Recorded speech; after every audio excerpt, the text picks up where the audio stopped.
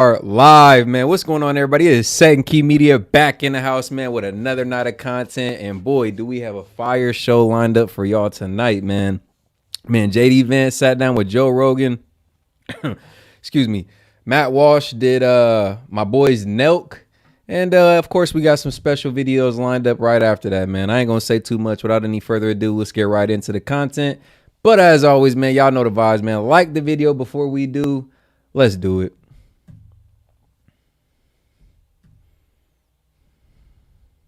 Is back. Last year, I beat every L gambling. Don't gamble. Save your hard-earned money. L-Ad. And Polymarket, for those of y'all who don't want to dignify Polymarket as credible, I'd say it is a very good indicator because that's where people put their money. It's like putting your money where your mouth is. And any of us can get on here on any of these polls and click Kamala or Trump, but you know, Polymarket is a betting site to my knowledge. So you're putting your money behind who you actually feel might win. You're not going to put your money behind Kamala if you don't feel like she's going to win. So I'd say it's a good indicator. Is it a direct indicator of who's going to win? No. Are any of these aggregate pollings a direct indicator of who's going to win? No. It gives you a general sense and an idea. But Polymarket, again, people are putting their money behind their choice and opinion. So I would say it's a very good indicator. It gives you a good sense of where people feel that which candidate is going to win. One symbolic outrage, like, you know, people getting on social media voicing their opinion, but to the point where it reaches civil unrest. People are in the streets rioting. The DOD has to get involved. I don't think it'll get to that point. And I say that with optimism, hoping it doesn't get to that point. But I think either candidate that wins, Kamala wins. I don't think the right riots or, rallies in that way. And I don't think if Trump wins that the left, well, I hope, again, I say this optimistically. I hope that the left doesn't, run to the streets with the torches and the pitchforks. Let's just, keep it civil. And either way, man, it's about 5 days to the election. Hopefully everybody's registered to vote. Hopefully everybody plans on showing up to the polls this coming Tuesday. But I urge everyone, regardless of who wins, man, just keep it. That's actually a great point. I think that they've disincentivized people from having such a reaction by how the January 6th rioters were vilified. They called it a coup. They called them insurrectionists. They gave them all type of negative labels.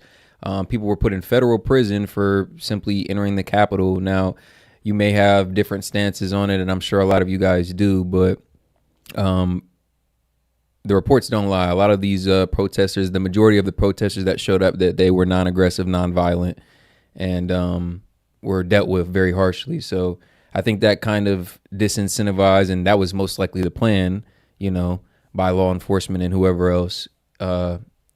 But yeah, they disincentivized people from reacting that way. And it sent a message for any future protesters like, okay, well, keep it in line, keep it in check, keep it civil, because, if it gets to a certain point, like, we will attack you.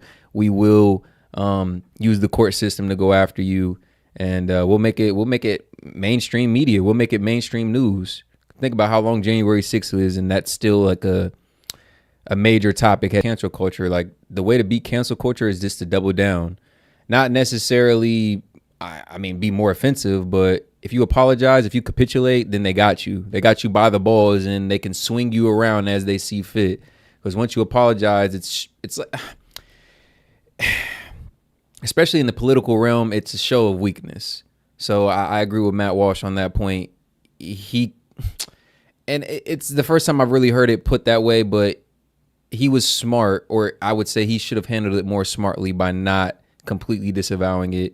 He could have distanced himself from it in other ways, but again, it's to the same reference of cancel culture. Once you kind of apologize, then the media or whoever else is trying to cancel you, you've given them the leverage, and you've ultimately given them the control. So you apologize for one thing, now they're trying to go back, dig up history, and make you apologize for 10 more things. Vowing it pretty aggressively. And so instead, the left didn't say, oh yeah, and happy Halloween, everybody. Happy Halloween. Well, he disavowed it, so never mind. they said, okay, well, this is something he's worried about. This is a weak spot. Let's focus on it. I don't really celebrate, but happy Candy Day is what I like to say. Happy. Yeah, make sure to go check out those movies. I haven't seen Am I Racist yet. I plan on watching it, but Am I a Woman was hilarious. Honestly, it was hilarious, and it wasn't trying to be, because it exposed the mental state of a lot of these people who make excuses for anyone to identify as a woman. Like, people simply was asked, like, okay, so what is a woman? And then you have people giving the most convoluted answers as to what a woman was. It was quite interesting to see, kind of like, again, the mental state of some of these people who just believe anybody can be a woman. And I'm just like, okay, all right, okay. But yeah, good stuff. Y'all make sure to go check that movie out. To really make the content hit, you do have to ask and question and engage with some of the crazies, bro. Like I said, that's what kind of made What Is a Woman such a good documentary, is because the people he was talking to, there was like a clear mental health issue going on. But it made the documentary, because, again, it exposed like the mental health crisis of these people who just will say anything, make any excuse for those people who want to identify as a woman. I'm talking about, he's literally asking, so what is a woman? Oh, well, a woman is whoever identifies as a woman. And he's just like, okay, well, there's XY chromosomes, there's biological differences. Oh, no, it's whoever wants to be a woman, whoever says they're a woman is a woman. And it was really just interesting to see people just make excuses for people who, I guess, I really believe in their heart that regardless of the sex they're born, regardless of their appearance, regardless of their biology, they can identify as a woman. Completely disrespectful to what it is to really be a woman. Like, completely disrespectful. Like I said, people just running around cosplaying as women, and it is disrespectful to the actual woman out here.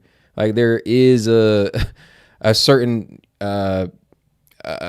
level of I'll say this, there's a certain level of difficulty being a woman in today's day and age. Like, there's a lot of expectations of women, so to think that you can just throw on a wig, straight heterosexual white males have been made to feel some type of shame or guilt for literally who they were born as. Like, I guess it's a sin almost, like, and they've been attacked by the media, other races, and honestly, I think it's sad. Nobody should have shame in who they are naturally.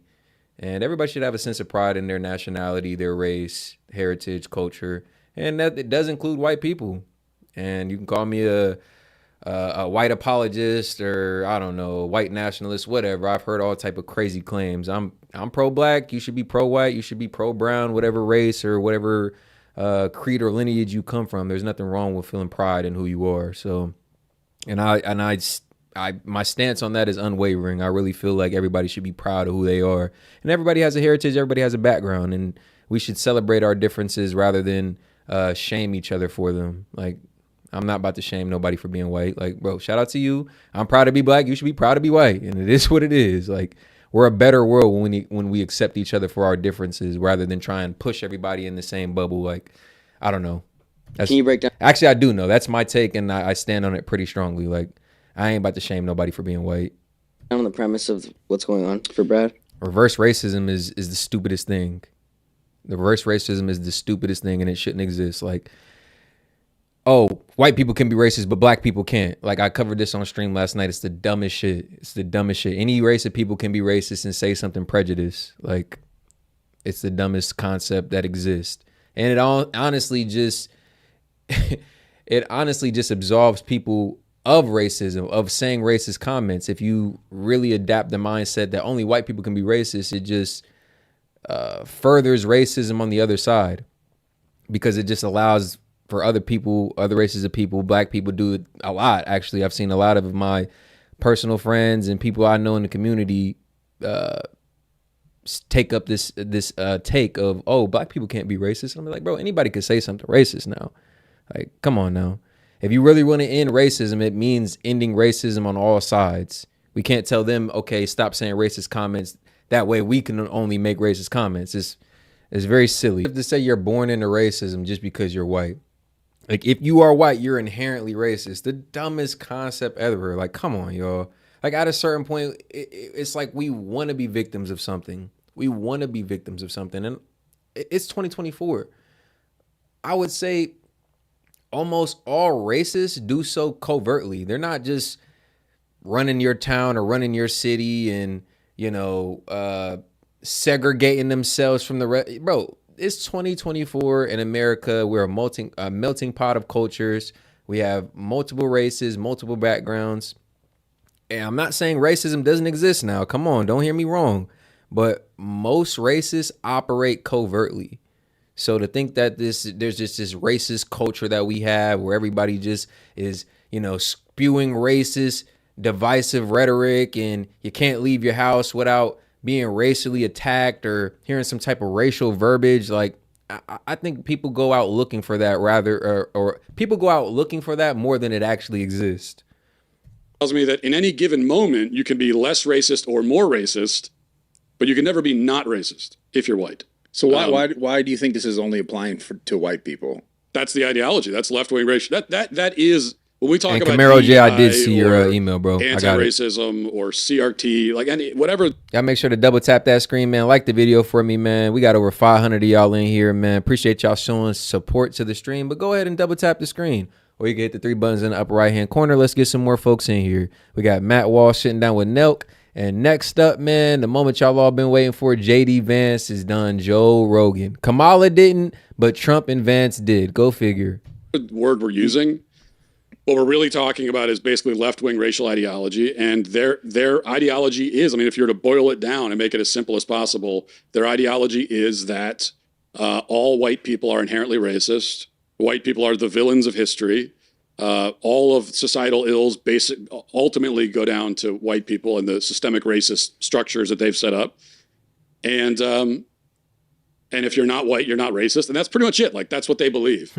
And everything if you're white, you're racist. And if you're not racist, if you're not white, you're good. Like, come on, bro. It's an idiotic stance, an idiotic ideal. It doesn't really make any sense. And again, like I said, most of us really go out looking for an enemy. Most of us go out looking for some type of victimhood. When like I said, I'm not gonna ever say racism doesn't exist as somebody who's experienced it, but a lot of times we look for it in places it doesn't exist, and it's not really there. And I think the victimhood mentality has, at some point in time, attacked all of us. Most of us have yet to grow out of it. Some of us have, but to go around thinking that you're some type of victim and to claim racism when a lot of things just aren't that way, it doesn't set you up for success at all. You're always going to be a victim with that mentality, whether it be racism, whether it be prejudice, whether it be feeling like somebody is getting the ups or a better opportunity than you based on the color of your skin. A lot of times we just have to put that narrative to bed. Try, do your best, and let things go from there. And his story was over popularized, and they do that to further a narrative and to further divide us. And I hope that more people will start to wake up to the divisiveness that's kind of preached down by, I would say, the elites, our governance, I'd say, politicians as well, and mainstream media.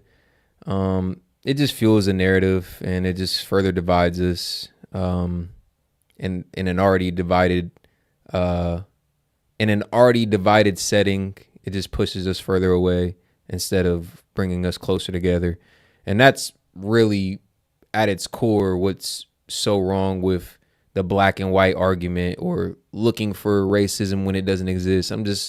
For me personally, I'm just like, it doesn't do anything. It just furthers the divide, and it pushes us further, it pits us against each other and furthers us away from coming together. In reality, I feel like there is not that much racism. Yeah, anymore. I don't know. I agree. That's, and we talk about it in the movie. We start the movie talking about in the 90s. When I grew up in the 90s, and wasn't perfect. It wasn't a perfect time by any means. There's never gonna be a perfect time. Yeah. I went to school, public school, with Man, shout out Matt Walsh and Nelk boys, man. We're gonna go ahead and transition into this JD Vance Joe Rogan. It's a 3-hour interview. We might break it down into 2 parts, but let's get that thing started, man. Like the video if you haven't already. Hope you all enjoying the stream. Let's get right into it. Joe Rogan Podcast, check it out. The Joe Rogan Experience. Train by day, Joe Rogan Podcast by night, all day. We're going. All How are you, sir? Good, man. How are you doing? Very nice to meet you. Yeah, nice to meet you, too. What is it like running for vice president of the United States? How crazy is this experience? It's pretty weird. I was just telling you this earlier, but the first time that I've been in a public spot without Secret Service in the room is right now.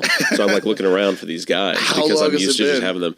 It's 3 months, right? So he asked me the Monday of the RNC convention, which I think was June 15th. And I really didn't know that morning. I thought that he was probably going to pick me, but I didn't know for sure. Probably 60-40, basically. And so I had no idea. I get the call around 1 o'clock at Milwaukee time at the RNC convention.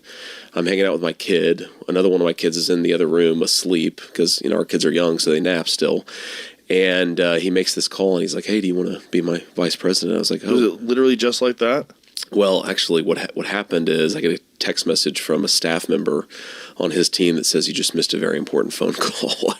And I don't know, because there's so much inbound traffic that I think it just went straight to voicemail. So I call him back, and I'm like, hey, sir, what's going on? He said, JD, you just missed a very important phone call. I'm going to have to pick somebody else now.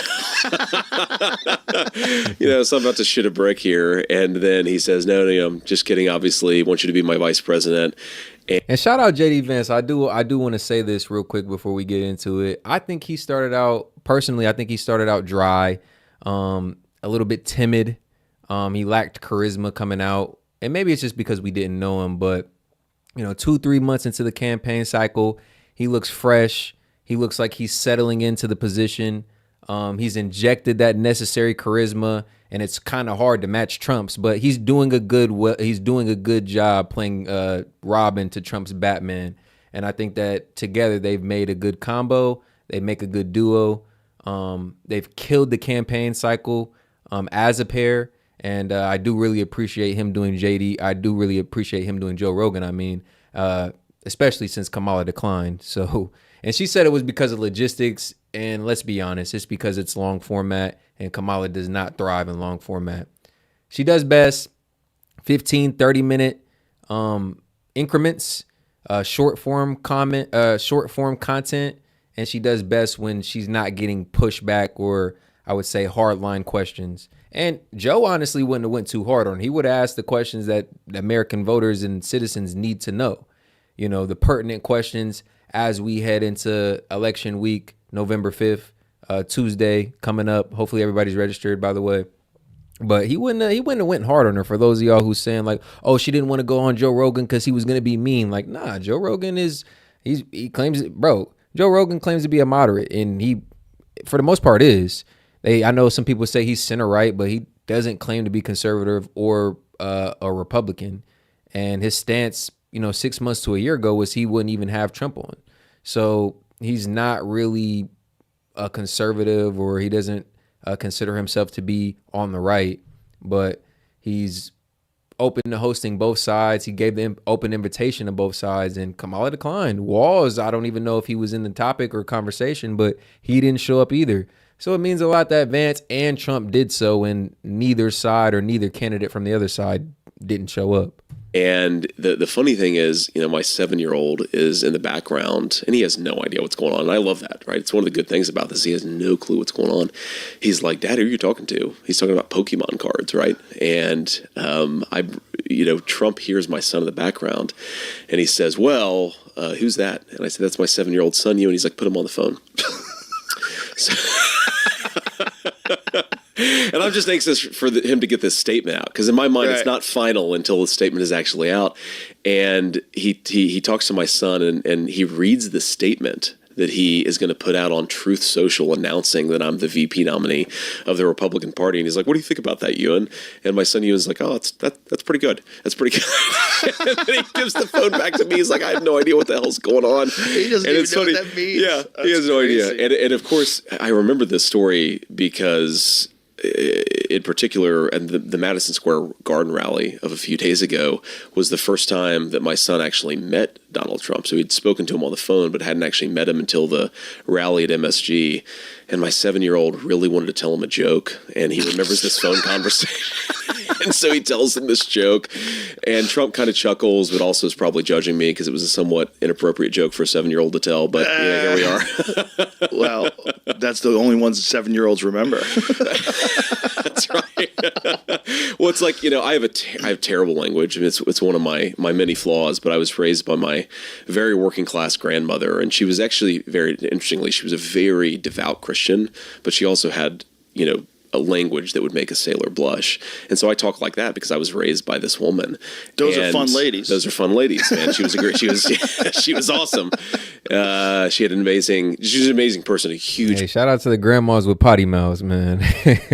It's coming from the heart. personality, right? We called her a force of nature because she was such this big personality. But my wife's rule is, basically he's only allowed to cuss when he's telling this one joke. So that's hilarious. Yeah, so he told this joke to Donald Trump. Yeah.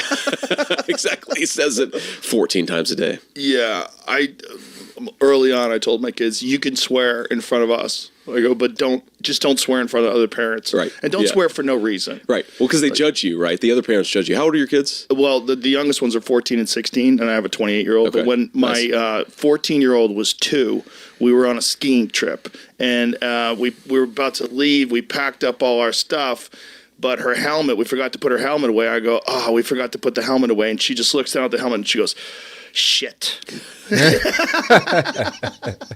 And my wife is just like, oh my God. Oh, shout out to kids, man. Always giving a genuine, authentic reaction, man. It's it's coming from the heart with kids, man. They ain't holding shit back. They just being themselves. And I kind of like that policy as a parent. Like, you can cuss in front of me, just don't cuss in front of other parents. Like, I don't want them looking at me like, what the hell? Like, I'd rather you cuss in front of me and I deal with it, how I see fit. I can respect that. That's right. It was so funny. There's just something adorable about a 2-year-old that doesn't know that you're not supposed to say shit. No, and just absolutely, that cute man. little face. Well, I mean, my 4-year-old, he was 3 at the time. We were going because we live in Cincinnati, but then I'm a senator, so we spent a lot of time in Washington. And I was taking my 4-year-old solo. He was 3 at the time on this trip, and we're on a Delta flight. We're in the back. I'm kind of wondering because I've got bedhead, and I'm thinking to myself, do any of these people know that I'm a senator? Because I look like shit right now, and I sort of get away with it. I don't think that anybody notices who I am, and we're sitting there, and my son drops one of those Biscoff cookies in between the seat, and he looks at me and he says, "Dad, well, fuck." I'm weak. And 12 people instantly turn around and look Hey, at me and say, "Oh, Vlastin. Senator Vance, your son has such colorful language." And I'm like, "Oh Hellbat my God, 12, I'm what's just a up? terrible King father. Wise All and these Oak, people are what's all good? judging me." Yeah. But it's but you're right. It's so cute. It's adorable. It's so funny. But yeah, I got to do a little bit better about that because they're going to start judging me. People need to relax. Yeah, happy Candy Day, Little yo. bad Happy Candy words Day. every now and then. It's good for you. I think it's good for you. I think it gets a little steam out. I agree. It's good. Was there any part of you that was like, do I really want this job? Just because it comes with so much. It comes with not having the Secret Service in the room. It comes with this enormous change of your life, this insane responsibility. Everybody's watched presidents, especially, age radically, dramatically. Yeah. And everyone but Trump. That's right. It's kind of amazing, yeah. But dude just didn't age. It's so strange. It's like it barely affected him. Everybody else is like they're getting radiation sickness. And he gets out of there, he looks exactly the same. I can't wait to do it again. Let's go, we gotta win big. Just like when you feel good, everything else is easier. AG1 covers your bases with nutrients that are hard to get in the modern diet to build a foundation for whole body health. It's super simple. 500. Yeah. No. God damn.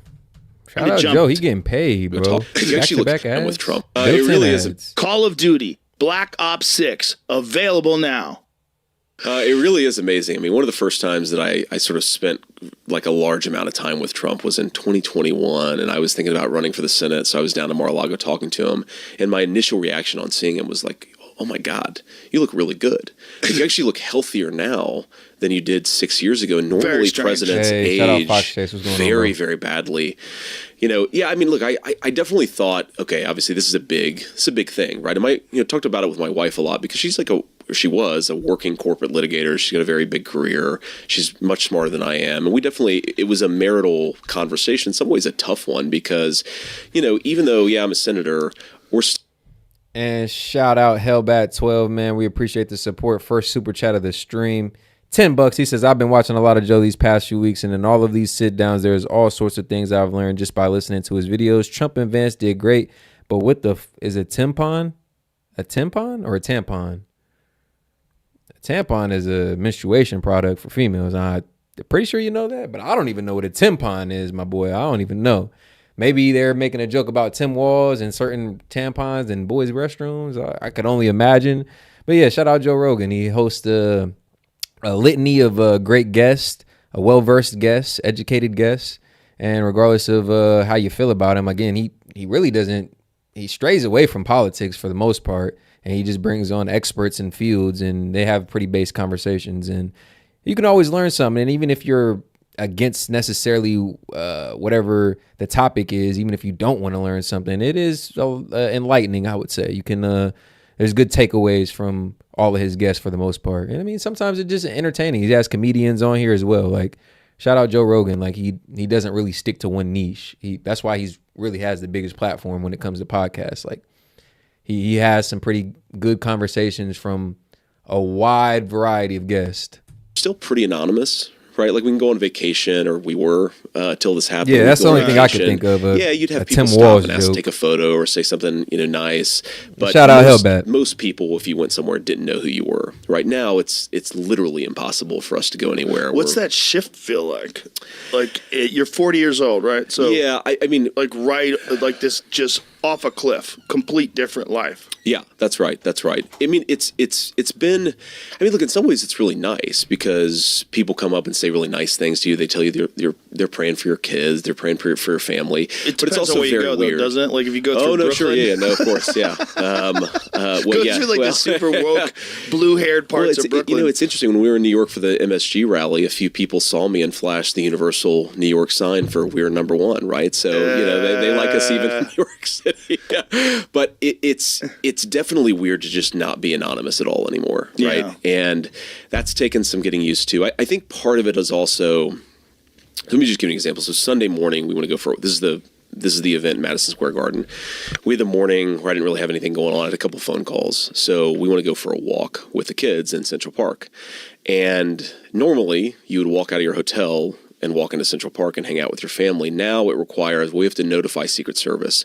And so then they have to scope out an area where they can make sure that it's going to be properly safe. And so instead of walking out our hotel room and taking a walk in Central Park, we hop in a car and show up in some random part of Central Park that's 20 blocks away. And then, of course, as soon as we get out, everybody's like, well, who the hell is this? Because there are 14-car motorcade there. So the lack of anonymity is definitely an annoyance that comes along with it. But I'm the kind of person where you just take the good with the bad. There are a lot of benefits to it. There are some downsides to it. It's what I asked for. I try not to think too much about it or complain too much about it. I just try to accept it. I think obviously if we win, which, 6 days from now, I think we are going to win, I think we'll have to sort of get into more of a routine with it. My attitude thus far has been, well, it's only for a few months, so you can do anything for a few months. Is the adjustment, is it difficult? Was it pretty easy? Did you just accept it? Like, this is how life is now? Pretty sorry. Well, you have to accept it, but it's not easy, right? I mean, in particular for our kids, right? Like, okay, I really like to drive, and 99% of the time that we're in the car as a family, I'm driving, my wife's in the passenger seat, just because I like to drive. And I think for our kids, getting used to, we're not going into our car, we're going into this black SUV, and Daddy's not driving. Right, there's some other person there that don't know. Right. Yeah. Or, like one of the first things that happened, we're back at our house in Cincinnati the weekend after the RNC convention, and we're sitting there watching like some stupid show, Emily in Paris on Netflix or something, which, sorry, I don't mean to call that a stupid show. I actually think Emily in Paris is a masterpiece, but set that to the side. Bracket that one for now. But we're watching some show on Netflix, and, you see one guy walk past your your window, and then you see another guy walk past your window, and it's just a Secret Service agent patrolling, just little things like that. So that has to be the craziest thing, going from, just your casual life with your wife, kids, and dog, and now you got Secret Service members patrolling that border of your house. Bro, wouldn't that be crazy? It used to be just the wind. Oh, no, it's just Secret Service, baby. Secret Service. Go back to bed. He actually stepped on a branch. Crazy as hell, bro. It just, you recognize Probably that your zone of privacy is very narrow, and that takes some adjusting and getting used to. Oh, God. And, there are all of these small little adjustments, but it by and large, honestly, like, I love our Secret Service detail. Our kids are really into them. They sort of see them as their police protectors. Our 7-year-old, it's funny, he's in 2nd grade, and one of his buddies, their parents came to us and said, "Do you know that the kids are playing this game in school called Boss Man, where basically one 2nd grader will walk down the hallway or down the playground flanked by 2 separate 2nd graders." God damn! Like they're playing Secret Service playing now. Secret Service now in their how school. bizarre. So, like, on the one hand, that's really bizarre, and I hope that it doesn't permanently screw up the psychological development of my kid. On the other hand, it's kind of funny, and you just go with the flow and you try to work with it. Yeah, I guess they're just making fun with it. Yeah. Did you? Oh yeah, make sure y'all like the video, man. Go ahead and double tap that screen from here to 3 dots up there in the corner, man. We appreciate the support. Let's go. You have presidential aspirations before all this? Is this something that you had considered about the future? Was it like how did you approach this? Yeah, I mean, it's one of these things when you're elected to the Senate, and I'm a pretty young guy. I think I'm the 2nd youngest United States senator right now. You certainly think, like, is this something I might do in the future? What does this look like? What would you need to do in terms of getting your family in the right mental space and just making it happen? But it's all very abstract, right? It's not all that different from, 10 years ago thinking about starting a business that I never started, right? It's just things you think about, but you never really think that hard about, right? And that was kind of my attitude towards it. I started to realize that Trump was thinking pretty seriously about making me his VP nominee probably earlier this year, because he would ask me a lot about who I thought the VP nominee should be. Oh boy. And shout out my man Hellbat. He's like, was meant to be where the foot is tampon and walls. Yeah, man, I don't know where Tampon Timmy at, but shoot, man, he probably dealing with a lot of things. That, and I don't know what it is, but it seems like, well, Kamala's been crashing out, Biden done crashed out, Tim Walz done crashed out. They all done had terrible interviews that everybody done took them apart in, especially when Walz put up on Fox in the VP debate. So I could see why they're just hiding people. It's crazy that they didn't hide Biden, so he didn't say that outlandish stuff that he came off with were garbage. And I'd give him, yeah, exactly. And I'd give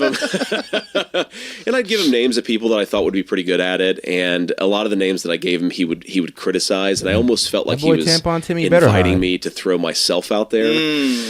But it's funny.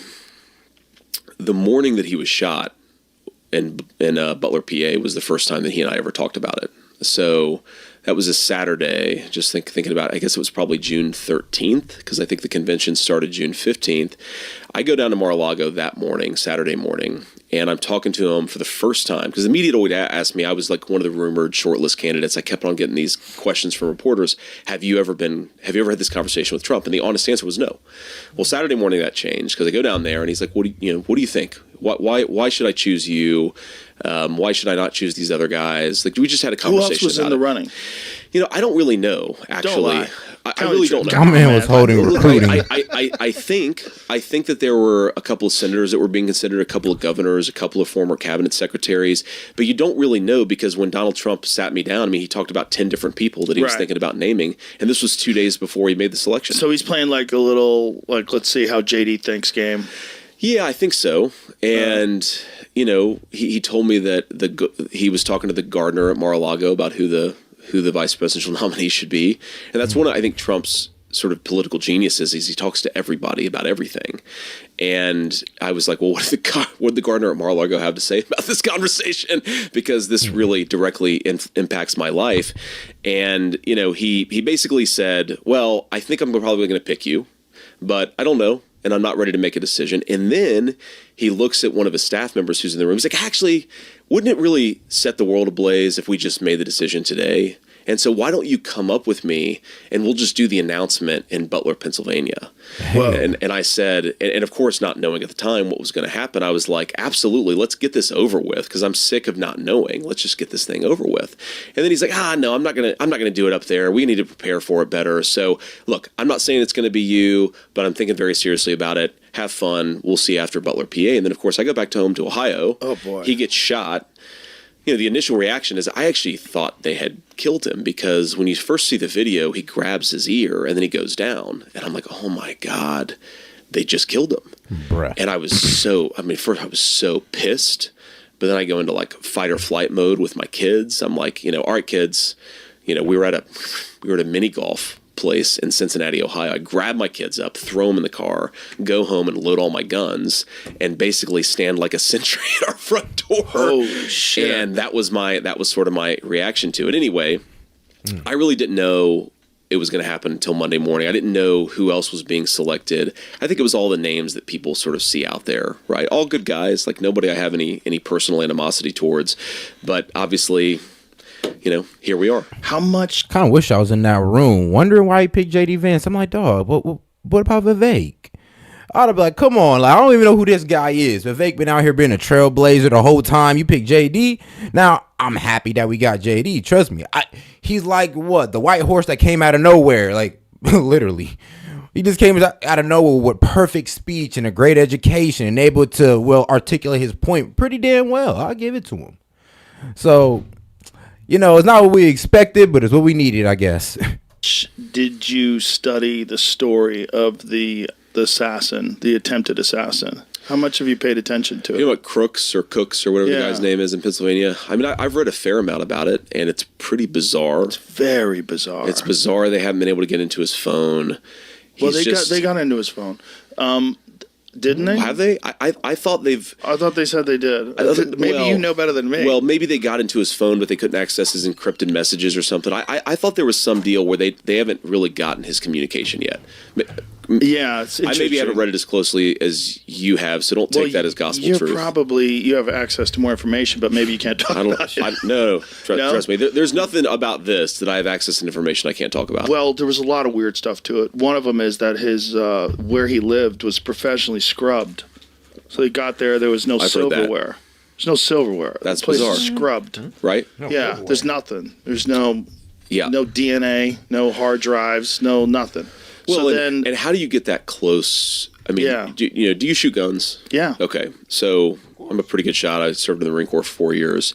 An AR-15 from 140 yards away is a chip pot shot. Even without a scope. He didn't have a scope, right? I don't believe he had a scope. But even without a scope. Without a scope. I mean, I've shot an M16 many times and an AR-15 without a scope. There is no... It is shocking that he's alive. Yeah. Right? It really is. I mean, I'm a person of faith, but I think it's a genuine miracle that guy didn't kill him. But how did he get so close? There's a lot of really big questions. Well, he was walking around the area with a rangefinder before the event, and people were yelling and saying, "He's on the roof. Got a gun. He's on the roof." Yeah. There was that crazy. I think it was a BBC reporter, somebody with an English accent, who did the report on the ground with the guy. He's like got a MAGA hat on and a Bud Light. He's probably not a Bud Light. He's got some beer and he's talking to this guy who saw Crooks get on the roof and he's yelling at him. It's an amazing. You know what? I don't know who orchestrated that, but it had to have been an inside job. It had to have been somebody in our government or somebody in the Secret Service or worst case scenario, CIA, that done gave these crazy people, Trump's schedule, his coordinates, where he was going to be, and when he's going to be there. Like, think about it. Even the second shooter was posted up, and soon enough, Trump was going to be in range. He just had to go to the next hole. But when you think about the first assassination attempt, you would think that somebody worked out the logistics for him, because you're telling me a 21-year-old kid did all that, set that whole thing up by himself? Yeah, no way. It's tough to believe. No way. It's really tough to believe. It's a far stretch, really. Amazing clip. He's yelling at him like, hey, he's yelling at police officers saying, hey, this guy's on the roof, go and get him. And nobody responded to it. And it's the whole thing is very fishy to me, and I hope that we win and then get to the bottom of it, because I think somebody clearly screwed up. It doesn't seem like just screwed up. Like the excuse that the lady from the Secret Service had, that they couldn't put snipers on the roof because the roof was sloped. Like, all of it is bananas. No, that's ridiculous. That's ridiculous. And the miracle is Trump turns his head at the last second. That's at right. the very last second, he turns his head to look at the chart, and the bullet just grazes his ear. That's right. He's got there's this stupid conspiracy out there. He's got a mark on his ear. I saw it. He has a mark on his ear, and people are like, why isn't there a hole in his ear? Because it's just the edge of the skin got hit. People don't know guns. That's right. It's the luckiest of luck. I don't know. Is it you never shot something, or you never like held a? Well, honestly, probably you never shot nothing or got shot before. And and then there's some of us who done both. Got shot at and shot a gun. And yeah, bullets, bro, they don't make skin explode just cause. And trust me, when a bullet grazes you, it's low key like a knife. The way it does it, it's just so precise. Slices sometimes. through your flesh. Yep, like butter. Like just like that. And some of y'all foolishly say that, and y'all never seen Trump in person. He's never really highlighted his ear on camera, like went up to the camera and been like, here's where I got shot. Joe Rogan seen him in person, was like, bro, there was a mark. Here's a scar right there. So who are we going to believe? You on camera, then you can barely see his ear, or the person who's sat down with them across the table and seen the scar? Luckiest shots ever for him. Unfortunately, not for the people that are behind him, because a couple of people got shot. And for anybody that thinks that was staged, you don't understand shooting. There's no way you can graze someone's ear from 120 yards. Yeah, the margin of error on that shot was literally almost 0 to none. To think that they staged that, scripted that, is almost beyond foolish. Like, you couldn't plan that if you wanted to. Like, oh, okay, you're going to turn your head at the last second and we're going to graze your ear. Bro, you cannot plan a shot like that. 1 in a million shot. And it was literally by the luck of God that man turned his head at the last second and it did graze his ear. That man was supposed to be assassinated on live TV. There's a parallel universe where he was. But by the grace of God, that man Trump is still here campaigning. And shout out. Because Simpsons was almost right. We're 4 days away from the election and he's still here, man. And like I've joked about it before. He could have literally continued his campaign from beyond the camera on Zoom calls. But this man continues the campaign, continues to do rallies, interviews. Shout out Trump, fearless, man. And make sure to like the video, guys. Double tap that screen, or you get the 3 buttons at the top right-hand corner, man. Let's go.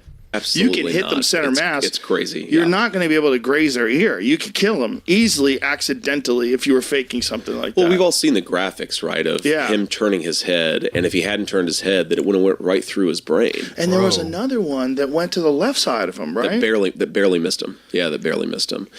And then instantly that guy's dead. And then they take a hold of his body. He's cremated 10 days later. Damn. There's no press conference. Wow. There's no toxicology report. No, There's and no signed one off on talks that? about it on the news. Right. Who signed off on that cremation? Was it his family? Do you know? I don't even know, but it's crazy that they got it off. That's what I'm impressed Wow. about. I'm like, hold on. This man tried to take out the president, and we don't even get an autopsy, a real autopsy. We don't get like, oh, this is how this was in his room. This is what he looked up the last, 10 days before his assassination attempt. Like, A lot of unanswered questions about that case, and we just kind of skip past it, really, to the point where the second assassination attempt didn't even get that much publicity. Skip past that as well, almost. I don't know. I'm pretty damn curious. I want to know. I need to know. It's like, hold on. Everyone does. Right. And when there's a school shooter, we usually have the person's manifesto out there a day or two later. Yeah. We know nothing about the motive here, which I think is the craziest thing. You know, obviously he's motivated because he hates Donald Trump, but you don't know anything about the secondary motive. Man, it is weird. It is The only time weird. we don't get a manifesto is when they're trans.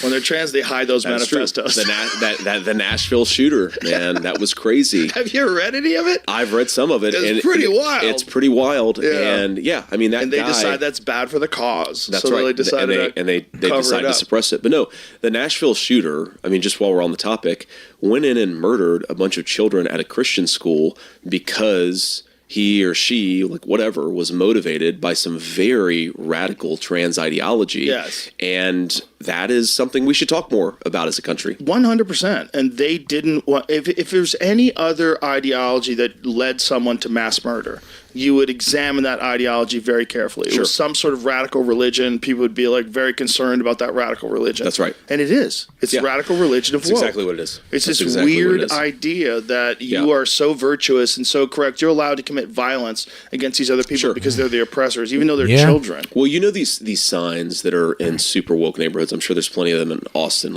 Bro, there's literally people out there honestly wishing for Trump's death, not giving no F's about the man and his family who died. The man who died, they didn't give no F's about his family. They even try to call it fake. And I always draw the parallel between that and the Alex Jones situation. The shooting happened, and he said it was a fake one, and he got sued.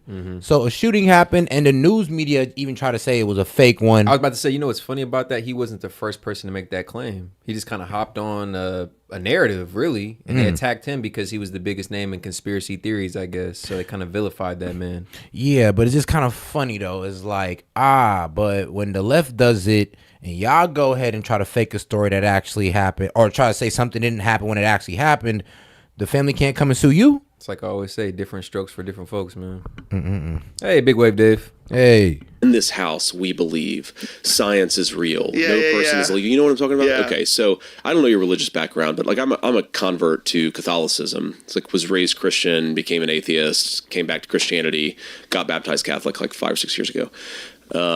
And what is so interesting about this in this house we believe is it's so similar to the creed that you declare every day at a Catholic Mass, right?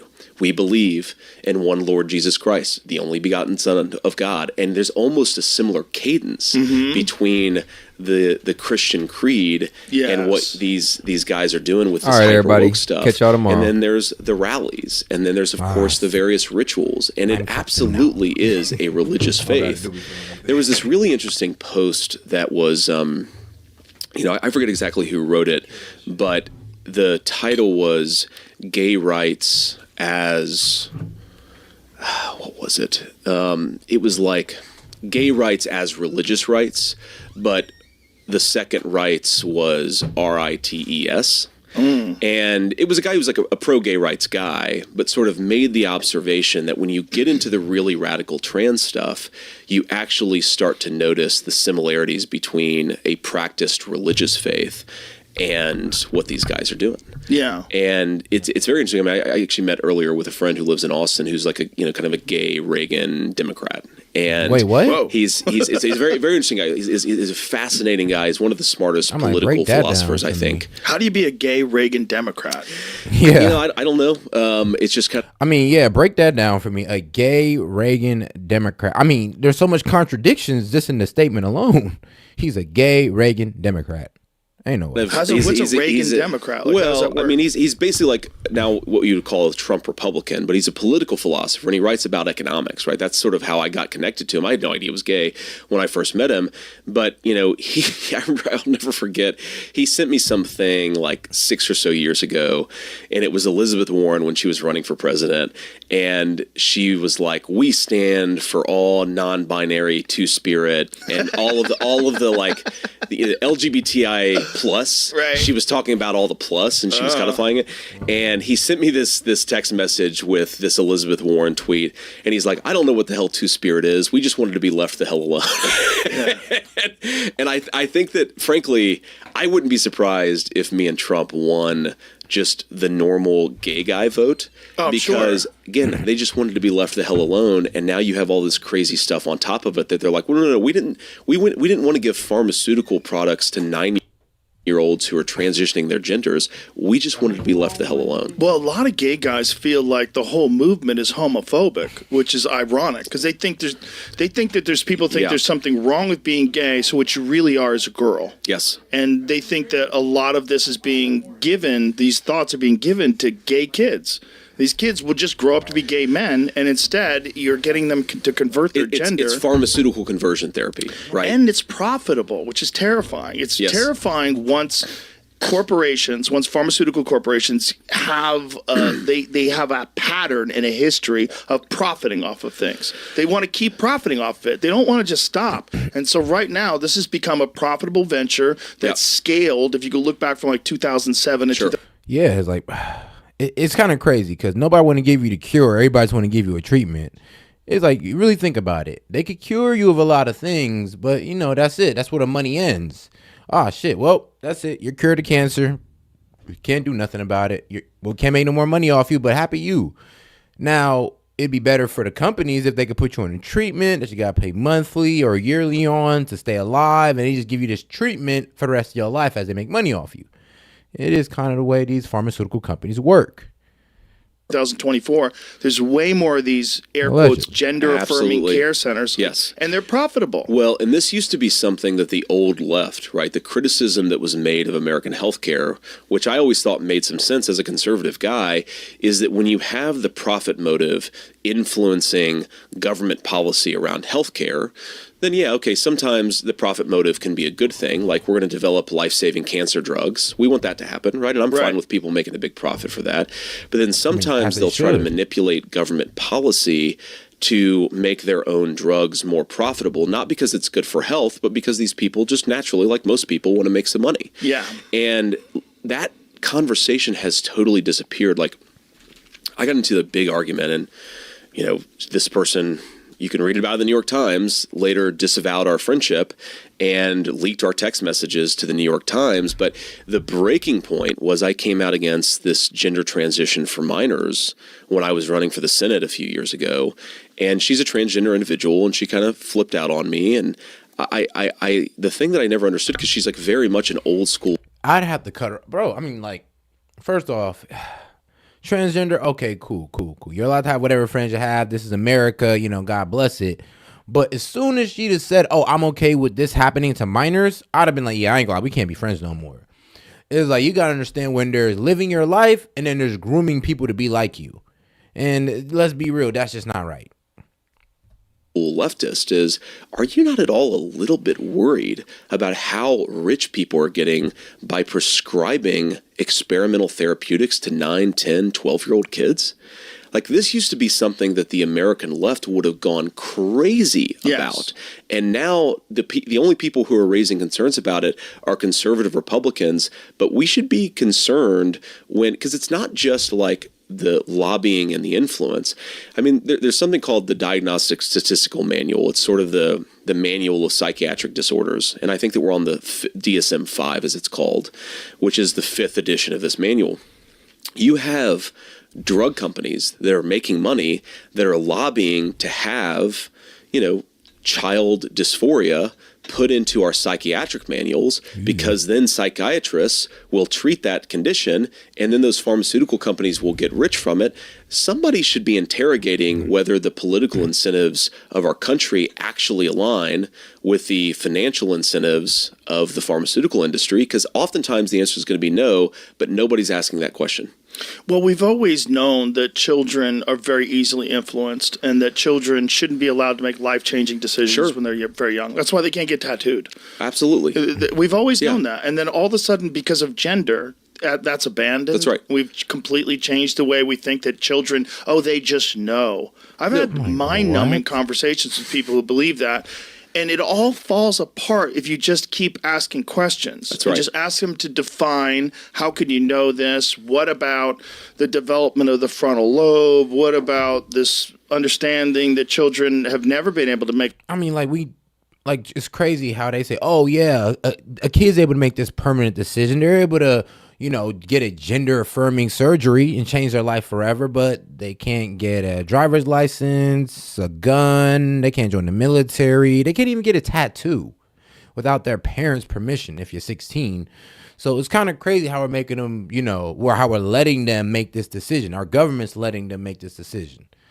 So this is what's kind of crazy. And if you do ask enough questions and you do break it down to one of these people, it's like, yeah, how could you believe in this? Like, can't you see that this is grooming? Can't you see that this is a bit intentional? Like, all right, well, if you're going to do this, you might as well let kids do other things then, which I wouldn't condone. And I think we all know that kids, their brain is still developing. So you're saying that, oh, they just know they can make these decisions. I mean, like, but we all know they don't even have a fully developed brain. Like, what are you talking about?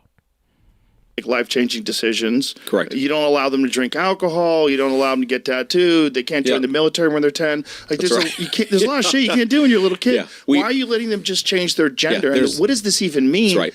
And then the New York Times thing that comes out where it shows that they had a whole study about these puberty blockers that showed that they do not help the children's mental health and that they probably have a lot of horrific side effects. Exactly. And so they decided not to release the study. And they decided not to publish that, right?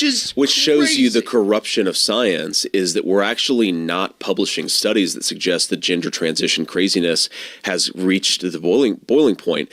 I mean, you know, you have kids. I have a 4-year-old and a 2-year-old. Every single day, my 4-year-old or 2-year-old will come to me and say something that is batshit insane because they're 4 and 2. Yeah. Like my 4-year-old will come and say, "Daddy, I'm a dinosaur." Right? I'm going to take him to like the dinosaur transition clinic and put scales on him. And well, the other thing is like if you were encouraging them, and some parents, and that's what some parents is literally doing. I mean, like, so where's CPS when you need them? Because ain't no way your daughter told you, "Oh, mommy, I'm a cat." And instead of just saying, "Oh, that's cute, baby," you're just like, "Yeah, I know. I'm gonna get you. You're gonna start buying her cat food. I'm gonna get you a leash. I'm gonna put you in a cage, and I'm gonna go ahead and let you piss wherever you want. Yeah, you can live like a complete animal just because you said you are." It's like, are you serious? Like, what's wrong with you? At that point, you gotta check the parents' mental health as well. It's just I'm just going to say it, even though it sounds gross. They want their kid to be a part of the LGBTQ thing because it looks like a flag of virtue that they can post in their. And shout out Kingsley, like, cause man,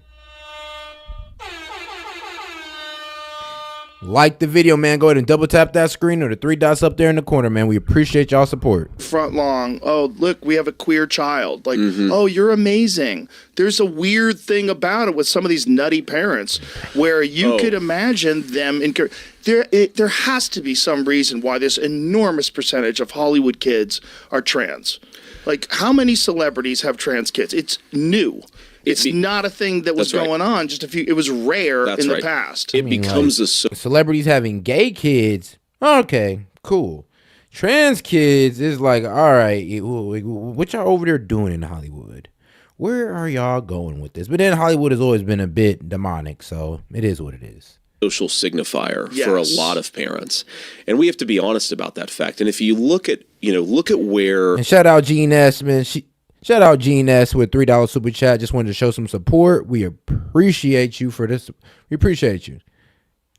The gender craziness is the most common. It's most common among upper middle class to lower middle class white progressives. 100%. Now you could believe, that there's just like something genetic going on in the mind of a wealthy white progressive, or you could believe that this is a cultural trend that we should be questioning a lot more than we are right now.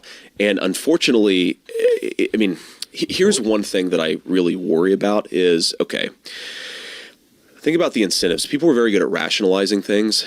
If you are a, middle class or upper middle class white parent, and the only thing that you care about is whether your child goes into Harvard or Yale, like obviously that pathway has become a lot harder for a lot of upper middle class kids.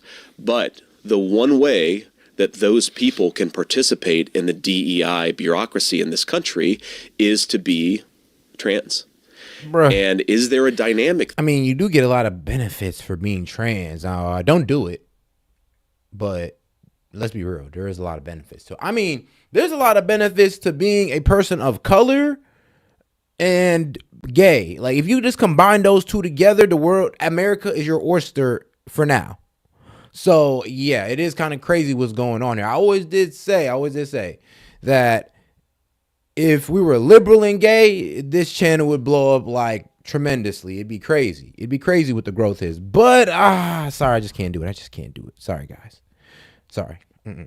that's going on where if you become trans, that is the way to reject your white privilege, right? That's the social signifier. Yeah. The only one that's available in the hyper woke mindset is if you become gender non-binary. Non-binary is the best one because you don't even have to do anything. You can just say I could say I'm non-binary, and like you don't have to do anything, but all of a sudden you're a part of the group. Yeah, well, that's right. And again, I think it's important to sort of, most people are not saying, oh, I'm white privileged. How do I become part of the privileged set? But it's these weird ways in which these ideas creep into the mind, to the mainstream. Right. And people are very good at rationalizing these things. And so what I think 20, 30 years ago, even among very well-to-do white progressives, like an 11-year-old says, 11-year-old boy says, I think that I'm a girl. Most of the time we would have said, oh, that's ridiculous and crazy and, ha ha ha. And come back to me in a couple of days. Now I think there's this massive incentive to try to say, oh my God, does that mean that my kid is trans? And I also think it's, to your point, very warping. Nah, now it's like, bro, if your kid say that to you, you're like, bro, who the fuck got to my kid? Like, hold on, who taught you that? Like, who told you to say that? It could just be an innocent kid thing, but now it's like, all right, now you might be, outraged. Like, hold on. Who told you that? Who told you that BS? It's like, whoa. I just thought it to my own dad. Like, oh, okay. My bad. I thought one of your teachers got to you or something. And it's kind of crazy because that's actually what's happening out here. On the minds of young kids, because what they're now doing is taking normal adolescent curiosity and normal adolescent discomfort. Like, I don't know a single person who went from the ages of 10 to 15 who didn't say, oh, like, sometimes I had some, weird ideas, or I dressed weird for a couple of years or something, right? It's a confusing phase for most Americans. We take that normal adolescent confusion, and then we try to medicalize it. And nobody's saying, oh, when we do medicalize it, by the way, a lot of pharmaceutical companies get very rich off of it. Not only very rich, but then the child is sterilized. Yes. I mean, this is for a lot of these kids. They'll never be able to have children ever again. If they change their mind, if they... one day not even have kids. Some of these people won't even be able to have sex or be able to do won't even be able to have sex again. Not only won't be able to have kids, but won't be able to have sex again. It's kind of crazy. And then, they don't tell you about this though. Do they? They don't ever really tell you about the horror stories of it going wrong and, women just being like, yeah, I probably should have never did this. They decide or men saying, yeah, I should have probably never did this. Oh, I was just going through a confusing time in my life, but now I've ruined my voice with hormones. My ovaries are destroyed. Yep. I had my testicles removed. Like, the whole thing is crazy. So this is where I had the real breaking point with a friend that I mentioned earlier, is she made this argument that puberty blockers are fully reversible. That's crazy. And I'd actually never heard that. I mean, this is a few years ago. I'd never heard that argument before. And so I actually went and looked at it and looked at the data on this. The idea that if you give puberty delaying, puberty blockers, whatever you're going to call them, to kids who are 11, 12, 13, that's fully reversible, that is completely and preposterously insane. Now, even the most radical advocates of trans healthcare do not say that. Right? Because look, I mean, you have sexual dysfunction, you have, to your point, hair and weird. That's why we say it's a permanent decision when they hop on these puberty blockers. Like, there's been boys who've been trying to, when they hop off and they realize, oh, I want to be a guy, I was just tripping. I didn't think my mom was actually going to put me on puberty blockers. But yeah, when a boy finally starts tripping, he's like, yeah, I just want to be a guy. The man gets a micro penis. Yes, he never develops the same. He won't be able to grow the way he was supposed to grow. And he gets hit with the micro penis. I mean, come on, bro. That's just... I wouldn't really wish that on my worst enemy. I wouldn't wish it on my worst enemy. I promise you, because that's just a horrible fate. Like, you will never grow up to know what it is to be a real man or a biological man, a fully functional one, and you got a micro dick. It's like, God damn, bro. God damn. Places that won't go away. You have voice changes that won't go away.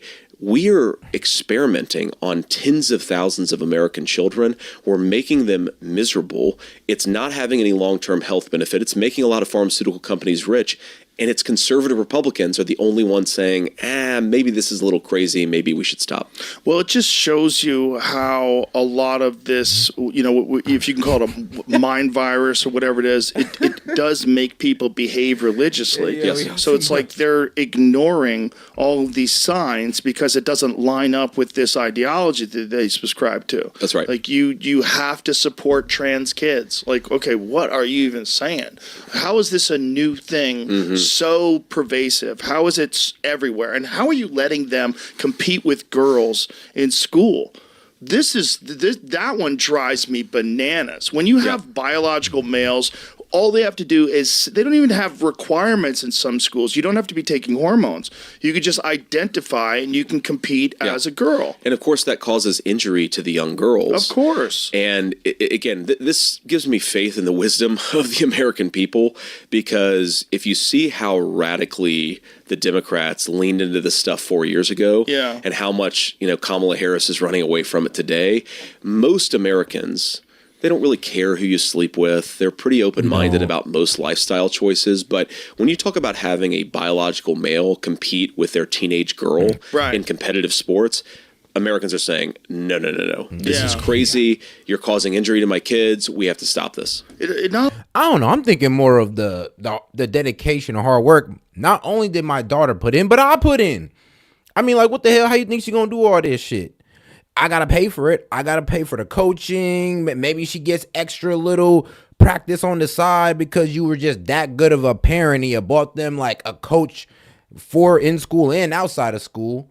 Well, a personal trainer. You get him a personal trainer. You train him up to be this outstanding athlete. She's one of the best. And then some dude comes up and just blows her out the water. I'm fighting. I ain't gonna lie. I'm fighting. I put too much money into this. And you just gonna take it because you a man who want to be a bitch ass nigga and then turn into a girl? And now my daughter got to lose out on her medal. Oh, yeah, nope, can't take it. Somebody got to get their ass whooped. And I'm taking the medal. Not only that, it like ruins chances of getting scholarships. If you were the number one player and then all of a sudden some guy comes along who wears lipstick, now he's the number one girl on the team. Like, what are you talking about? Yeah. There was a recent pool tournament in England. It's a women's pool tournament, and in the semifinals, two guys are playing each other. Yeah. Well, and it looks, when you see them in the actual, swimming pool competing, it looks like the biological males are running at 1.5x speed and everybody else is running at normal speed, right? This is just clearly different. Yeah. And to your point about it destroys opportunities for scholarships, I mean, go back to the original reason why we wanted girls' sports, why we have Title IX in the United States of America to begin with.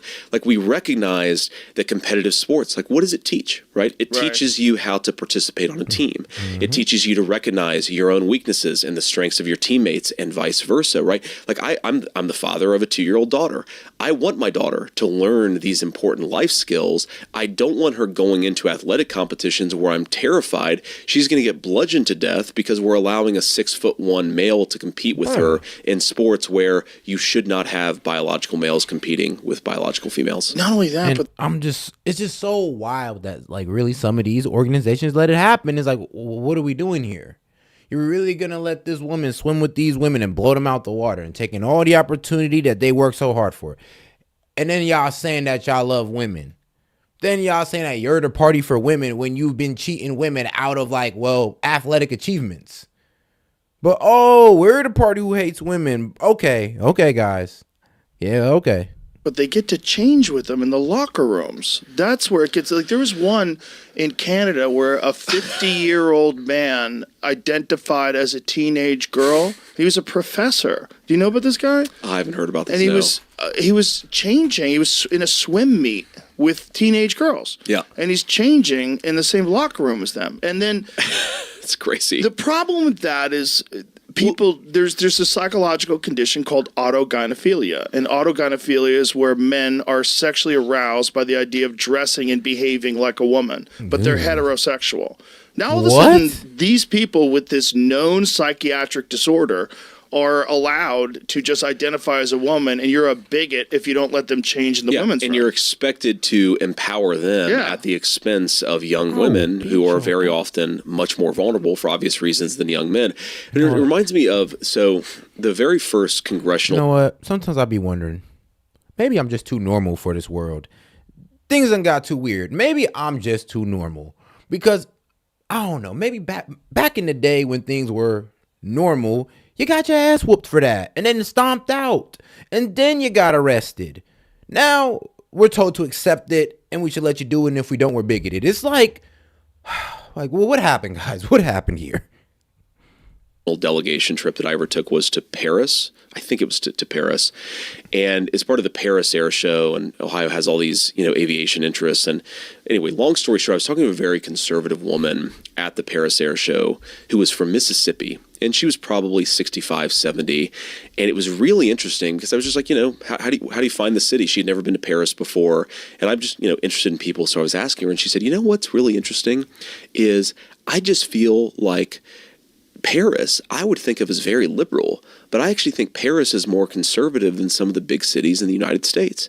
And I said, tell me more about this. And this woman doesn't know me very well, and she's clearly kind of embarrassed to tell me, but she walks through, she says, well, I just don't see any people like when you're in Paris, the girls are girls and the boys are boys. And that's true in Paris, and that's not necessarily true in some of our big cities. And then she says, she says, Senator Vance, I'm embarrassed to tell you this, but when I was in New York City recently, I saw a grown man who was walking around in a mini. And shout out Fox, he says, "Set, do you have any new polls, NY new polls to show us tonight?" Yeah, actually, I have been looking at it now, and it hasn't been looking like too much of a shift, but I will show it. I got you, Fox Chase. Skirt. You can do the poll report. She said, Senator Vance, I could see his balls. He probably wanted you to see his balls. And you realize, oh my God, this is not empowerment. This is not respecting lifestyle choices. Right. We're letting a grown man walk around in a miniskirt in broad daylight. Like, what are you talking about? I feel like you should be allowed to wear a miniskirt. If a girl can wear a miniskirt, you can wear a miniskirt. That's not what bothers me. But what bothers me is if I have to see your balls. To flash people in broad daylight in New York City? You're a pervert. You're a pervert. You're just a pervert. If that's what you're doing, you're a pervert. And I want all of us to say, whatever your political persuasion, just say, no, that's weird. Right. You're not allowed to walk down the street and flash children in the middle of the world's or the America's biggest city. Man. Like stuff. When I hear stuff like this, I'm like, man, I miss the old days where you got your ass whooped for that stuff. You went to jail and everybody was like, yay. Now they do that to you and they're like, you hate them. You hate people. You're a racist and a bigot. And it's like, really though? All right, I guess. Well. Hold on. We got more toss-up states? Wait, hold on. What else states got tossed the hell up? I'm confused. But all right, though. Let's go over to the polls here. We're going to do a quick little rundown because nationally, hey, and shout out Nat, man. I love watching this while I'm high. Keep doing you, man. Appreciate the support, big dog. And it's your first time super chatting on here, bro. So we appreciate you for that honor. Now, all right, though. Let's get to it because Trump is up. Trump is up in the national polls by a small margin of 0.8.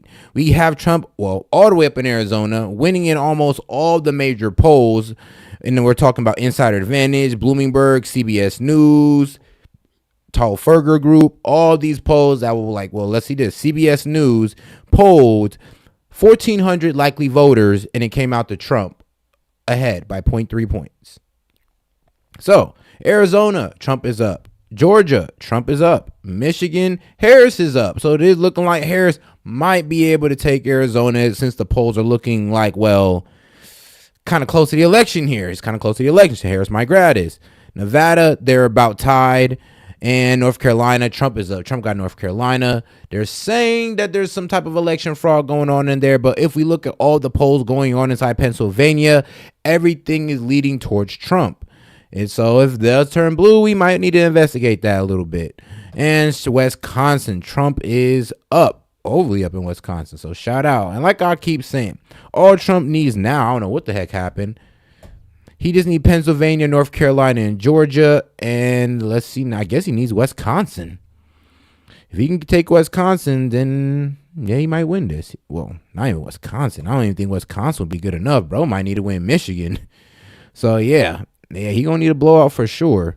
Apparently they threw more states in the toss-up, and I'm gonna have to check it out later. But it is looking like NY is still secured with the Democrats. It is what it is, though. It is what it is. Come on, man. It's the Dems. It reminds me, Emmanuel Macron, who's the leader of France, made this observation about, somebody asked him, why hasn't all the transgender stuff made its way into France? And Emmanuel Macron says, well, in France, we have 2 genders, and that's plenty.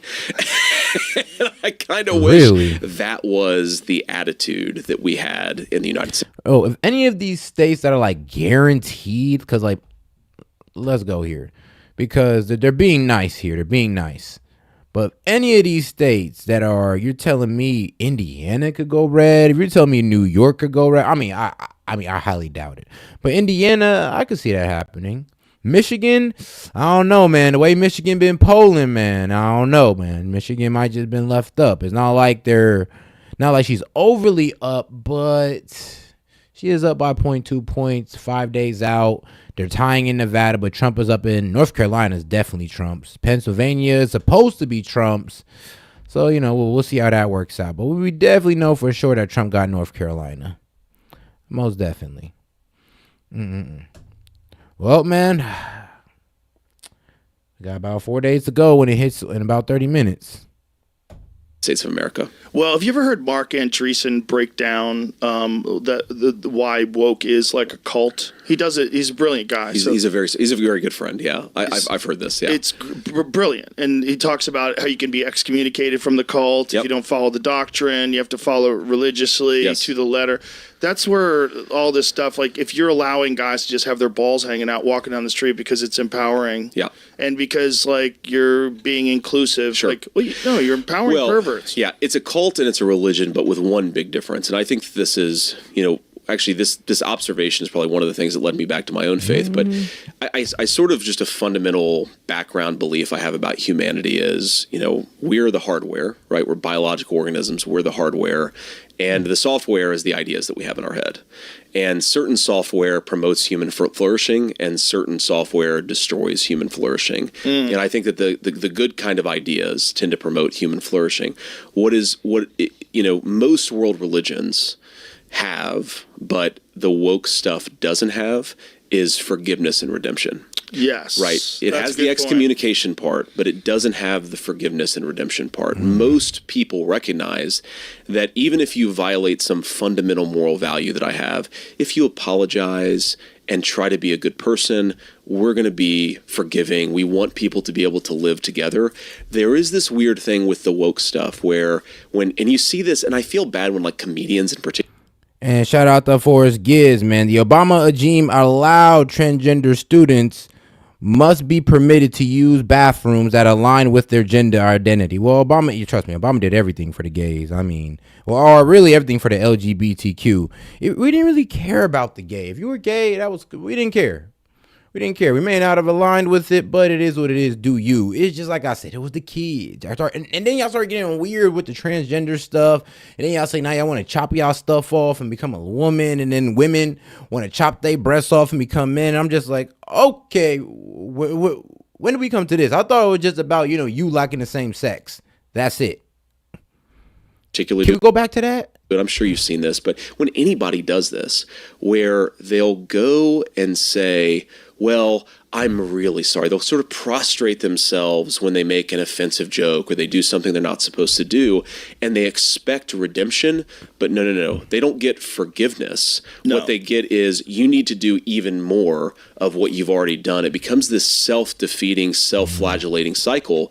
And I think that's what's most destructive about this is you can't be friends with people if you think they're only, But I do want to give you a complete poll breakdown because shout out Valuetainment.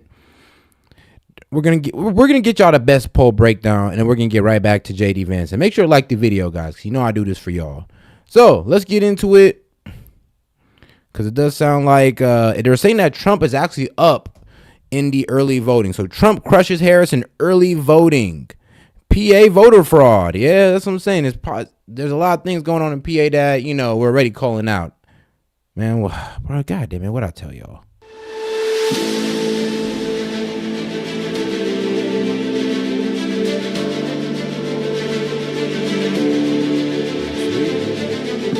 Welcome back to the Decision 2024. We're 5 days out. We got the weekend, Monday, Tuesday, and it's here. We have today our final call. and big polling numbers that have come out, as well as early voting numbers. I'm Tom Ellsworth, the BizDoc. I'm Amy Dangerfield. Now, week to week, we usually bring you Rasmussen reports, which typically have shown Trump in the lead. However, this now marks the very first time in RCP's aggregate where we see Trump ahead in the national polls. He's ahead by 0.1%. However, this marks a significant time throughout this election cycle and even previous ones, because typically liberals are the ones who dominate when it comes to the popular vote. So with Trump ahead by 0.1%, that just means that if there is any left lean to these polls whatsoever, he's actually up ahead by much more than that 0.1. Words talk, numbers scream, and these numbers are screaming that there has been a significant tightening on a national level. Will Trump win the popular vote? We think that there is a better than 50-50 chance, and rising, even as we're 5 days away, that he does. Let's talk about early voting. We have some of the numbers that have come in, and we can see that when it comes to the West Coast of the United States and the two main swing states that we're focusing on here, Arizona and Nevada, we can see that out of all of the ballots that have been requested, 23% have been submitted when it comes to Arizona.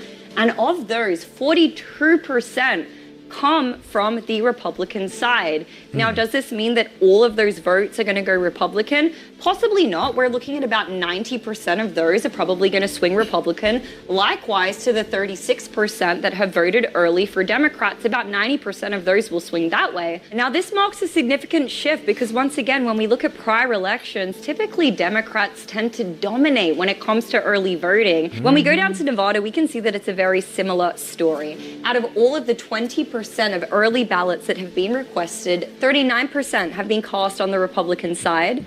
Versus when you look at the Democrats, 36%, so slightly in the lead there for the Republicans.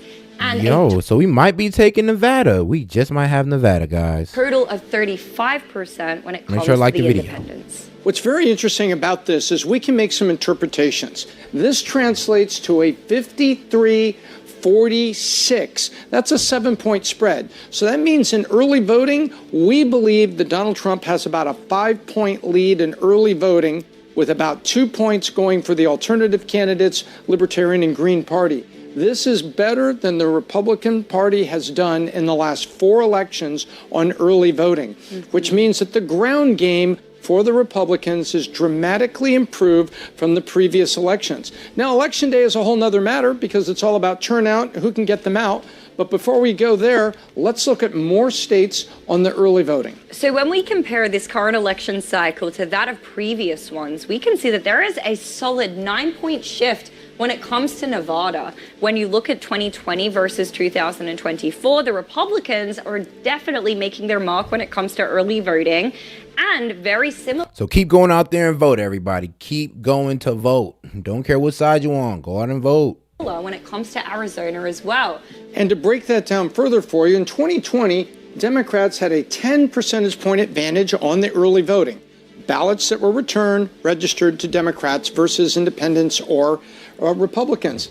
This year, the Republicans have a 7-point lead on that.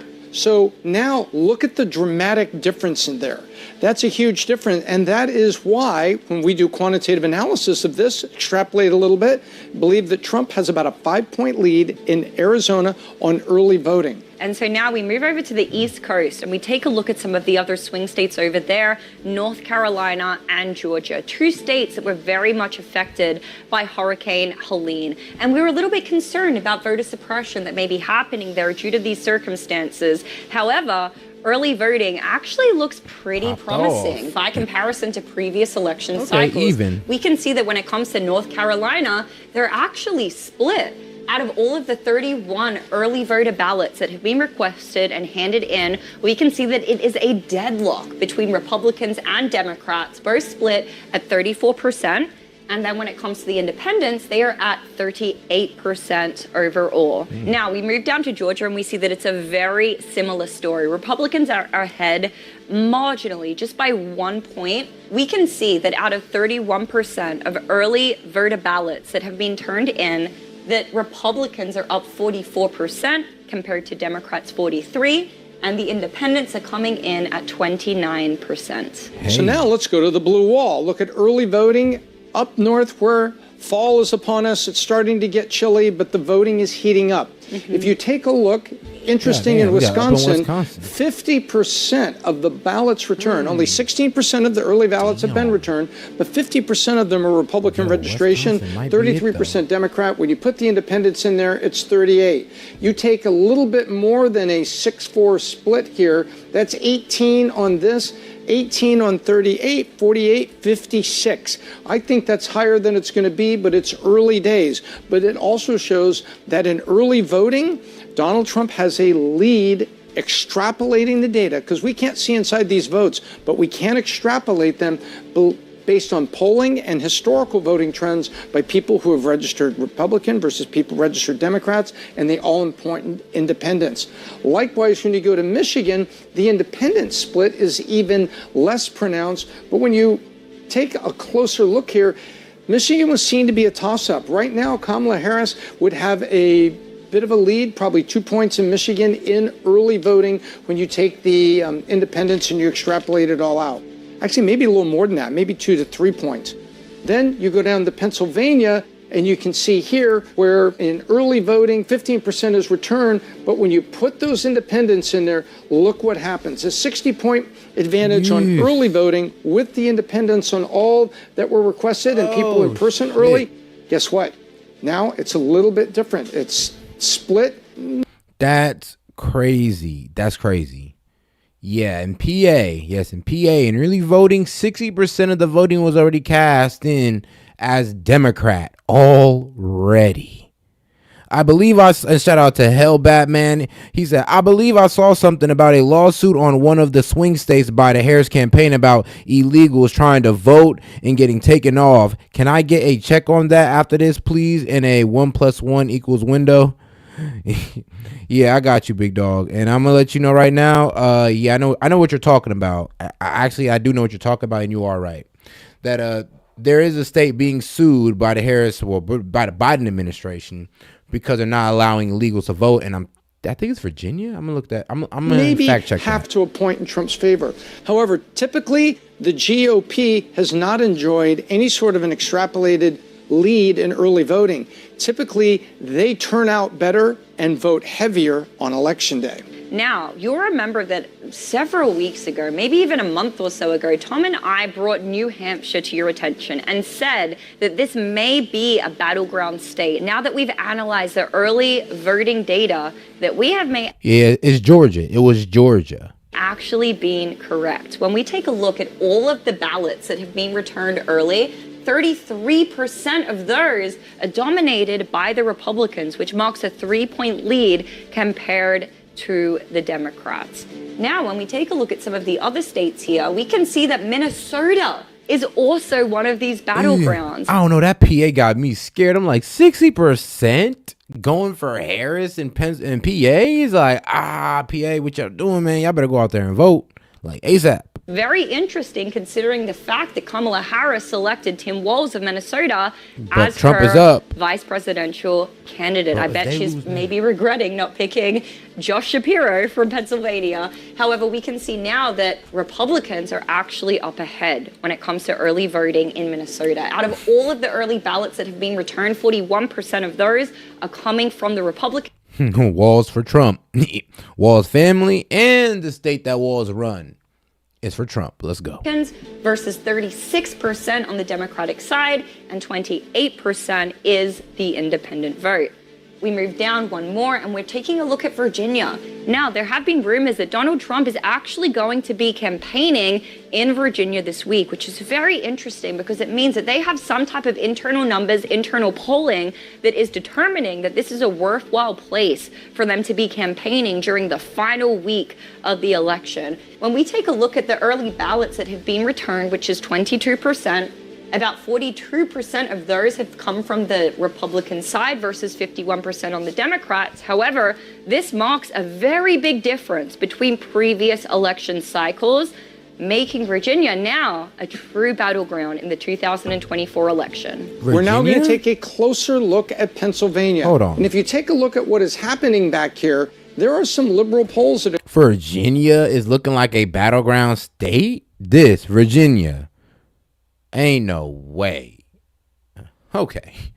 Hey, man, this is an interesting election because every state might as well be up for a toss-up at this point. Like, we don't even know what direction states are going in no more. We don't even know. Here. Certainly not Trafalgar, that typically leans a little bit to the right or has been balanced and had a reputation for accuracy in the last election, as did Atlas Intel and Rasmussen. But look here, Emerson has Trump 1, Bloomberg is Harris 2. When you put it together, Trump's at 1.6. But there's other drama in Pennsylvania, right, Tom? Indeed, there is. In Lancaster County, there is a district attorney has indicated that allegedly there were some applications that were taken by people that were unauthorized to be registering voters or something, or impersonating or doing it inappropriately. Whatever they're allegedly have done, the net is they found several hundred illicit registrations. And yeah, it is, and it's also in Virginia as well. So Georgia and Virginia, Biden is both on their ass over pretty much saying that, yeah, one, you got to have voter ID and you can't be an illegal. Which they believe could have been turned into requests for absentee or mail-in ballots, which then, of course, get filled out because no one knows where they're being sent, multiple sent to addresses. They bundle them together, vote, make a fake signature on it to align with the name that they've registered to, and dump those ballots in for counting. That's the typical scheme. And in Lancaster, Pennsylvania, they say they're on top of it, and they've grabbed bundles of these votes, getting after the bad actors. It just goes to show how important the inspectors and people being alert at the polls is in this election cycle. For people to say there's no fraud, they cannot be certain on that, because you can certainly not say in Lancaster, Pennsylvania, there is no fraud attempted. There's the attempt right here. Let's go all the way out west to Nevada. We can see that Harris and Trump are in a virtual deadlock right now. Based on the last 5 recent and reputable polls, they're both at 47.6%. And should have last team live request. Every philosopher's. Oh, I'm sorry. I'm sorry. Razor explained in 6 minutes by Flash Bites. Blastine, we got you, Joey. We got you. And several of the pollsters here have them at a tie. We're talking about Atlas Intel, every Insider Advantage. philosophical razor. And then when it comes to Bloomberg and Trafalgar, they do have Harris up by 1%. And then finally, Rasmussen has Trump up by 2 with 748 likely voters. Now, let's go next door to Arizona. We can see that Trump is up ahead by 1.8% once again.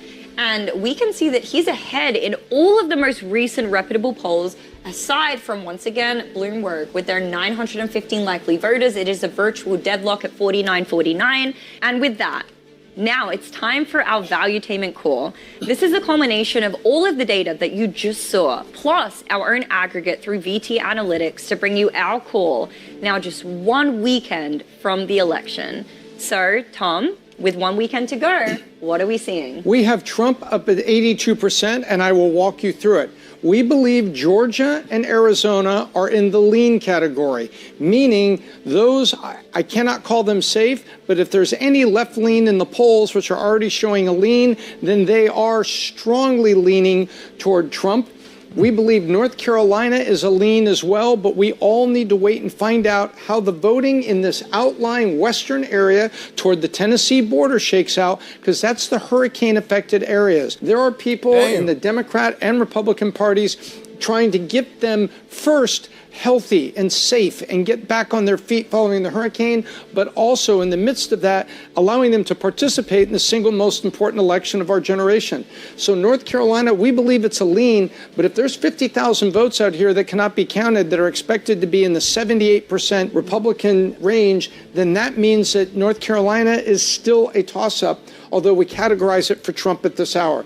Pennsylvania, we believe it's getting very close to being a lean. I think it's 2.5 points now, Trump, based on all of our analysis. If you put that together and you take Pennsylvania, North Carolina, and Georgia, early in the evening, if it goes this way, 302? we are headed toward 270 lock-in without Arizona and Nevada. We have Nevada for Trump although it's more of a toss-up, but we think there's just enough data that we're seeing there that we believe it could go to Trump. It's a 6 electoral vote swing, and you can see we're at 82% for 270 and above, with a current estimate, if all of this came true, of 302, long before the polls even close in California, Arizona, Washington, Oregon, and the Pacific Coast. So that's how. And God damn it, that's how it's looking out right now. That is what it's looking like.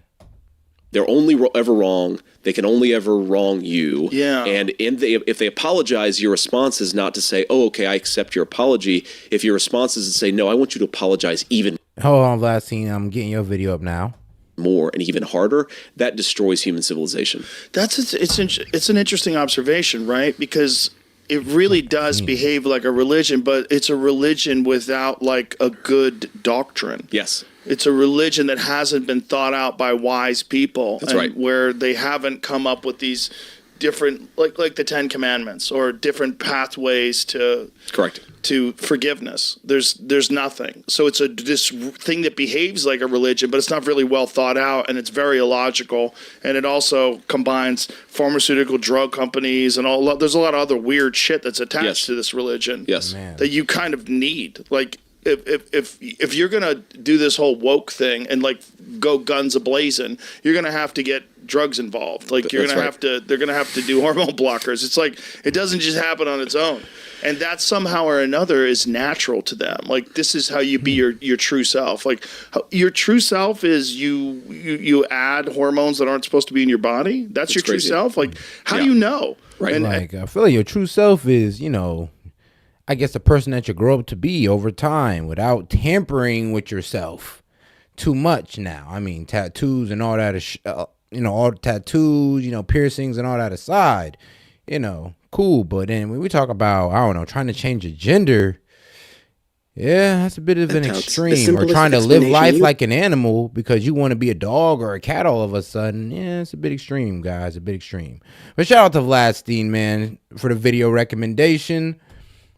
Here we go, man. This should be a good one. Shout out Vladstein. Occam's razor, a philosophical razor that touts the simplest explanation usually is the one that's right, but it's actually more fleshed out than that. If you have an event and you have multiple potential explanations for the cause of that event, it is best to choose the least convoluted or complex explanation for the cause of that event. If your explanation for the cause of an event requires more and more complex and working parts to prove, the more you add to the hypothesis lowers the chance of the conclusion being correct. That's because you would require a higher standard of evidence for each part you add, and you would have to make sure they all logically follow to the conclusion. Let's make an example conspiracy theory, like all birds are not real. They're just camera drones for the government to spy on us. In order for this to be true, multiple federal agencies would have to be in on the conspiracy, already involving hundreds of people. Also, all zoologists, biologists, and every person who worked in any peripheral industry would all have to be in on it. And every year we add new college graduates into those industries. Therefore, it's an even rising number. At what part during their employment do they get let in on the conspiracy? If there is an initiation process, has it ever been leaked? Due to the complexity of this theory, the amount of evidence you would need to prove that this is true is enormous, other than the simpler conclusion of,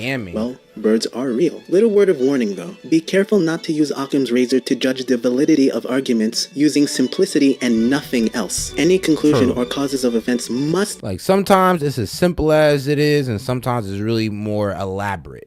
It's like you can come to a simple conclusion, but the truth is it's a really elaborate scheme going on. And sometimes you think it's an elaborate scheme, but sometimes it's just as simple as, well, A to B. Or step 1 to step 2.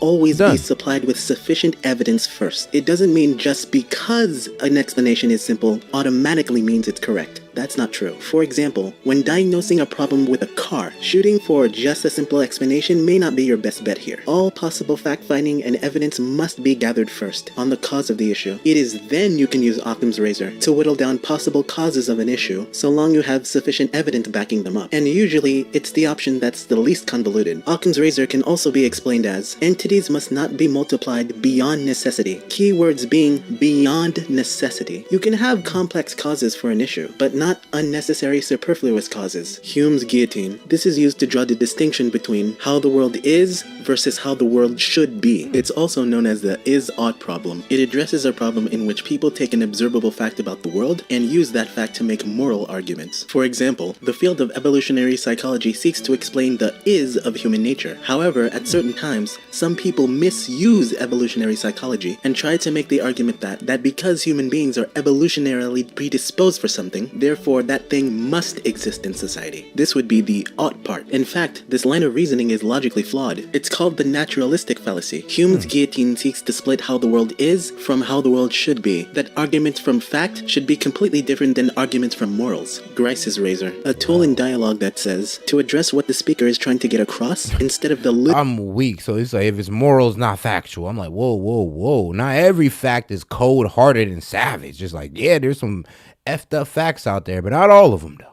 Literal words they say. Human communication is not only about Make sure you like the video, guys. Of words, but also contains a lot of context and subtext. For example, when I say the word apple, you don't only think about the pure definition of the word apple, but chances are it also invokes a lot of other concepts that are related to the word apple, and those concepts can completely change depending on the context of the conversation. So a good rule of thumb is focus on the context and the ideas that a person is trying to get across, rather than just the words they use. Einstein's razor. Basically, to make things as simple as possible, but no simpler. Although the direct quote, Vlad, you sly dog, man. It's like a shot to Kamala supporters. I mean, that was hilarious. Einstein's razor. Basically, to make things as simple as possible, but no simpler. Although the direct quote is, the supreme goal of all theory is to make the irreducible basic elements as simple and as few as possible, without having to surrender the adequate representation of a single datum of experience. It emphasizes that simplicity should not come at the cost of oversimplifying to the point where essential aspects of a theory are neglected. Wayne's World. Nah, okay, I'm just kidding. Hanlon's razor. Never attribute to malice that which is adequately explained by stupidity. Just because something had an undesired outcome does not mean there was a bad intention behind it. For example, in an interpersonal relationship, if you feel someone has wronged you, take a second to think, did they even mean to cause harm, or were they just forgetful and incompetent? This works if you have the same amount of evidence where either... That's just narcissism. If you just think that every time somebody does something bad to you, it's just, oh, they're against me, yeah, they hate me, they're jealous, whatever you think. And it's usually your delusion. It's not even that serious. Like, yeah, it's funny. I know people like that. Case could be plausible. However, if you have more evidence that leads towards malice than neglect, it is then you can assume maliciousness. Even in criminal court, the severity of the punishment, or whether something is even considered a crime or not, is based on the intent or the mens rea of the person being accused. Sagan's standard, a principle that says, extraordinary claims require extraordinary evidence. This is a heuristic that's commonly used to decipher evidence-based science from pseudoscience. Let's say you created a new type of medicine that cures Alzheimer's. Based on our current research and evidence, we don't have a cure to Alzheimer's yet, so any claim like this must be put through rigorous scientific testing. And since the claim being made goes against all of our current scientific literature, the bar to prove that that medicine works would be pretty high. Now keep in mind that the bar would be high, but not impossible to clear, as long as it's put through adequate scientific testing and any other placebo effects or biases are ruled out. Hitchens' razor. That which can be asserted without evidence can be dismissed without evidence. Created and named after Christopher Hitchens, it's very similar to Russell's teapot, which states, the onus on proving a claim is the one making it, not the person defending against it. It's commonly used in debates refuting the existence of God. Adler's razor, also known as Newton's flaming laser sword. Why can't they name it that? That's so much cooler. It states, if something cannot be settled by experiment or observation, then it's not worthy of debate. It gets the flaming laser sword name because it proposes to be sharper and much more dangerous than Occam's razor. Now, all of the philosophical razors that I mentioned have their own criticisms, but this one probably the most, because arguably, there are things in the world that cannot be experimented on or observed, but are still worthwhile debates and discussions, such as conversations about art, music, literature, entertainment, stories. It is funny though, because that is kind of like the logic train I do use on a lot of, Harris supporters. I mean, all right, prove it. You're trying to prove it without evidence. Well, I can disprove it because you don't have the evidence. It is kind of funny though. Hey man, shout out Vlasine. I like this. I might have to watch this one over though. Popper's falsifiability principle. In order for something to be deemed scientific and empirical, it must be falsifiable. This goes for personal beliefs as well. If you have a belief or opinion, no matter how strong it is, in order for that belief to be rational, there must be evidence that you can be shown to shake you out of that belief. If not, then that is not rationality. It's ideological dogma. We must be willing to adopt a Bayesian analysis of the world, and our beliefs should change if given sufficient evidence to do so. A lot of conspiracy theories fall into the trap of being unfalsifiable. A secret shadow government controlling the world? If given evidence that this is true, the response would be, of course this is true. The secret shadow government controls the world. However, if shown evidence against the claim, the response is, well, that shadow government made that mistake on purpose because they wanted to lead you off their trail, therefore making it impossible to disprove the conspiracy theory. You know, all roads lead to Rome. Cognitive dissonance is an uncomfortable thing for people to deal with, and when dealt with a case, people usually have two options. Either use the new information to update your prior belief, or warp reality to fit your existing belief. And unfortunately, it's more common that people choose the latter. Remember, these are just rules of thumb and rough tools to make decision making easier. These are not complete laws of logic. And remember that any and all claims and belief must always be backed up by evidence. Be sure to share this video, and thanks for watching. Yeah, I ain't gonna lie. I probably need to show this video to almost every Kamala supporter that debates me. Actually, you know what? Before we even debate, let me just show you this video so you don't, F up here. Because it's like, a lot of y'all make this mistake. When y'all come up to debate, y'all make those exact mistakes. It's kind of crazy. Shout out Vladstein. Had a whole video to elegant. It was just elegant. The way that man explained, especially with the classical music in the back. It makes you feel smarter. And it's irreversible? Are we fucking sure? This is... Yeah. And by the way, instead of your true self being maybe... On God, Vladstein, word of the day, word of the night. Evidence. Where is your evidence? I should be skeptical of some of the crap that I'm putting into my body. I should lean into the idea that I should put more foreign things into the human body. That's what to me is so fascinating about it, is the true self. Like, I think all of us, that's sort of part of the human journey for truth. We're all asking, who are we? Right. What is our true self? And maybe we should be asking ourselves, this is sort of more of a Bobby Kennedy point, but why are we putting all this weird crap into our food, into our water? Maybe we should be a little bit more skeptical, like my body is a temple, rather than I'm going to welcome even more pharmaceutical intervention into the human body. It's very interesting how some religions view the body as a temple and some religions almost invite the pollution. I think the woke thing is inviting the pollution. Well, they're also inviting... So one of the weirdest things is if you are on the wrong side of their ideology, like if you're aligned with Trump, like RFK Jr. is, now all of a sudden I've seen like people on the left that are trying to dismiss a lot of the things that he says about additives in food, about atrazine, fluoride in the wall, all these different things, because now they're connecting not having toxins in your food with a right-wing idea. It's crazy. It's mind-blowing. It's so bananas. Like even being healthy, fitness, they're connecting fitness with a right-wing idea. Yeah. Well, and it raises... Bro, I remember they did say an article that, going to the gym is highly conservative. I'm like, going to the gym is conservative? Like, of what, your health? Like, I hope you don't mean like a political ideology of conservatism. I hope you're not talking about conservatism. I just hope you talk about conserving your health. But it's kind of crazy how they make that stretch. It's like, yeah, please be fat, dumb, and stupid so we can tell you whatever. You just believe it. Hey, shout out James Foley, man. Happy Halloween to all except the Democrats. Oh, man. James Foley, bro. Shout out. Just hit them with the... One of my sort of core political beliefs is that our politics is focused on fake shit and distractions to distract us from the real stuff, right? And so if I'm looking at the environmental movement in the United States of America, and I don't even have like strong views on what the carbon footprint ultimately does. I'm sort of skeptical of the experts here, but I'm also skeptical of, the other side. I just don't really know what I think about this. I think it's insane to try to eliminate fossil fuels. That's kind of a belief that I have. But it's interesting that the environmental movement in America, the only thing that it talks about is the carbon footprint. And it never talks about like, why do we have the highest rates of obesity in the world right now?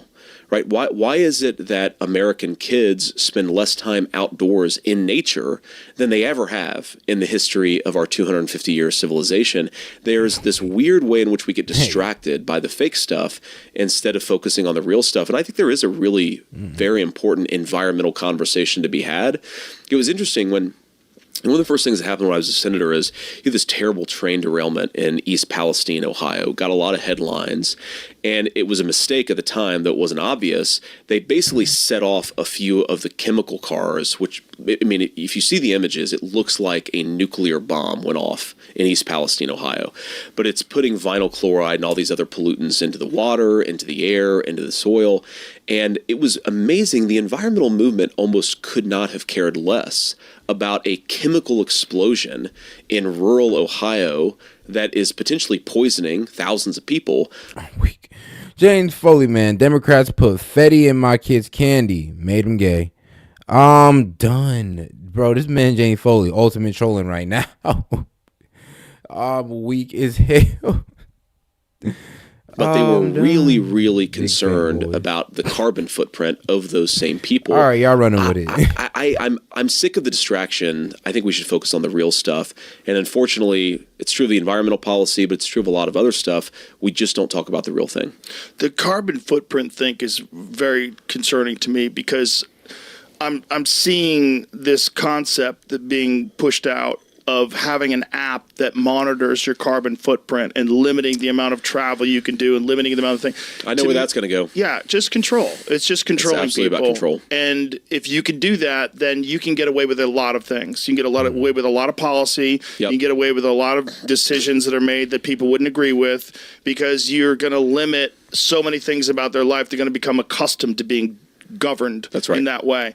It's disturbing to me that there's also profit that's being made off the green movement. There's a lot of people like Bill Gates who have like making a lot of money off of these environmentally conscious things. $50 million to Kamala Harris, by the way. Also, is bullshit fake food, that fake meat, which is not good for anybody. Creeps me out, man. Read about fake meat, folks. Read about how they're making this. And I'm not talking about 3D printed meat, which is a very different thing, which seems to be there are some things you just shouldn't trust Bill Gates with, and that's food and medicine. Don't trust Bill Gates with those two things, and when you'll live a happier life. You just leave things, bro. Come on, Bill. Why can't you just stick to software? You did good with the Xbox. You don't need to get into food and medicine. You're effing things up. And I mean, if you're doing it on purpose, then you're diabolical, which I'm assuming that Bill Gates is doing this on purpose. Because, why else? Come on now. Come on, it's Bill Gates. We're talking about the same Bill Gates that was allegedly blackmailed by Epstein. That's why his wife left him, allegedly. And then also the same Bill Gates that says, oh, we need to depopulate, the world or depopulate Africa realistically because he says the population is growing too much. I mean, I wouldn't listen to Bill Gates about anything unless he's talking about software. At least more consumable, but like the plant-based meat stuff, that's garbage. That stuff is garbage. So highly processed garbage. If you want to eat vegetables and be vegetarian, eat Indian food. Okay, they make really delicious. I'm married to an Indian American. They make very good vegetarian food. They make the best vegetarian food. Yeah, but it tastes good and it's actually vegetables. Yeah, it's not this crazy fake cheeseburger thing that you have. No, that's right. Stop eating that. When I first started dating my wife, I just had no idea what vegetarians ate. Right, I'm like a meat and potatoes guy from Ohio, and I wanted to make her dinner, and I wanted to really impress her because I was like madly in love with her. And did you cook beef? No, the meal that I made her, I'm not proud of this, but I'll tell you, was what crescent rolls are? Those like Pillsbury yeast rolls. Yeah. So I rolled out a flat thing of crescent rolls. I put raw broccoli on top of it. I sprinkled ranch dressing, and I stuck it in the oven for 45 minutes. Bro, and that was disgusting. And that was my vegetarian pizza that I made. Wow. Did you even follow a recipe? No. You just decided free will? It's like cream. I know she ate dairy. It's broccoli and it's bread. Right, that's what vegetarians eat.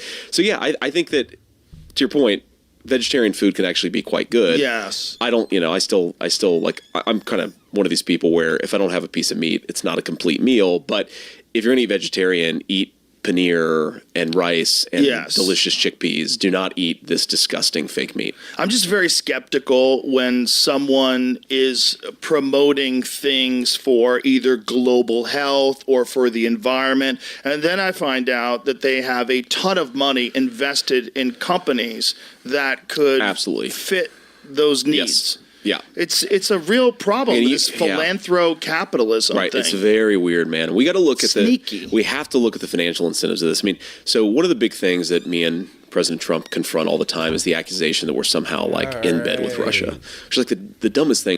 And shout out Diamond, man, coming in with her own super chat. It's hilarious. James, more like Fetty and Diddy oil. Happy Halloween to everyone except the Dems, like James said. And oh, come on. All right, Dems. Look, bro, even though y'all have some scary ass policies, I think that's it. Yeah, y'all scary ass policies. Happy Halloween. All you gotta do, Dems, is just walk up to somebody's door, knock, and just state Kamala Harris policies, and they gonna be scared. I mean, trust me, they gonna be scared. They gonna look at you like, wait, what? Oh God, sweet Jesus. Oh man. All right. In the world to me. Like, I don't really care about Russia. I just don't think we should have a nuclear war, like, writ large. I'm very anti-nuclear war. That sounds reasonable. Thank you. Appreciate that. And one of the things they never interrogate is who is the biggest funder of the green energy movement in Europe? It's the Russians. And why are the Russians funding? It's not because they care about climate change. It's because they want the Germans and everybody else to buy Russian natural gas. And they realize that if the Germans and French close down all their coal and nuclear factories, Russia is going to have them by the balls. But they get the Germans to close down their nuclear factories? Oh, it's... Mine did? Mine did? Okay. Joe's did? Oh, okay. Let's see what's up. Is this it? Okay, they had technical difficulties. I hear me now. Back. It's like, Jamie. Okay. Place this. I keep saying that, but now you really do. Here. Shutting down the Russians because the Russians want to have...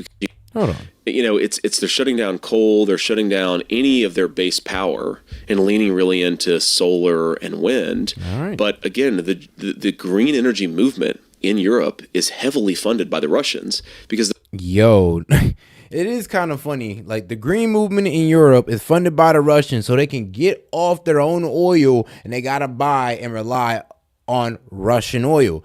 Therefore, it's kind of crazy because if you tune into one of our episodes, we went over like trade deficits and trade surpluses and how America has the top trade deficit. We are like $1 trillion in a trade deficit. That means we buy more than people than people sell to us. So we spend $1 trillion outwards towards the world and we lose money. While Russia, on the other hand, is making like $200 billion in a surplus.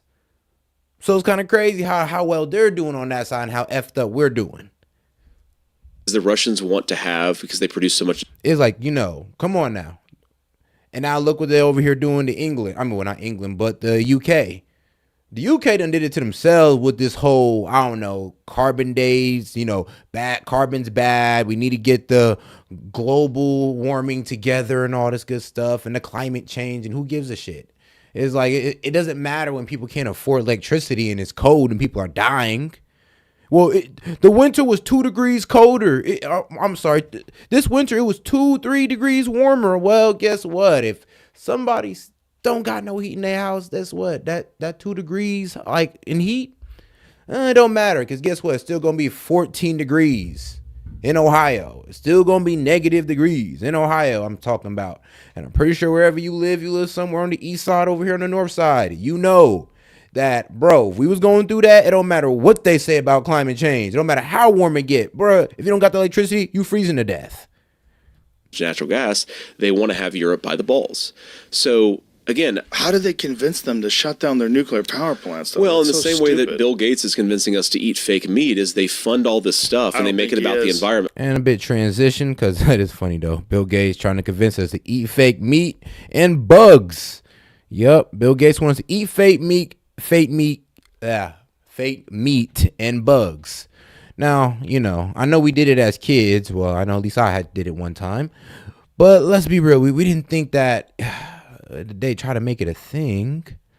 I mean, sure, we seen it on Discovery Channel and we watched the tribes do it and it was fun to watch. Yeah, good times, right? But then to actually hear that they're trying to make us do it, now we're living in scary times. All right, let's get to this Pierce Warren. This should be a good one. It's not about garbage. And don't worry, we'll be back to the JD Vance. We're just taking an intermission, guys. All right? All right. Desperate clingers.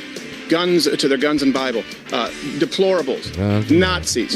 His whole career is all he's done is attack gay and trans people. Now he's like, he's getting offended. If you are worried about trans athletes, how are you not talking about the issue of women's bodily autonomy? How about the border? How about the economy? How about endless wars across the pond? When you say Trump wouldn't be allowed to be president, what do you actually mean by that? Both of these parties should have thrown the bad apples out, competed for the middle, the moderates and the reasonable people, and instead they were pussies. President Biden's garbage smear has quickly entered the Hall of Fame for political blunders.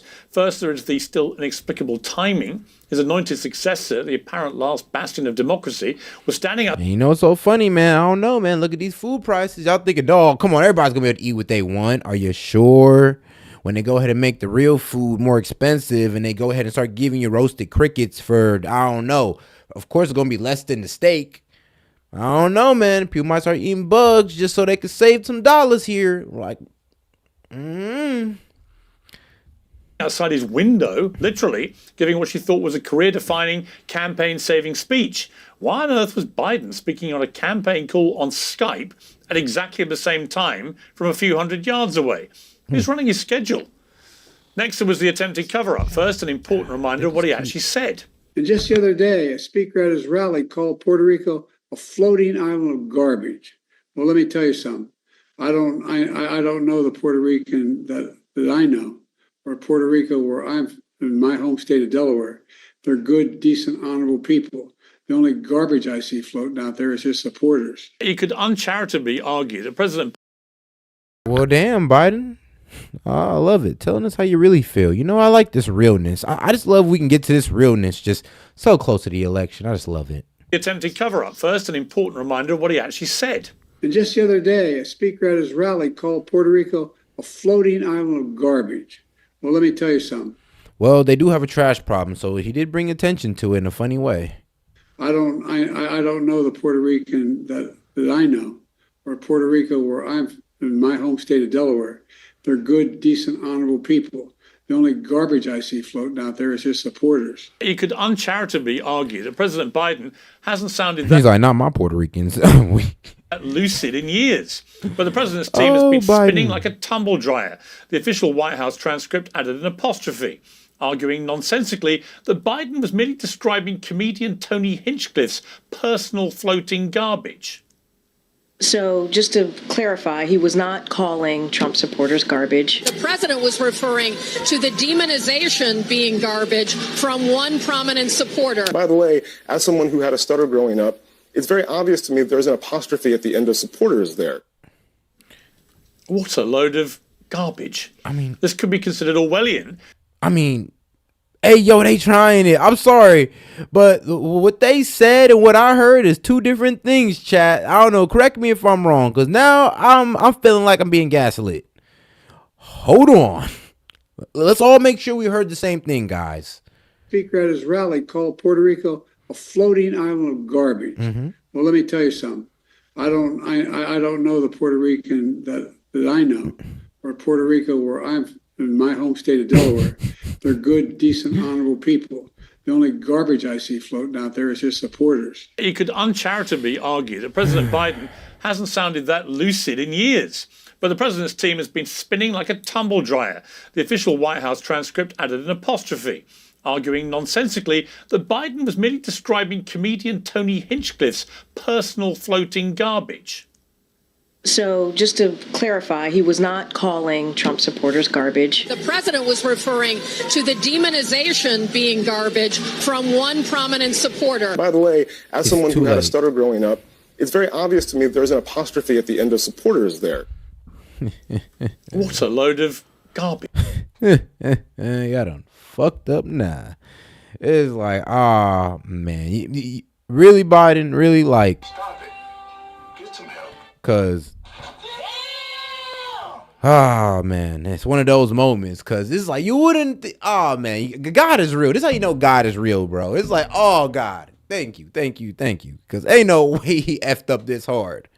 Why y'all let this man get on camera and say that? Y'all could have done anything, but you let this man hop on camera and pop off at the mouth, and then look what he said. Now Biden damn near man cost you the election. Obama already cost you to vote with black men. Now you got Biden over here just costing you the election altogether. Bitch. This could be considered Orwellian if only 1984 was a comedy. The final component of Garbagegate, cementing its star on the political walk of shame, is the Trump campaign's gleeful exploitation of the gaffe. Lord. Trump mounted a garbage truck in Wisconsin, a key swing state, before delivering his entire rally speech in a garbage collector's fluorescent vest. 250 million people are not garbage. I can tell you who the real garbage is, but we won't say that. That shameless opportunism has given the garbage smear another 24 hours of top billing. Cable news has now spent 2 straight days debating a phantom apostrophe. You might not like it, and I fully accept that half of this country seriously doesn't. But Trump is closing his campaign with a real people's man swagger. McDonald's, Joe Rogan, a high-vis vest, and a giant rally featuring Hulk Hogan and Dana White. The Harris campaign, meanwhile, is closing with Nazis and garbage. And we're all still talking about the one thing she really... Nazis and garbage. So that's all they got. And make sure to like the video, guys. Go ahead and double tap that screen or the 3 dots up there in the corner, man. Appreciate y'all. wants us to forget. The current President of the United States. Well, in a moment, I'll be joined by Tim Miller and a superstar panel. Plus, Eric Weinstein will be here. But first, talking garbage is comedian and commentator Steve Crowder, who's hosting the Rumble on Rumble next week, a massive election live stream that will run until a winner is called, even if it takes weeks. Well, let's go straight to Steve now. Steve, well, good luck with that if it drags on for weeks. Great to have you back on Uncensored. I didn't think after all the slings and arrows of this extraordinary race, including 2 assassination attempts and a change of nominee on the Democrat side, that the one thing we'd all be talking about in the final week would be garbage. And yet here we are. How serious is Garbagegate? It's Garbagegate. Everything is a gate now. And it's funny when you look back that Watergate wasn't really the gate that we think it is. I don't think we're talking about garbage so much. I appreciate your introduction there. And by the way, people who don't see your Instagram, Pierce's Instagram, he's a natural puller. He's lifting some heavy weight. And proud of you. You're doing pretty well. I know you've been invigorated by that. And I mean it. I mean it. Thank you. Look, it's not about garbage. Desperate clingers, guns to their guns and Bible, deplorables, Nazis, garbage. The key difference here that we see, and I've gone through this quite a bit because the New York Times has a whole running article, at least between 2015 and 2021, as to all of Donald Trump's insults on Twitter before he was banned. You won't find Donald Trump insulting the American voter like you do with the left. They did refer, we can argue the phantom apostrophe, like you said. I appreciate you recognizing its absurdity. Donald Trump goes after those who are in power, the elites. He refers to the DNC. He refers to the establishment. You may not like him referring to the swamp. You may not like him referring to people inside the Beltway, but he's never gone after the American voters. He actually does respect them, and he's trying to win them over. That's what we're actually talking about. And it's the Achilles heel of the Democrat Party today. They're very elitist. That's the problem with garbage. What's wrong with this guy? Was it still damaging for Donald Trump to have this guy, Tony Hinchcliffe, at Madison Square Garden? I was there. And aside from anything else, the joke fell completely flat in the room. So it didn't work even on a comedic value with him. Although I thought Jon Stewart made a good point that this guy's a roaster. It's what he does. He roasts everybody and everything. But putting that aside, I saw Megyn Kelly and Bill O'Reilly both saying, look, if you're going to get to the last week of a race, you don't want to have people at your rallies insulting the whole of Puerto Rico, given how many Puerto Ricans, for example, are in the state of Pennsylvania, a crucial state. Do you agree with that? I don't care. And I mean, I know we're discussing perception. Look, I think there's a huge difference, for example, between a roast comedian or an insult comedian making a joke. I think there's a big difference between that and the sitting president of the United States between biting baby stints, referring to the American voters as garbage. You may not like one, but I don't think that we should be applying the same standard. Donald Trump has never called anyone garbage.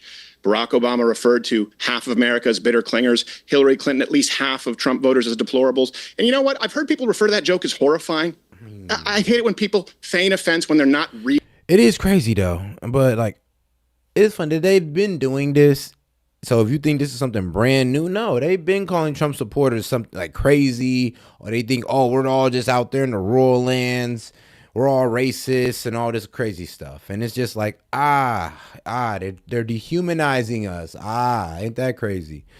So when they do, I don't know, let's say when the DOD do, or the military does start mowing down people who don't agree with the election or who feel the election was stolen, y'all won't feel bad about it because they already dehumanized us in the media and y'all just think we deserved it, even though we're just like you. Ain't that crazy? Really offended. Maybe some people are offended. I think a lot of people aren't that offended by the joke, at least not as much as they let on to be. But I've heard a lot of people refer to it as horrifying, that rally. I don't think a joke from an insult comic is horrifying. You know what I do think is horrifying? I don't know if you know this. Adolf Hitler, the Nazis, killed 6 million Jews. I know it's lost on a lot of people. I think that's horrifying.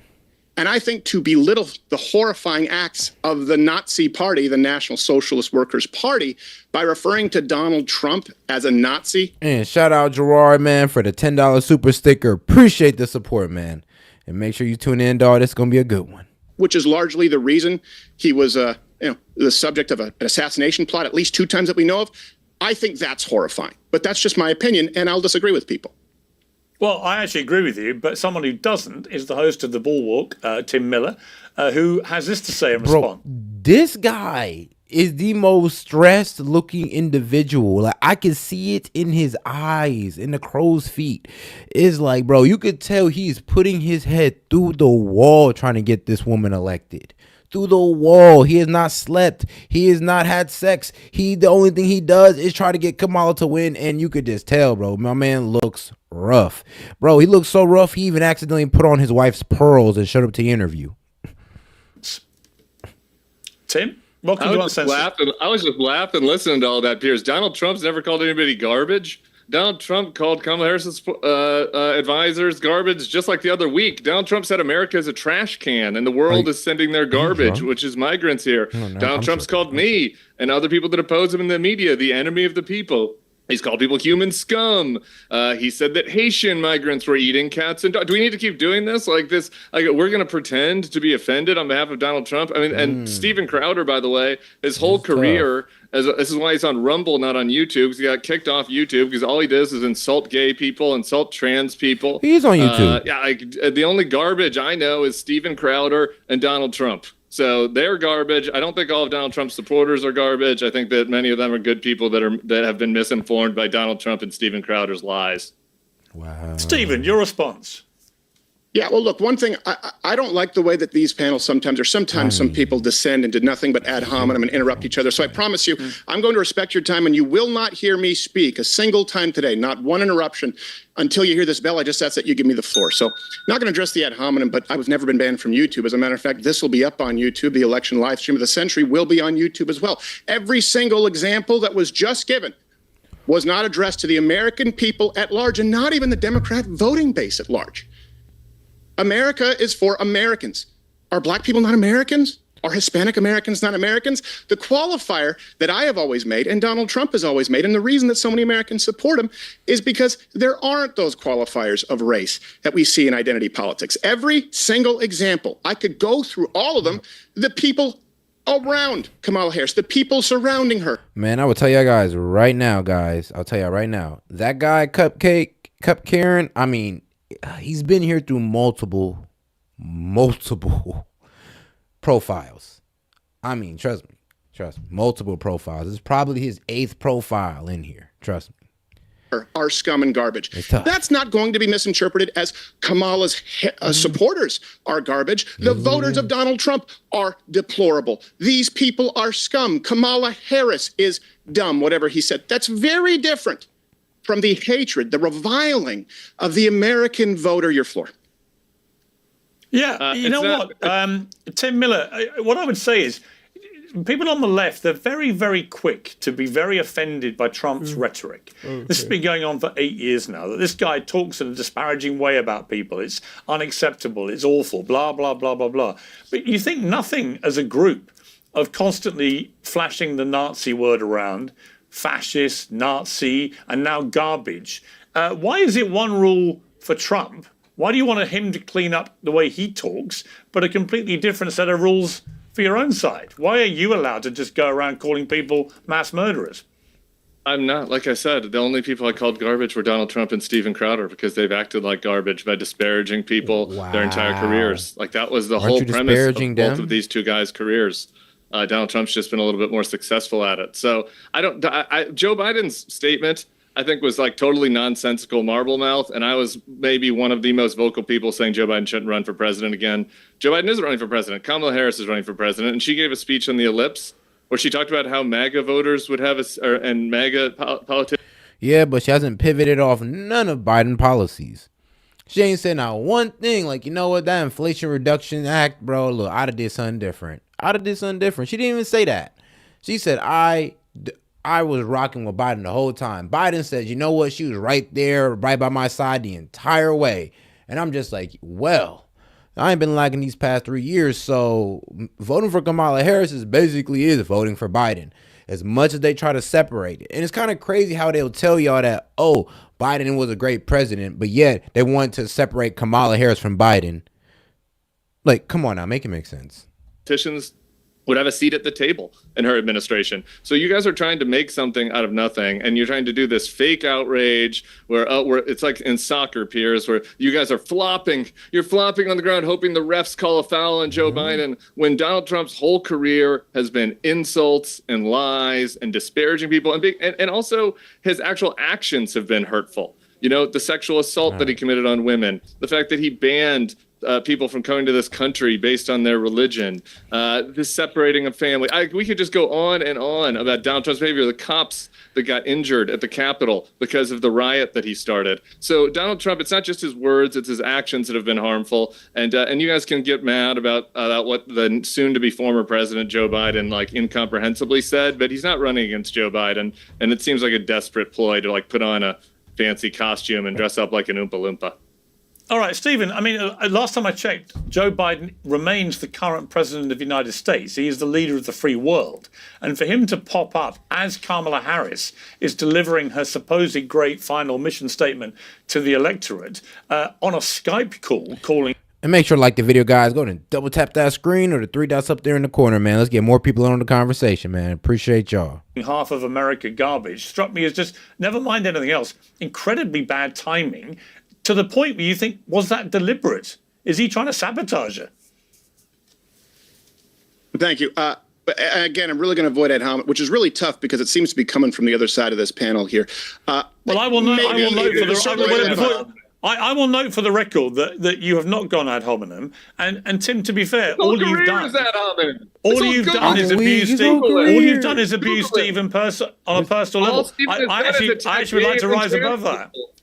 His whole career is all he's done is attack gay and trans people. Now he's like, he's getting offended and called out for it. Just Google his history of his comments about gays, trans people, women. Like he is Mr. Ad hominem. So don't like try to be like, oh. I mean, he is pretty funny. And he does make pretty funny jokes about trans women, women, and Democrats. So let's be real. He is funny. At least he's funny.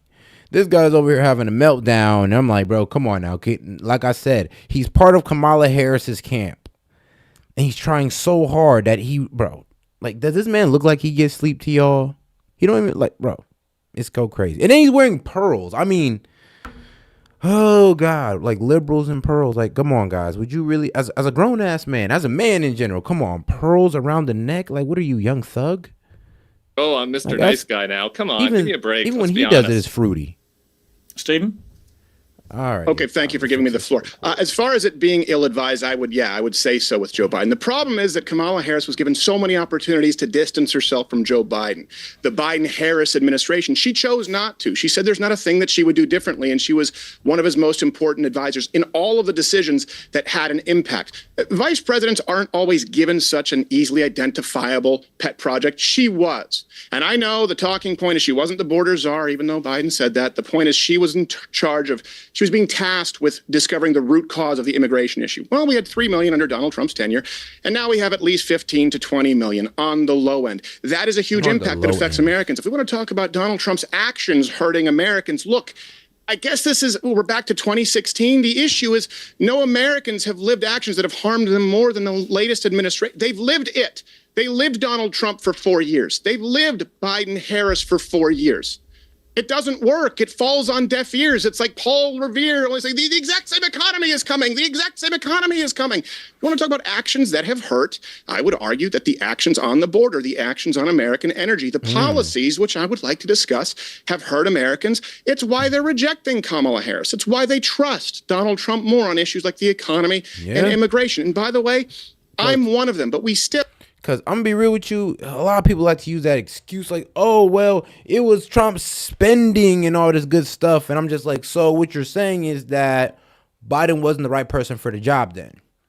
And we should have just kept Trump in so he can fix his problem, or the problem, I guess, that COVID created. Because what y'all saying is that, okay, something that was a once-in-a-lifetime event popped off, made us do hella spending, and we put Biden in charge of that. We pretty much said, all right, Biden, you're the guy for the job. You're going to go ahead and fix this problem that happened because COVID popped off and this, spending that Trump allowed. All right. I understand. I get it. But look at the results. He failed. Y'all pretty much saying that he wasn't the right guy for the job, and y'all were right. Y'all were definitely right. He was not. Definitely was not. He has failed. Still, the point remains, not one example has been presented. And by the way, I'm not offended by any of this. You haven't heard me feign outrage. I've just tried to describe the situation, why Americans don't like it. Not one example at all of Donald Trump referring to the American people at large as garbage or insulting them as the Democrat Party does every single election cycle. Your floor. The other thing I would say to you, Tim, is what I find as an ongoing bizarre set of circumstances is that I keep hearing again from the left that Trump is the most racist candidate there's ever been, etc. He's a fascist and so on. How do you explain, if that is the case, how do you explain that his support amongst black and Latino... And you can easily make the case as... is delivering her supposed great final mission statement to the electorate on a Skype call, calling half of America garbage, struck me as just, never mind anything else, incredibly bad timing, to the point where you think, was that deliberate? Is he trying to sabotage her? Thank you. But again, I'm really going to avoid ad hominem, which is really tough because it seems to be coming from the other side of this panel here. I will note for the record that you have not gone ad hominem, and Tim, to be fair, all you've done is abuse Steve. All you've done is abuse Steve on a personal level. I actually would like to rise above that. His whole career is all he's done is attack gay and trans people. Now he's getting offended, being called out for it. Just Google his history of his comments about gays, trans people, women. That's it. As soon as you throw ad hominems, it means you have nothing to stand on. Which means y'all, and remember, he's part of running. He's actually one of the people who's running Kamala's campaign. So he can't debate policies, and all he can go on is ad hominems. Oh, Trump is garbage. Crowder's garbage, and Crowder's a Trump supporter. So if you're saying Crowder's garbage, it is almost like saying, oh well, he is a Trump supporter. And I'm pretty sure if I was to go there and disagree with him, I'd be garbage too. So yeah, if you disagree with him, you're garbage. Is really what he's saying. Let's be real. That's really what they're saying to us. And come on, we've been knew it. At least we've been knew for all the long-time supporters that have been in this chat, we've been knew what they thought about us. We've been knew this. No, he is Mr. Ad hominem. So don't try to be like, oh, I'm Mr. Nice Guy now. Come on, give me a break. Let's be honest. Stephen? Okay, thank you for giving me the floor. As far as it being ill-advised, I would say so with Joe Biden. The problem is that Kamala Harris was given so many opportunities to distance herself from Joe Biden. The Biden-Harris administration, she chose not to. She said there's not a thing that she would do differently, and she was one of his most important advisors in all of the decisions that had an impact. Vice presidents aren't always given such an easily identifiable pet project. She was. And I know the talking point is she wasn't the border czar, even though Biden said that. The point is she was in charge of, she was being tasked with discovering the root cause of the immigration issue. Well, we had 3 million under Donald Trump's tenure, and now we have at least 15 to 20 million on the low end. That is a huge impact that affects Americans. If we want to talk about Donald Trump's actions hurting Americans, look, I guess we're back to 2016. The issue is no Americans have lived actions that have harmed them more than the latest administration. They've lived it. They lived Donald Trump for 4 years. They've lived Biden-Harris for 4 years. It doesn't work. It falls on deaf ears. It's like Paul Revere always saying, the exact same economy is coming. The exact same economy is coming. You want to talk about actions that have hurt? I would argue that the actions on the border, the actions on American energy, the policies, which I would like to discuss, have hurt Americans. It's why they're rejecting Kamala Harris. It's why they trust Donald Trump more on issues like the economy and immigration. And by the way, I'm one of them. But the point remains, not one example has been presented. And by the way, I'm not offended by any of this. You haven't heard me feign outrage. I've just tried to describe the situation, why Americans don't like it. Not one example at all of Donald Trump referring to the American people at large as garbage or insulting them as the Democrat Party does every single election cycle. Your floor. The other thing I would say to you, Tim, is what I find as an ongoing bizarre set of circumstances is that I keep hearing again from the left that Trump is the most racist candidate there's ever been, etc. He's a fascist and so on. How do you explain, if that is the case, how do you explain that his support amongst Black and Latino Americans is rising to record levels for him in the last 8 years? Why is that happening? Why are they gravitating to somebody who is supposedly this terrible racist? I mean, we haven't voted yet, Pierce, so let's see how that turns out next week. It looks like we're going to have record turnout in Detroit, they just said. We'll see if there's a surprising turnout for Donald Trump there.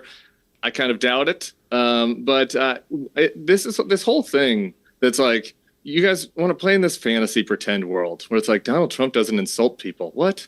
Like, everyone watching knows that's not true. Why is the left calling Donald Trump a fascist? The left isn't calling Donald Trump a fascist. John Kelly, who Donald Trump made the head of his Department of Homeland Security, who oversaw the Muslim ban 1.0, and then Donald Trump promoted him to chief of staff. And then he was his longest serving chief of staff. He wasn't a never Trumper like me. He wasn't a moderate Republican rhino. He's a down the line conservative American hero that Donald Trump hired twice, who says he is concerned that Donald Trump has fascist tendencies.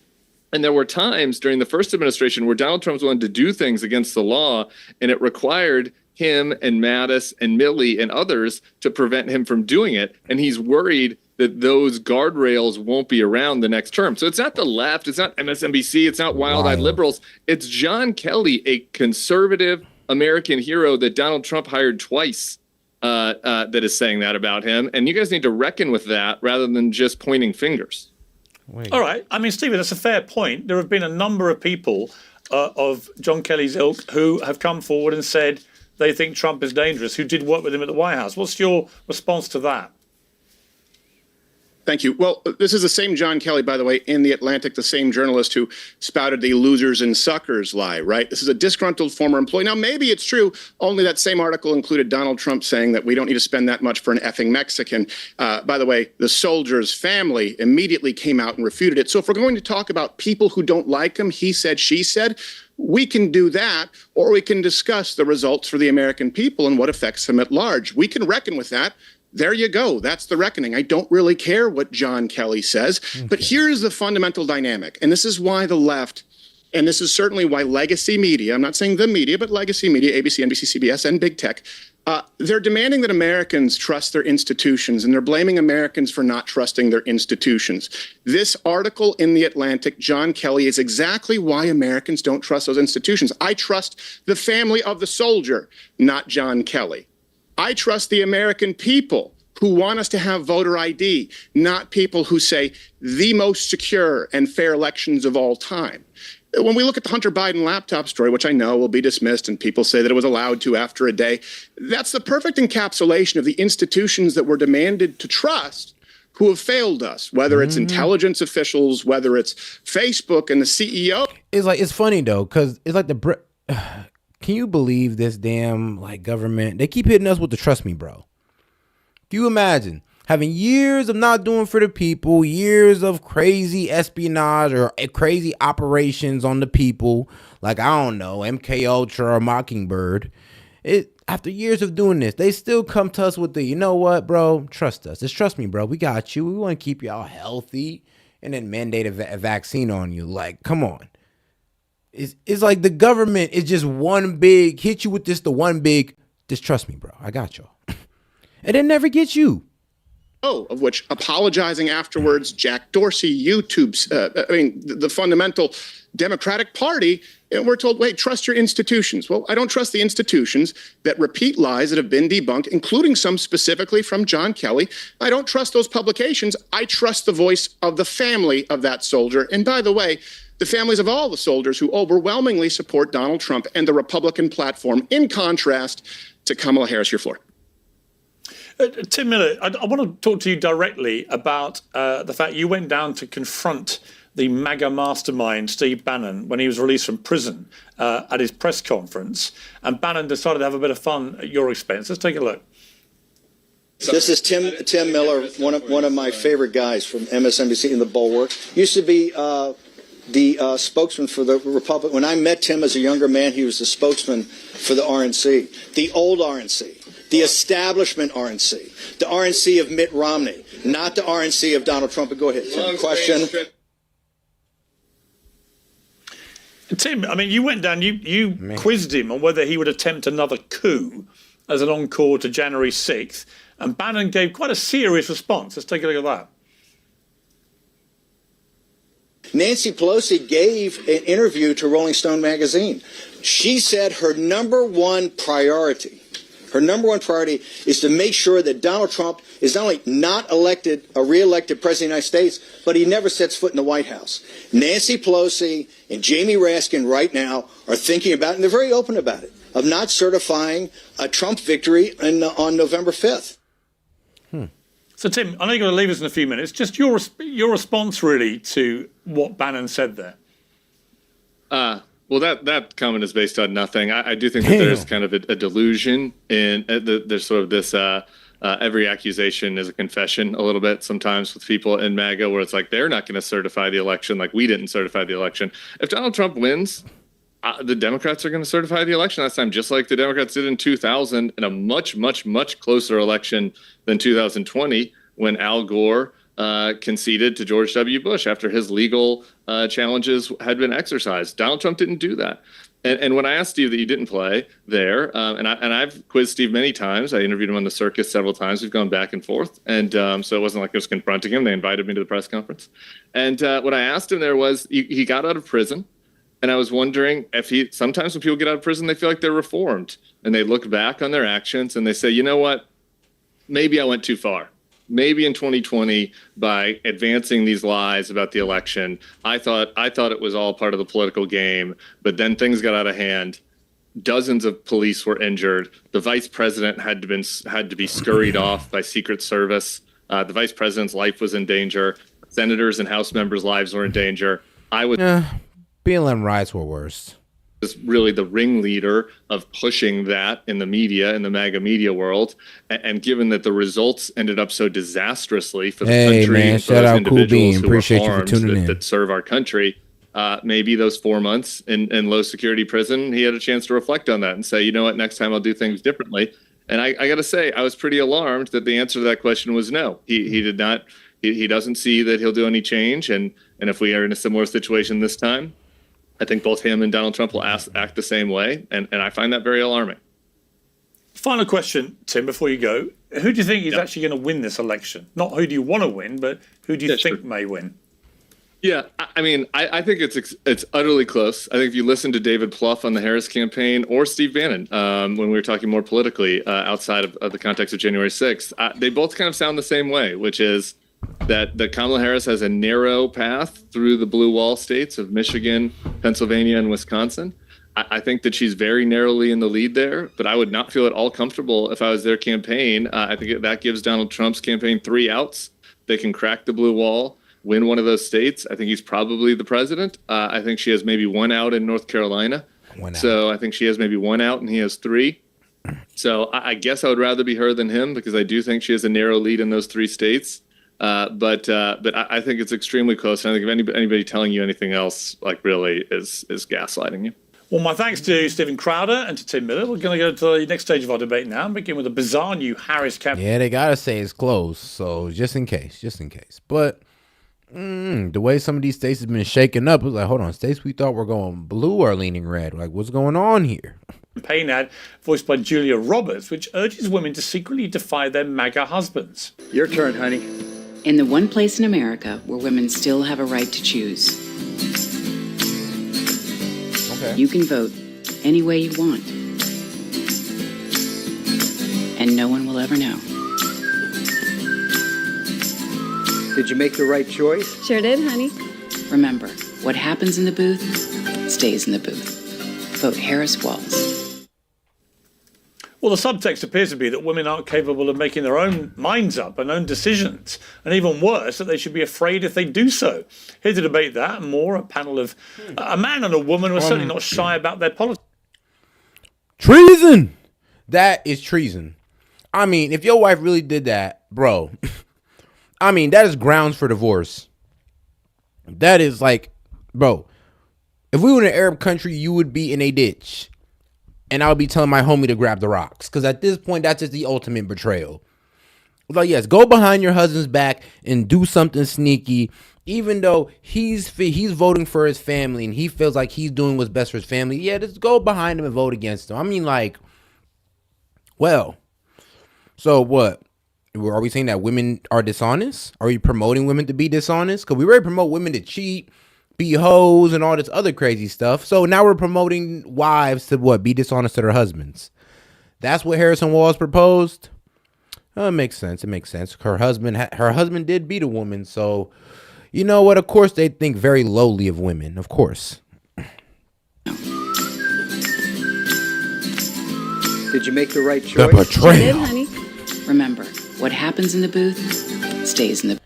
Man, that shit just broke my heart, bro. I ain't even gonna lie. I'm just over here distraught right now, guys. Like, I could just only imagine just. Man, why are they taking things that far? Like, yo, lie to your husband if you got to. It's crazy. The booth. Vote Harris Walls.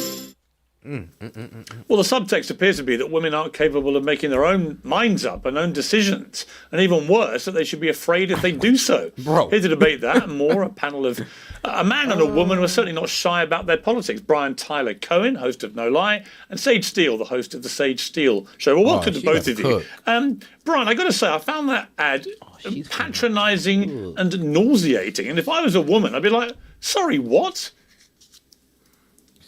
I think that we are defying reality or denying reality. I think we're denying reality if we are sitting here and pretending that there is not a culture of misogyny in the United States. If you're offended by that ad, can you actually not tell me that you're not more offended by the fact that Republicans have stripped women of their bodily autonomy in this country? Is that really what we're pretending that we're upset with? I mean, we have J.D. Vance, the vice presidential nominee right now for the Republican Party, who has gone on some tour across the country where he's called women who don't have kids childless cat ladies, who's attacked them, who's denied the legitimacy of families that don't have children. I mean, can we really say that we're more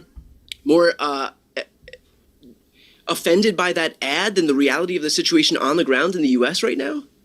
Let me just ask you, Brian, if the Democrats are the party of fairness and equality for women and are the standard bearers and flag wavers of women's rights, why is it that Joe Biden and Kamala Harris continue to support trans athletes competing in women's sport, which everybody knows is a grotesque attack on women's rights to fairness and equality? I'm bemused.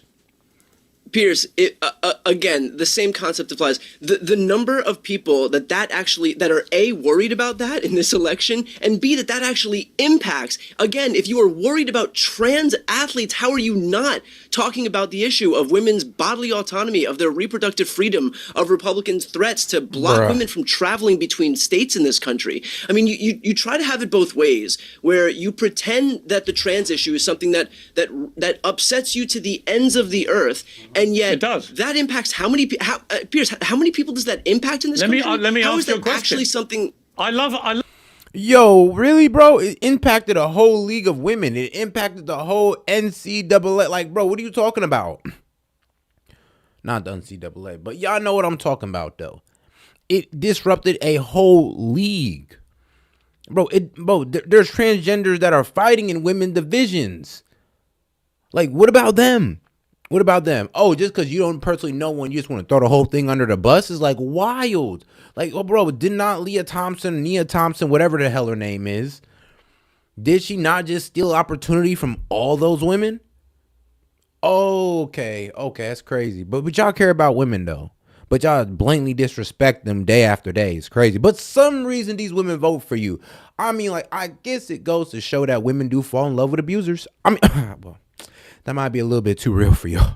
Love the way that Democrats like to pretend nobody cares, one, when they do, and secondly, it has no real impact on women's sport. The United Nations last week, the United Nations last week came out with a report. I'm going to end that statement with a most women. That said that around the world, 900 medals had been deprived from going to biological women because they had gone to trans athletes in women's sport. 900. That is not a small thing. That is an erosion of women's rights around the world, and it's being promoted in the United States by Joe Biden and Kamala Harris. So when they position themselves as we are for women's rights, I say, as we would say in Britain, to a point, Lord Copper, because you're not when it comes to women's rights in sport. And there is an absolute conflict there. Let me bring in Sage here. I mean, Sage, this is where I think there's a real contradiction. How can you be for women's rights on abortion, but not in sport, for example? It's completely hypocritical, just like what happened with the vaccine and that forced mandate, which I had to do to keep my job as well at Disney. So my body, my choice when it's convenient for you.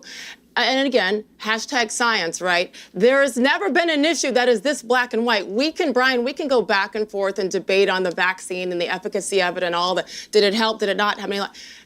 There has never, ever, in the history of this universe, been an issue between men and women. And all of a sudden, well, I don't know, XX, XY, and it's okay if he has this and that. Stop it. And at the end of the day, it's actually much more. It's almost 1,100 now, Piers, and this is just from a couple of days ago. Trophies that have been taken away from women or girls. But that doesn't count on the lower levels where there are no trophies given out per se. We're talking about Olympic boxing and stuff like that. But when you look at, junior high school track scholarships, you got to finish in the top 3 to go ahead to state. But now you're full. And then these transgenders are taking it from them. Taking away these scholarship opportunities, these placements that's going to put them in a higher division or, I don't know, in a better ranking. It's crazy. They're stealing opportunities from women. And what? You dare say that? What you mean? Oh, you only want to talk about it doesn't even affect women. How much do trends really affect women? I mean, bro, when you put them in a women's league, it can affect every woman in that league. So yes, they can if you put them in the right spot. Yes. Because I live in the state of Connecticut, where one of the major lawsuits first came from 5 or 6 years ago. Actually, a young woman I live next door to. This is happening everywhere, but you don't want to talk about it because you know deep down, you're not going to admit it, but deep down you know that it's wrong. And I also think it's interesting that you go with this low-hanging fruit and all those talking points of the childless cat women from 4+ years ago, completely out of context. At the end of the day, stick with the facts. By the way, I'm not offended by that Julia Roberts stupid commercial. I think it's so lame, and it is very condescending. I'm afraid to tell my husband, my boyfriend, my partner, whatever it is, who I'm going to vote for and just be quiet about it. Stop it. And importantly, do you think that is the only issue? Why is that the only issue that you guys are focusing on? Abortion, women's rights. Have things changed? Yes, but there are plenty of states that have 0 restrictions where you can do it up to the moment the baby's born, and I guess you're okay with that. Do you think that ad is more offensive and more condescending than women's bodily autonomy being stripped away?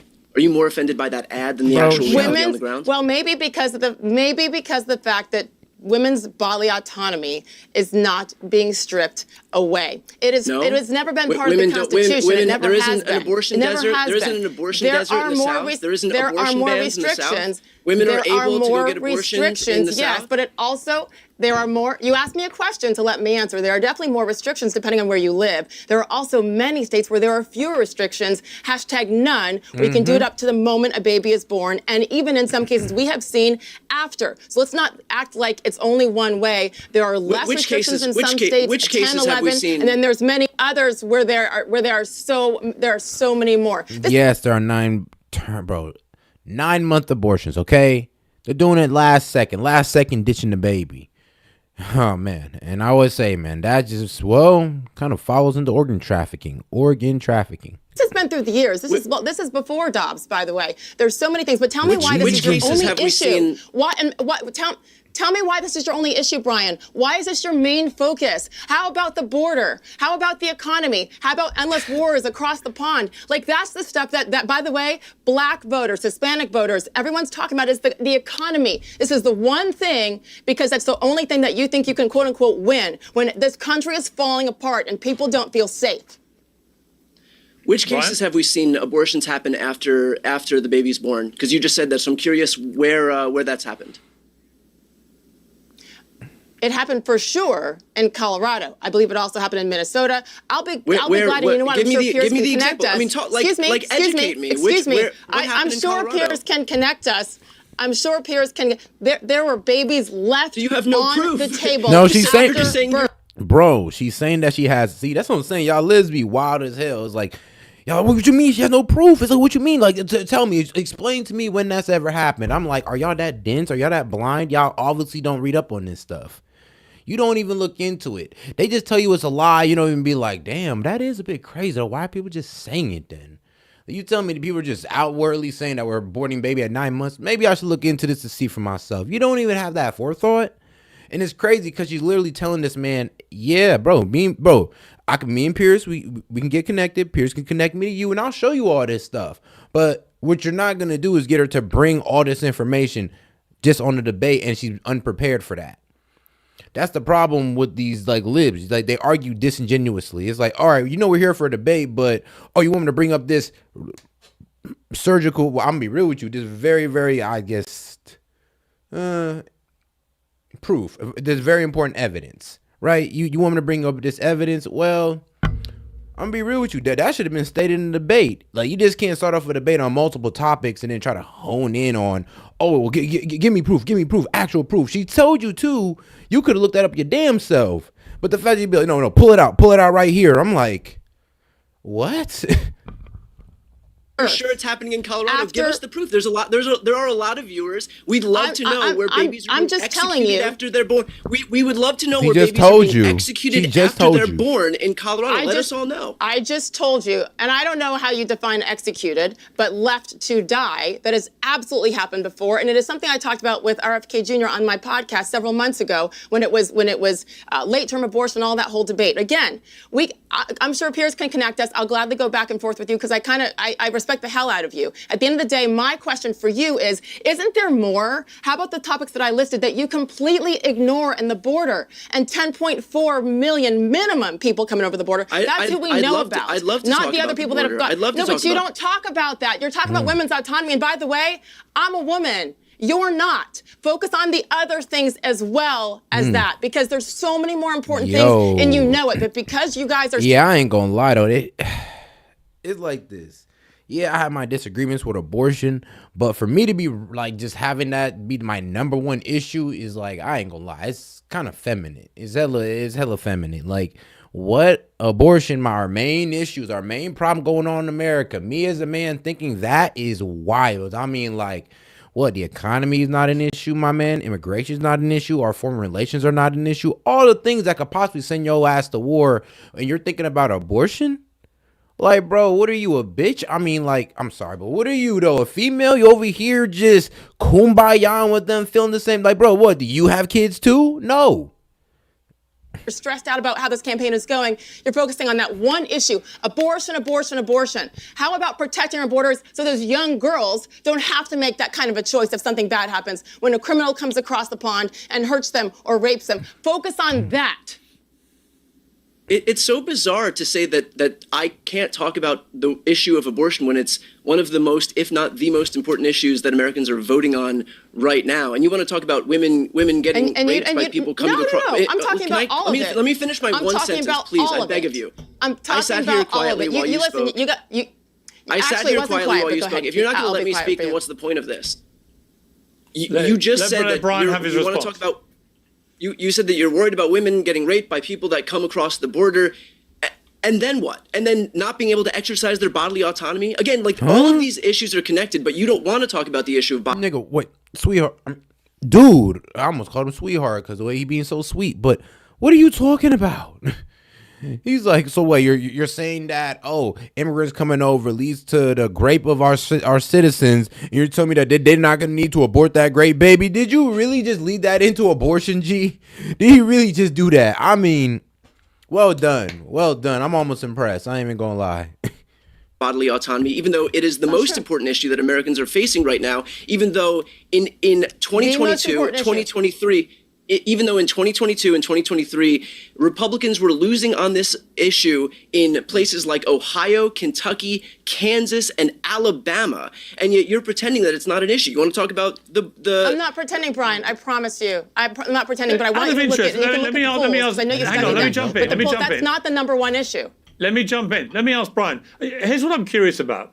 Because take Europe, for example. In Europe, there are a number of countries where it is illegal to have an abortion at all. Conversely, there are countries like the UK where, say in England, I think it's a 24-week term limit, right? So there are all sorts of varying abortion laws through Europe, but it's nowhere near the tinderbox issue that it seems to be in the United States of America, which is the equivalent, if you like, of Europe. Why are you so opposed as an American to the principle of taking an issue like that back to the States? Because this is the first time that a personal freedom, a right, has been rolled back in the United States in our history. We have never had an instance where women had rights before and then they've been rolled back by people who are trying to impose some theocratic edicts onto this country. It should not be up to a politician to insert themselves between a woman and her doctor. That's it. I mean, it's as simple as that. Why are you here advocating for politicians to insert themselves in a doctor's office between a woman and her doctor? Well, I'm not. The I rights personally are still believe there. it. That's the Well, thing. hang on, Sage. Hang on, Sage. Sage, hang on. Sorry. I personally, if you want my personal opinion, I believe in a woman's right to choose what to do with her body. It's not about my personal opinion. I'm just curious, as a European, where there are so many different varying laws around Europe, and no one seems to get too head up about it. It just seems to be such a hot potato in America to take it back to the States, when there are, in fact, a number of other laws, obviously, which are governed by states, not federally. And I'm just curious why this one is deemed to be so sort of sacrosanct, given that 50 years ago, before Roe v. Wade came in, it wasn't a federal law. So why are you so exercised about it? I'm just curious. Because I believe that people should be able to exercise rights over their own bodies. I mean, prior to black people having the right to vote, they weren't allowed to. I would be worked up if that was rolled back too. Prior to women having the right to vote, they weren't allowed to. I would be worked up over having that too. Prior to black people having freedom, they didn't. I would be worked. Well, let's be real though. Abortion wasn't really a cool thing even back then. It's kind of just new age thing that we do because, science, medical advancements. They're allowing us to be able to do these abortions without hurting the women or hurting the mother, was supposed to be mother. So it's only because of this science of Satan that we're even able to do this, and it's kind of crazy because us guys invented it, and goddamn it, whoever did, man, we need to go knock that guy upside the head because now these women are abusing it, and now they're crying as soon as we just say, look. Maybe we should make this a national thing because we don't want all women to have access to this because, I don't know, you just leave abortion in the women's hands and the birth rate go down or they start making irresponsible decisions. You never know, especially if you give them 9 months. You never know how a girl might be feeling. She just like say, I might be tired of being pregnant, want to have one crazy emotional moment, get her baby terminated, next month she regrets it. It's like, y'all are literally playing on like female emotions. Y'all playing on the female hormone imbalance to do some wild stuff, and it's crazy.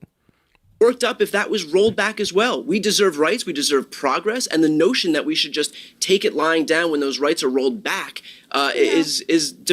defies reality. I don't think that most sane people are thinking that way, honestly. I do believe that this will always be an issue no matter what to the end of time because there's morals involved. But again, my body, my choice when it's convenient. And I respect everybody's opinions on it. I do. I have great discussions with this with my female friends and men. No, excuse me. Let me clarify because obviously you know that there are states in this country. There are states in this country where women can get raped. Brian, there are states in this country where women can get raped, and yet it's inconvenient for them to try to exercise their bodily autonomy with abortion. I said that. I said this before, and obviously you took it the way you wanted to take. Hold on, I'm sorry. He needs to state that better. I know he didn't mean what I think he said. There are states where women can get raped. I mean, okay, well, this may sound effed up, but bro, women can get raped in any state. I'll be real with you. I mean, grape. They can get raped in any state. Now, you talking about what? There's states out there that women can get raped and do get away with it? I doubt that. I doubt it. But if you're saying there are states where women get raped, I mean, dog, you'd be hard-pressed to find me a state where a woman hasn't. Take it. When it's convenient, meaning science, Shit, following my body, my choice. So for this, city. but not for COVID, right? That was my point. So don't act like convenience with rape. Don't bring that in. It was when it's Sage, let me ask you autonomy, this. only when it's convenient. Okay, Sage, let me ask you this. I thought Megyn Kelly made an interesting point about the Madison Square Garden rally, about it being too bro-tastic. Let's take a look at what she said. But I'm telling you, even for me, and I voted for Donald Trump last week, it was too bro-tastic. Okay? It was. You're trying to win an election in which you're hemorrhaging female voters. Maybe when you present in front of hundreds, thousands at least, at Madison Square Garden, you clean up the bro talk just a little so you don't alienate women in the middle of America who are already on the fence about Republicans. I mean, it's like the girl who just kicks in the door to your man cave and just won't let you play the game for just like, God damn it, 3 fucking minutes. Yes, it's like that. It's like, damn. Like you're pretty much mad that we were just having a bro talk. You're mad that we were just having a little fun. Y'all kicking in the doors like, you shouldn't have done that, man, because now you're offending the women. And it's just like, we just can't have no fun, I guess. Okay, guys.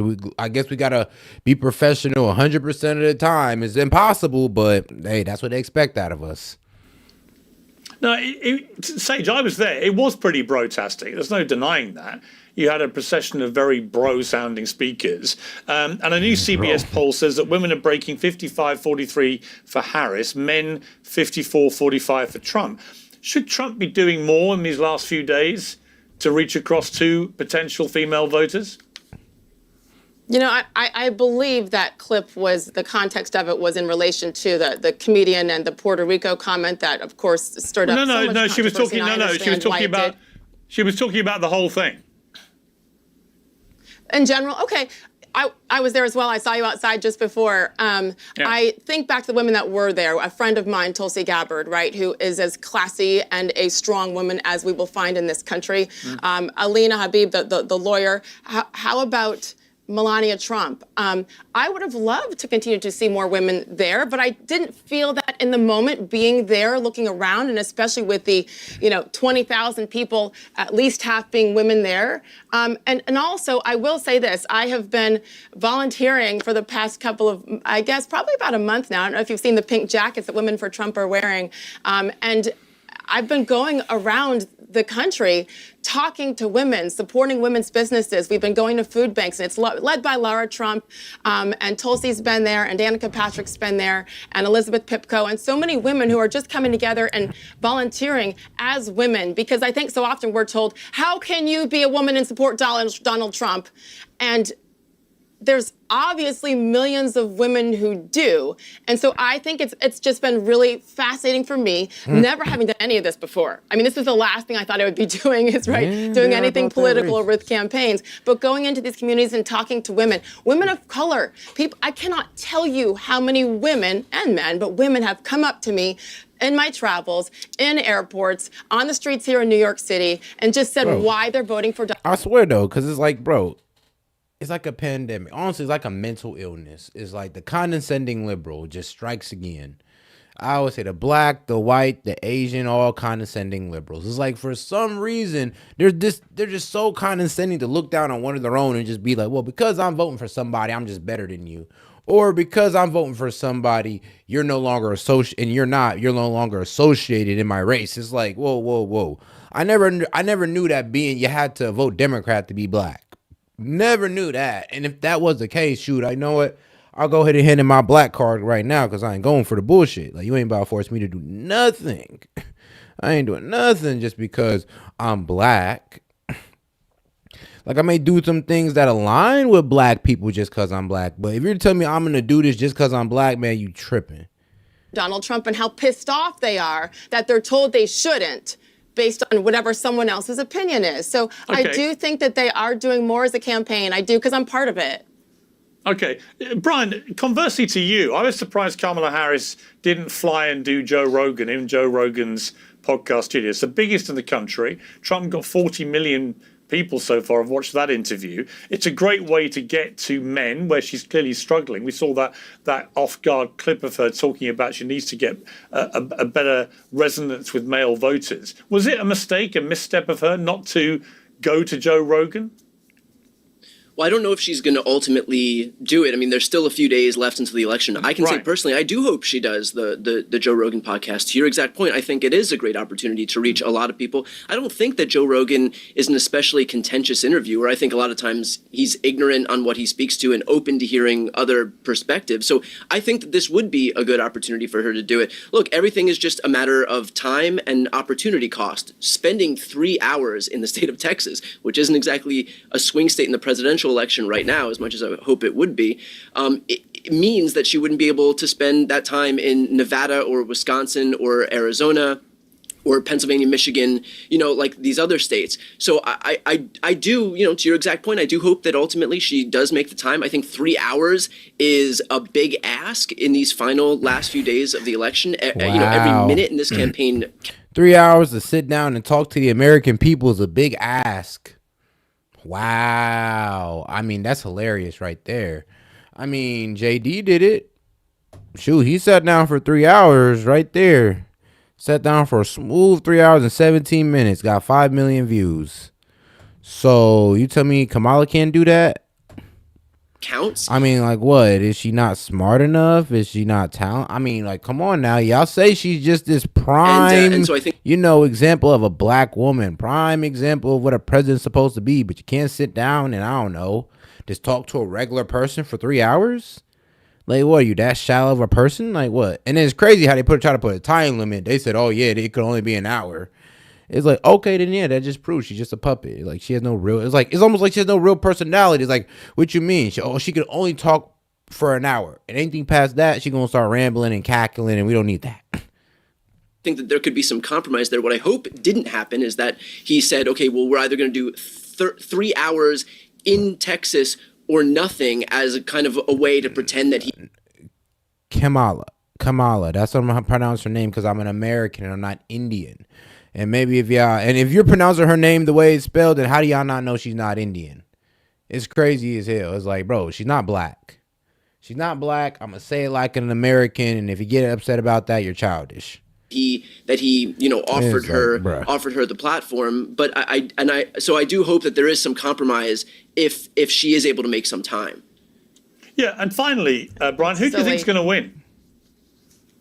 I think that Kamala Harris I would rather be Kamala Harris than Donald Trump right now. But look, it's going to be tight. It's going to be close. Let's not pretend that either one of these people has a clear path right now with regard to the polling. I think that, especially with regard to the blue wall states, Michigan, Wisconsin, and Pennsylvania, I would, again, rather be Kamala Harris than Donald Trump right now. But I think, it is, if the polling has shown us anything, it's that everything is within the margin of error.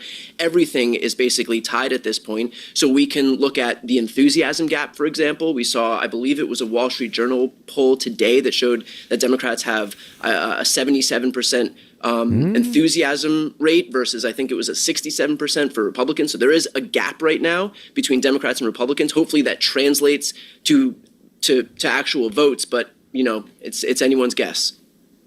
And Sage, I mean, talking of enthusiasm, Trump's put a lot of time and effort into doing a lot of these podcasts directly aimed at younger men. They've got to turn out to reward that effort he's put in. Do you think they will? And do you think Trump will win? It's interesting.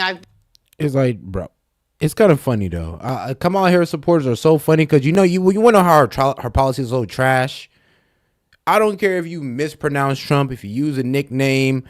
I don't really care. We're talking policies here. If you're sitting here crying about how somebody's pronouncing their name and you can't, that means you don't really have nothing to back up about that person.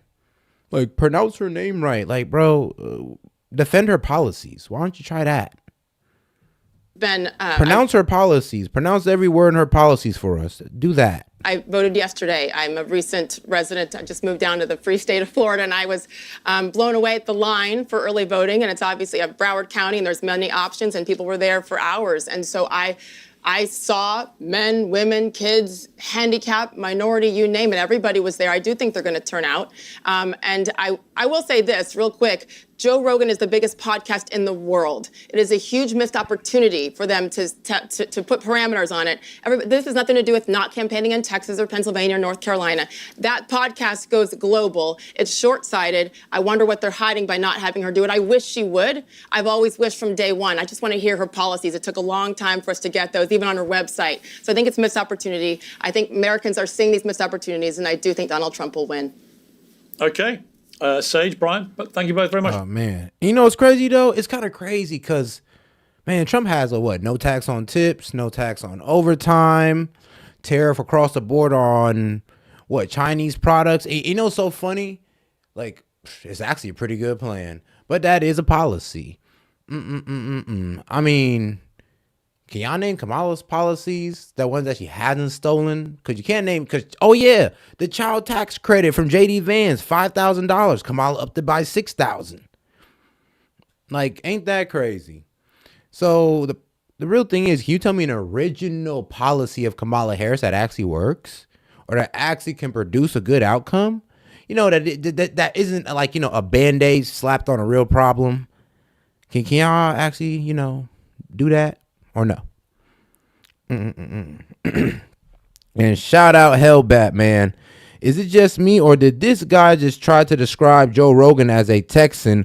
Only portion of an interview as a Texan. Hold on. Is it just me, or did the guy try to describe Joe Rogan as a Texas only portion of an interview? Well, I don't really know. To be honest, it's kind of crazy. Because, bro, these libs will downplay anybody to just, get their agenda going. They'll downplay anybody. I mean, the biggest podcast in the world doing the biggest numbers. Trump did his podcast, 2 days ago, and it's already at 40 mil? Already at 40 mil. Like, bro, you telling me Kamala did not want to take advantage of that? Instead, she capped out to Club Shay Shay? And I'll be real with you, is keep doing his thing, but that is no Joe Rogan, though. By far, no Joe Rogan. So the fact that she couldn't hop on there, have a 3-hour conversation. And it's been so bad about it, and this is why she ran away from it, because it's not that she didn't have time, it's that she couldn't get away with none of the lies. Think about it. It'd have been one thing, he said this, he said that. Like, what are you talking about, Kamala? Yo, Jamie, pull that up. Bro, they'd have been fact-checking Kamala the entire time to the point where she couldn't even say anything. I mean, God forbid she brings up the Charlottesville. God forbid she brings up Russiagate. Bro, any Trump derangement syndrome type of lie that they like to put out there that she usually just spits out to y'all, if she'd have went on Joe Rogan, it'd have been debunked before millions of people. Millions. That's why they won't do to Joe Rogan, because Joe Rogan's going to fact-check her as soon as she hop on the Trump derangement shit. That's the main reason. She will never go on Joe Rogan because she just cannot spit none of the Trump derangement because Jamie. Indeed, appreciate it. Thanks, Pierce. Thank you. Thanks, Brian. Well, this week, Dr. Eric Weinstein, the mathematician many credit with founding the intellectual dark web, wrote a despairing post on X that summed up his feelings on America's big decision day. It read, "I'm failing this election. I tried, but I simply failed. I cannot work within these concepts. My world, my country, my America is not on the ballot." Well, that post has been viewed over 7 million times already, with many echoing his lament. But many commentators have accused Dr. Weinstein of sitting on the fence, of squandering his significant influence at a critical moment for the country. And he joins me now. Eric, great to have you back on Uncensored. You decided in the end to say what you said. Bro, can you imagine? Kamala saying, he took out an ad on the Central Park 5. He's going to be like, no, that's a lie. What do you mean, Kamala? That's an absolute lie. Yeah, we could go ahead and prove that right now. Even I can prove that. And I ain't even for the, dog, it's about as easy as, do you actually know the real ad that was put out? No, you don't. You just believe whatever the liberals tell you. And it's kind of sad because, you know, you would think that y'all be a little bit better than that. But, you know, just go over to the Set and Keep Media's community tab, and we're going to hook you up with the truth every time, my man. Along with some funny memes. I mean, come on now. Come on. But look this up right here. This was the ad taken out by Trump in the New York Times. Bring back our police. Look this up. Read for yourself. Because at Central Park 5, they said they were trying to sue Trump. Trust me, they're not going to sue Trump over nothing. Because through this entire article, Trump did not call for their death not one time. He even mentioned them. He just said bring back the death penalty for rapists. And I think we can all agree to that. So come on now. Come on now, guys. That's what I'm saying. It'd have been one of them. It'd have been one of them moments on Joe Rogan. It'd have been him bringing up that right there and being like, all right, let's read this out. So, yeah, he never said that, Kamala. So why are you saying that? Why are you feeding that to people as if he's racist towards blacks? That's why Kamala Harris won't show up, because Joe Rogan's going to do exactly what I did right there. And shout out Hell Batman. Kamala will go on the Breakfast Club, and that's number 10 at best. Last time I checked, it's still good, but not number 1 good. Yeah, I'm telling you, it's like the Breakfast Club, it's all right. But we know where they lean, though. We know their biases. Extraordinary. Especially Charlemagne. He damn near cheerleader for Kamala. Reaction to that, good, bad, and ugly. A lot of people saying you've been a bit cowardly here. What do you say to them? Well, I find that somewhat funny because standing up to one political party alone is bad enough. Standing up to two, yes, he does still say that. Just makes things worse. In general, to me, cowards lead mobs. They incite mobs, and they fight from within mobs, particularly behind the veil of anonymity.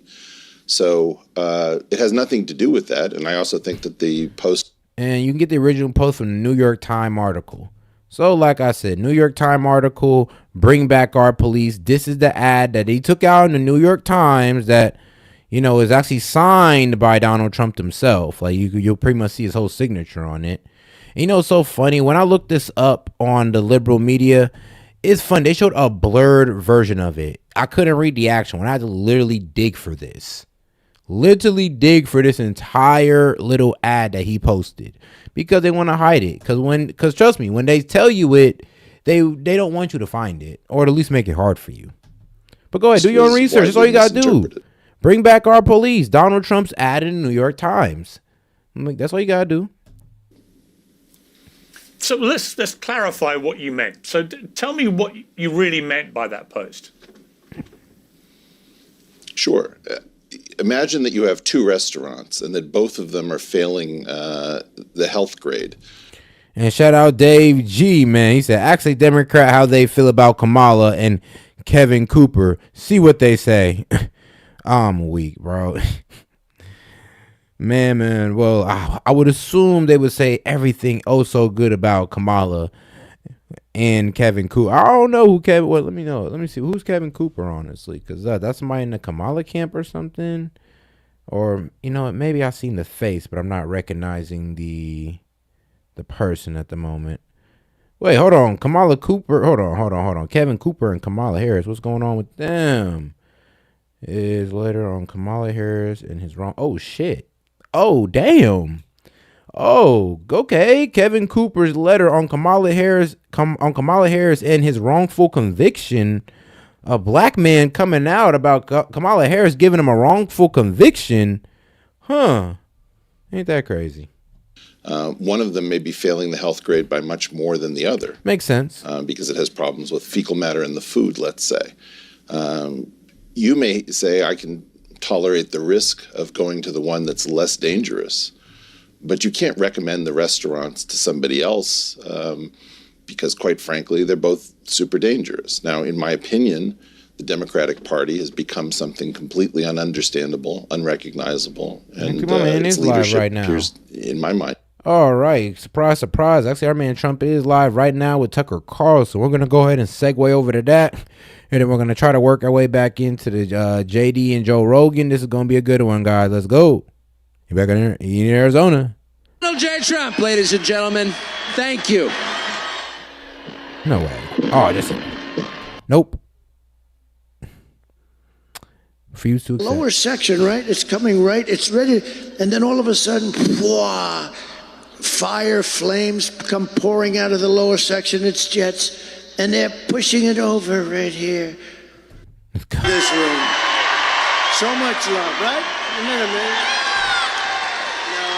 No, it's pretty easy. I could have a lot of different, I have a lot of alternatives. I could be in a beautiful beach with the waves hitting me in the face and all that boring stuff. Right back, chat. And I've been there, and you get very bored pretty easily. I have one thing in mind. It's called make And make sure to like the video, guys. Go ahead and double tap the screen. Let's get more people in the conversation, man. Let's go. America great again. That's all I think about. Amen. But was there ever a moment, I mean, I don't want to go through the litany, but I was thinking about it today, because every person in this room has followed this so carefully. But if you make a list of all the attacks, some of which are just mind-boggling in their viciousness and unfairness, culminating with being shot, was there ever a moment where you just thought, come on, this is too much? You like not to think about that, honestly, and there are moments when you don't feel so good about things, but you try not to do that. You try not to, I always like to look forward. I don't like to look so much in the present. I don't like to look in the past so much, other than you have to learn from the past. It's history, you have to learn, otherwise you're a very foolish person. But I like to look forward. I like to think of the positive. I think you have to have a sort of the power of positive thinking in a way, and I don't know, it's just a mission that I'm on. I felt we did great in the first election, 2016. We did much better in the second election. Bad things happened. Bad things happened. And had I not done well in the second, I would have said, all right, that's it, because, you wouldn't have done well. But I knew how well we did. And now, she said, you're right about that. But, no, but if I didn't do, we got millions and millions more votes in the second election, which rarely happens to a president. Usually they get less. Almost all the time they get less. Obama got less. Barack Hussein Obama, he got a lot less. And had we not done well, but I knew how well we did, and I said, well, let's see how they do. And I waited around for a year, and I looked at these people, and Biden was grossly incompetent. I saw that. His vice president wasn't even a discussion. She came in last. She was the first one to get out of the Democrat primary. She was, I guess, number 22. I think there were 22 people, and she was the last. She was the last or first out, if you want to look at it that way. She never got to Iowa.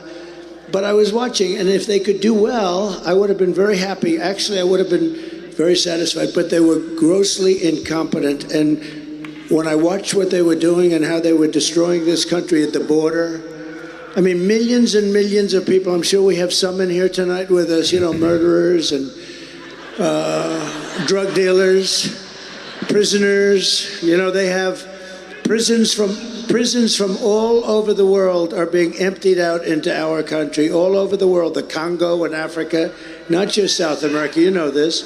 They're opening up their prisons and they're bringing them into our country. Anyway, so I watched other things too. Afghanistan, you take a look at Afghanistan, what happened with Afghanistan, how bad that was.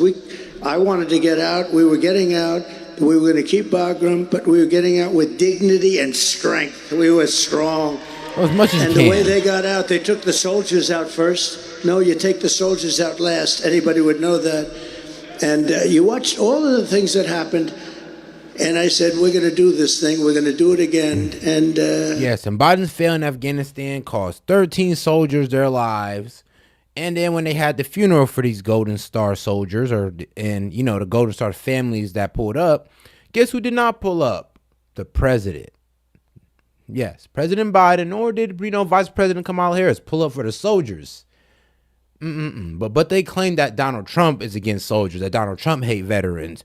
But, they've been selling out veterans and the American people, well, since day one, apparently. Since day one, since the mandates. Since the COVID mandate, since the COVID vaccine mandates, yeah, that's when Biden started selling out the military, because y'all had those mandates, and what did some of y'all do? Exactly. Had to stop doing what y'all love to what? To stand up for your freedom.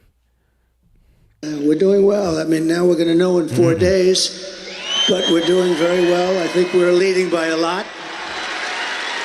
And if we can keep that cheating down, because they're a bunch of cheats, if we can keep that cheating down, we're going to have a tremendous victory. I think it'll go down as one of the greatest victories of all time. So we're going to have an exciting time. We're going to have an exciting time. So you were in New Mexico the other day. New Mexico is considered a pretty blue state. Yeah. What were you doing there?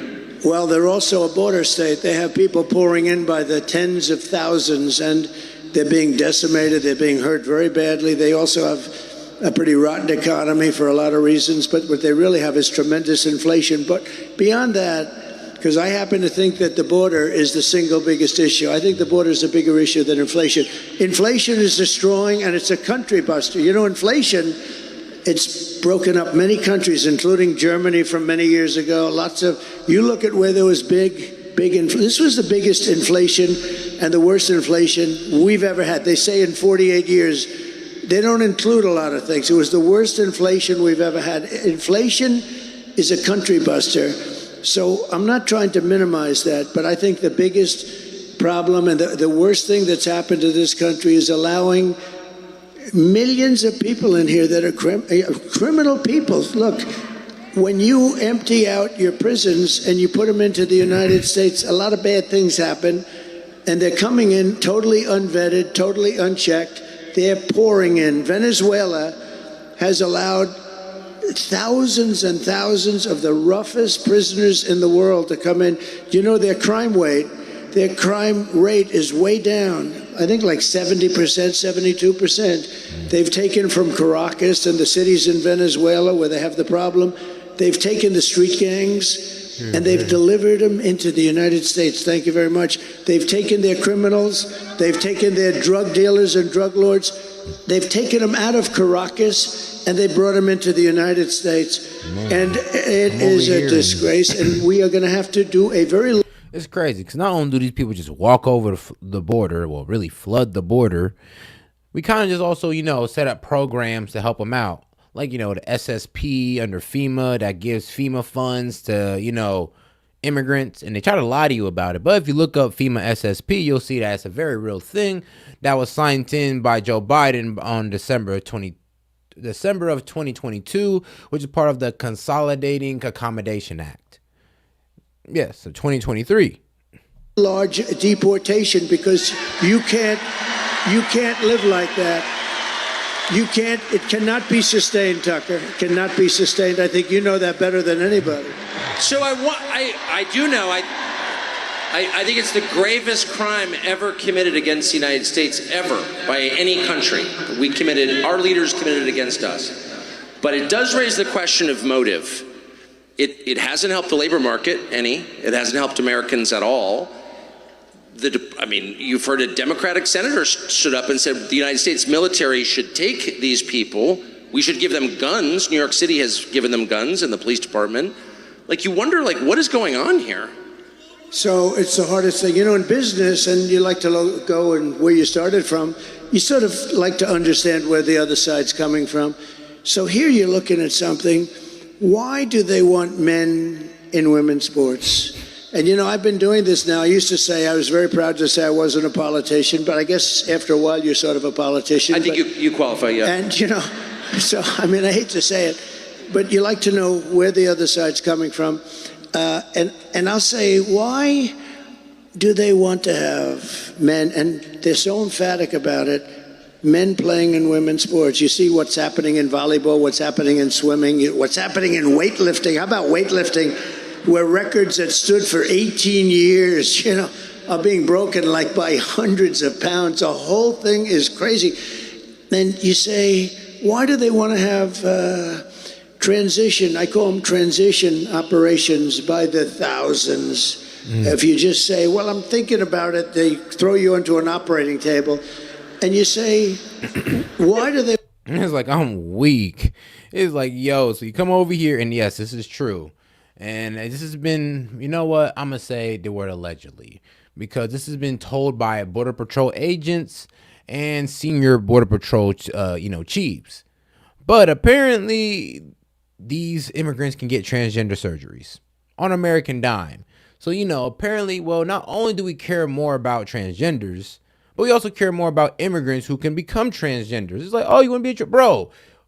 But not only are you an illegal immigrant, but you want to be transgender? Oh man, trust me, you'll do just fine, America. We bro, y'all are the fad right now, okay? It's like y'all can do anything you want, bro. Look. Being here as an immigrant, you can damn do whatever you want. But you being a transgender immigrant, I mean, bro, you are the shining light of what it means to be a liberal.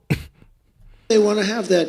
Who wants that? Who wants to have open borders, they're all the same thing. They don't make any sense. We're the party of common sense, right? Because I think we're really the party of common sense. And there can only be a couple of reasons. Number one, they're stupid. Well, they're not stupid because you can't be stupid. No, but you can't be stupid and be that good at cheating on elections, okay? Because they're great at that. So they could be stupid. They could also hate our country. They could hate our country. They may hate our country. They may not even know it. And it's so crazy. I could actually show you the Border Patrol agents who say this stuff, but you still wouldn't believe me. You say they're lying. So it's like at a certain point, I would urge you to go look it up yourself so you can come to it by yourself. Because if I show it to you, hey, you give somebody something for free and they disrespect it. But if they go out there and, catch it for themselves, they're more likely to, be receptive to it. So, go out there and find it yourself. A lot of people don't know it, but I can show you. But and the other thing is they want to cheat on elections by signing these people up. And they are trying to sign people up. They're trying to sign people up that don't even know what country they're in, okay? So that's the other thing. So it's one of those three things. Nobody really knows. But you'd say, okay, so I've been doing this for a while. I've never had anybody, I've had people come up and say, gee, it would be great if you could get the taxes down. Gee, it would be great if you could do this. It would be hundreds of things. Nobody's ever come up to me and said, why not? It's really important to me that we allow men to play in women's sports. Nobody. Nobody. And yet, it's such a big deal. It's such a big deal. Wait, so you think the point may be just to destroy, just to break the country? It could be they hate our country. I mean, they may hate our country. And we deal with real scum. I mean, like a guy like Adam Shifty Schiff. He's a sleazebag. And he's probably going to be a senator, if you can believe it. But I call him Watermelon Head. He has no, he's unattractive, both inside and out. That is, no, but this is a really bad guy. This is a dishonest guy, not a dumb guy at all. He's got the smallest neck I've ever seen on a human being. He will never be a football player, I can tell you. But he's a smart guy, but he's just a sleazebag. There's nothing else you can. I'll give you, should I give you a little example? I hope you will. I'm really enjoying this a lot. This gentleman happens to like my son, Don, I think, because he likes you. Now, maybe you don't, but he likes you. I have a son, Don, who's a good guy. He's a good guy. He's a wild man. A little wild. I would say he's a little wild. In a good way. But in a good way. He's a very good kid. And I read about, all of a sudden, he's involved with Russia. I said, but I know him so well. He's my boy. I know exactly. He knows less about Russia than the cameraman that's sitting right there who's never been. Don doesn't know anything about Russia. But one day, about, 3 years before, they met, a whole group of people met with a Russian lawyer having to do with the Novitsky Act or something, having to do with child adoption. Crazy. But she was a Russian. Now, everybody in Congress knew this woman. But anyway, they go after him. Now, think of this. Russia was a major hoax. Okay, it's now been adjudged to be a total major hoax. We had the Mueller Commission. We had everybody. It was a hoax. It was made up to justify why Hillary Clinton lost the election, which she wasn't supposed to lose. It was a totally, and it was made up by Schiff and Hillary and some other just total sleazeballs. And what happened is the fake news media, which is back there, you do know that, they're always around someplace. Man, yes, they are. Yes, they are. But here I come to painstakingly prove a point, regardless of how disturbing it is. But I got y'all, though. I got y'all. I got y'all. Right. So, transgender migrant seeks asylum in the U.S. Voice of America. U.S. transgender woman abused. U.S. transgender woman abused in immigration detention. So, yeah, they caught a transgender, catching transgenders and including asylum seekers who have come to the U.S. seeking protections. Transgender immigrants that we're letting in. So when y'all say, oh, there's no transgender immigrant, no Border Patrol agent will say that. And yeah, well, what about Voice of America? What about Human Rights Watch? What about them? Let's get into these guys real quick. No, don't run now. No, don't run now. Bring your ass back here, boy. So let's get into this. Because it's kind of crazy. Really, transgenders. Interesting people. Man.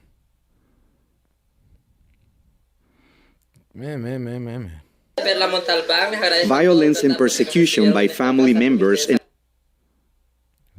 local police were the main reasons trans woman Perla and Carla had to leave Honduras. I'm a trans woman. I worked on the streets looking for money. I had to leave my country because of constant police and criminal gang persecution and people who discriminated against me. At least 267,000 members of the Central American LGBTQI community live in the United States because of discrimination and violence in their countries of origin. Oh, yes, and some of them are coming over here and even getting the complete gender surgery.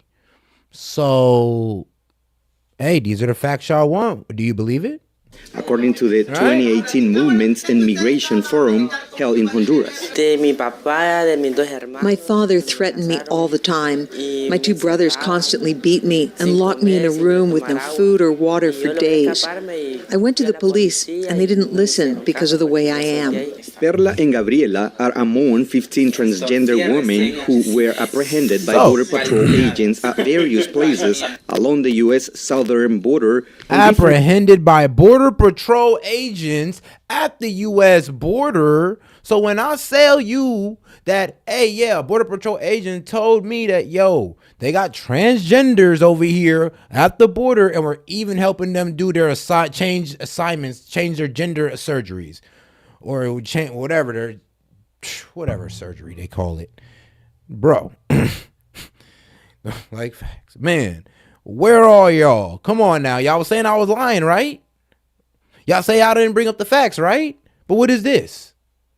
But what is this, though? And Gabriela are among 15 transgender women who were apprehended by Border Patrol agents at various places along the U.S. southern border on different days in February and held in the same detention center. They came with caravans that were walking towards the United States southern border. The journey was very hard, sleeping on the street. Sometimes we found where to sleep and sometimes we didn't. But it never crossed my mind to go back, just forward. The group was held in Immigration and Customs Enforcement South Texas Detention Center until Ruby Corrado, director of Casa Ruby, a non-profit organization in Washington, D.C. that helps victims of violence, agreed to sponsor the group. We are working with 15 people who are surviving. And like I said, one, they're asylum seekers too, and we're paying for their gender affirming care. Yes, they want to be transgender, they want to get put on the puberty blockers, and we're paying for it. Go look it up. I promise you, they're coming over here, asylum seeker. Now they can go ahead and get their gender affirming care, right? And we're paying for it. Isn't that exactly what I said? They're able to come over here, and even if they're transgender or they were thinking about just gay and thinking about being transgender, they can have it done on our tax dollar right here. Survivors of the conditions that the LGBTQI community endures in those countries. We offer them a roof, breakfast, food, mental health, help with HIV treatment and identification, access to health services. If I prove this part to be true, that there are transgenders, migrants coming over the border, if I prove that part to be true, come on now. Could not the rest be true? Go ahead, look it up for yourself. This is why I'm only going to give you the breadcrumbs. You got to chase the trail, my friend. It's like, I can't give you the whole answer here. Services, housing, and learning English. Even though the Trump administration has tightened regulations to request asylum, most of the group hopes they can apply for it. Immigration lawyer Diego Ferreira explains via Skype, if they are fleeing persecution and have a reasonable fear, they can apply for it, but some of them are not familiar of those rights. Being aware of their rights, including the right to apply for this type of relief, and being able to identify and access these available resources, that becomes a challenge. And I think that that's something we're seeing basically across the immigrant community. Some of them fear for their lives without asylum in the U.S. And y'all see, chat, what they say? What did they just say? Oh, there's no transgenders coming in. We're not paying for surgeries. There's no transgenders coming in over the border. What are you talking about? I'm like, really now? Really?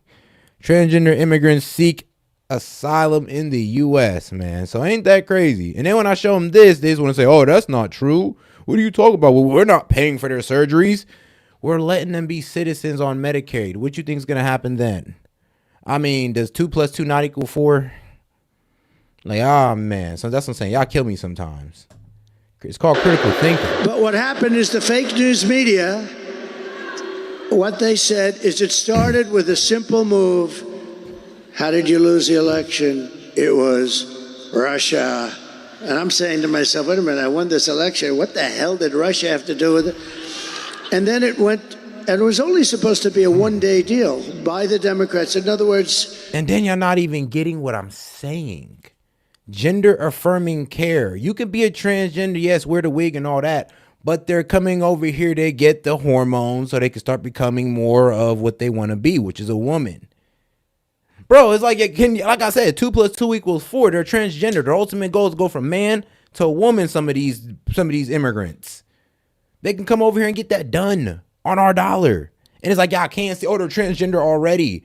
Oh, well, guess what? They're coming over here so they can become the full thing. It's like, bro, it's a little bit of critical thinking, guys. It's a little bit of critical thinking. And yeah, there's transgenders all over the world, but you know, we got the Pacific, we got these ones that's just crossing our borders and illegally, and we don't want them in here. But you know, due to the TPS program, Biden got them in here. It was gonna, but the press picked it up and they liked it. They like, ooh, Russia, that sounds good. You covered it better than ever. You were funny. He'd go, Russia, Russia, Russia. He'd go crazy. But it drove you crazy, didn't it? Because you knew it was such a hoax. Insane, and all these people I knew believed it. It was such a hoax. They actually tried starting it up about 2 months ago. Did you see? It flopped. This time, the press just couldn't get away with it. I'll tell you about our lawsuit having to do with the Pulitzer. You know, we brought a lawsuit against, because they said the New York Times, Washington Post, they got the Pulitzer Prize for accurate and beautiful reporting on the Russia hoax, you know, the whole thing. And I sued them, and it's doing very well, by the way. I want the reporters to give back their awards because they were wrong. There were plenty of guys that were right, like you and Sean, and there were plenty of guys that were right. But so I said, but here's the thing. So with shifty shift, see, that's the weave. See, we start. Now I gotta lay into it just a little bit harder, just a little bit, guys.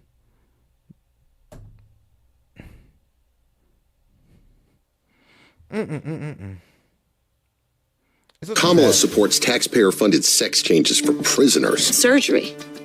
For prisoners. For prisoners, every transgender inmate in the prison system would have access. It's hard to believe, but it's true. Even the liberal media was shocked Kamala supports taxpayer-funded sex changes for prisoners and illegal aliens. Every transgender inmate would have access. Kamala's for they, them. President Trump is for you. I'm Donald J. Trump, and I approve this. Every transgender. All right, 2019 ACLU questionnaire. Let's see here. We will all have access to a comprehensive treatment associated with gender transition, including all necessary special cares. So, yeah. What I tell you? What the fuck? I mean, like, bro, I'm not lying to y'all. You think I'm just saying this to sound funny? You think I'm saying this because it sounds like, I don't know, like off the wall? I'm not even trying to sound off the wall. I'm not trying to be bombastic or anything like that. I'm just saying it bluntly because that's what it is. This is what it is. She literally said it, and she said it Transform America. It's a trans organization that's, pro-American. Look, transgender equality is right there in the back. She's pretty much supporting this. Kamala supports taxpayer-funded sex changes for prisoners. Surgery. For prisoners. For prisoners. Every transgender inmate in the prison system would have access. It's hard to believe, but it's true. Even the liberal media was shocked Kamala supports taxpayer-funded sex changes for prisoners and illegal aliens. Every transgender inmate would have access. Kamala's for they, them. President Trump is for you. I'm Donald J. Trump, and I approve this message. You know what? I may have to pat myself on the back because I am cooking at this point. I'm cooking at this point. Ain't no way I'm cooking like this. I didn't even expect to start chefing up like this. My bad. Start. You know about the weave, right? Start. As long as you come back to the right location. So what happens? You understand that? Yeah. Somebody said, does he ramble? I said, I don't ramble. I do the weave. I cover many, many subjects. And you always come back to the right. That's genius. There's a difference between rambling and genius. Okay. So now getting back to the point. So I have a son, Don, a good guy, knows nothing about Russia, that has zero. Okay, hold on. One more time just to drill it home because I'm just such an asshole about this. I'm sorry. But when I try to give people the truth and they try to say, oh, you're lying, I'm like, oh, really? Am I? Well, one more time for y'all. Did you know that California is offering free gender changes to undocumented immigrants? Hi, I'm immigration attorney Angelica Jimenez, and before January 1st of this year, a program was reserved for low-income individuals and families and undocumented immigrants who were only able to access emergency and pregnancy-related health care. Now, however, surgical and non-surgical procedures for gender reassignment surgeries are covered. This will cost California taxpayers an estimated $3.1 billion. What do you think about this change? Follow us for more. Did you know that California is offering free gender changes to undocumented immigrants? Hi, I'm immigration attorney Angelica Jimenez, and before January 1st of this year, a program was reserved for low-income individuals and families and undocumented immigrants who were only able to access emergency and pregnancy-related health care. Now, however, surgical and non-surgical procedures for gender reassignment surgeries are covered. This will cost California taxpayers an estimated $3.1 billion. What do you think about this change? Follow us for more. Did you know that California is offering free gender changes to undocumented immigrants? Hi, I'm immigration attorney Angelica Jimenez, and before January 1st of this year... I'm done. I'm sorry. I just had to drill that home. Because what did I tell you? They're coming over here and everybody get transgender surgeries. But no, Sean, you're lying. Oh, I'm sorry. Sorry, S.E.T. You are lying to us. S.E.T. You're lying to us. So come on, S.E.T. You're misinformed. You're spreading misinformation, S.E.T. Well, a lawyer from California just told you. The Kamala Harris, she literally just told you she supported it from the ad. I mean, what else y'all need to hear? Y'all still gonna call that a lie? Come on. Let's be real. Yes, we are paying for immigrants. Yes, we are paying for undocumented immigrants, illegal immigrants, transgender surgeries. Like, yes, it's been definitively proven at this point now. You're welcome. And I didn't even want to prove it. God damn it, man, y'all. And they went through millions of phone calls. There wasn't one call to Russia, et cetera, et cetera. Yes. So Schiff, Adam Schiff, a real sleazebag. He's at an intelligence meeting, and he's not supposed to be talking, but wherever he goes, the press is out there standing because he's provocative or whatever the hell, or because they figure they'll get something bad on me, which is probably much more accurate. So Schiff comes out. Now think of this, how bad a person you have to be. I have a son, and I love my son. I love all my children. You love your children. I mean, there are a couple of people that, who doesn't love their children? There'll be about 20 people out there. But I have a son, and I love my son. And he's a good boy. He's a good guy. You know, Eric, you know, Barron. I love my kids. I have good kids. Oh, and Castro, Daniel, yeah, I'm trying to click on this, and I think they might have took down the X post. They might have taken it down. Hey, but whatever you be find on X, man, they be striking that mug. Yes. Go on.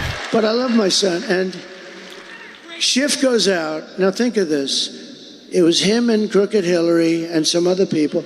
They conceived of this hoax. And can you play the hilarious video Loza did send to you? All right, got you. No problem, Steph. So they know Appreciate it's a you, hoax. Steph. They know it's not real because it's a made-up story that they conceived, and, they spied on my campaign, all this stuff. But they conceived of the story, so he knows the story is false. And yet he leaves an intelligence meeting, goes to the press, which is waiting outside, a lot of press, and he says something to the effect, Donald Trump Jr., the son of the President of the United States, will be going to jail. He will spend many years in prison for what he's done to our nation. And think of how bad you have to be.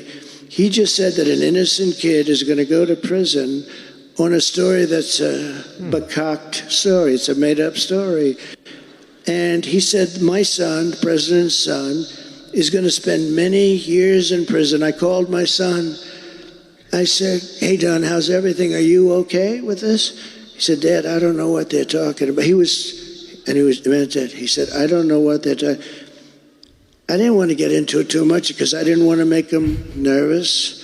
And I said, well, you don't know anything about Russia, do you? He said, Dad, I don't know anything. I have nothing. I don't know what they're talking about. So think of this. It turned out the Mueller report, and I tell you, it was an amazing thing that happened because I had 18 radical left lunatics, and I had Mueller who didn't know where the hell he was, okay? Wow. You saw that in the hearings. But think of this. All right, and shout out Seth, man. I do got to play this for my girl, man. Appreciate you, Seth. Supporter, mod, holding it down. Gots to. Happy Halloween, guys. This should be a good one. All right. You think you're going to win the election, don't you? You Kamala Harris fans got some fucked up stuff coming.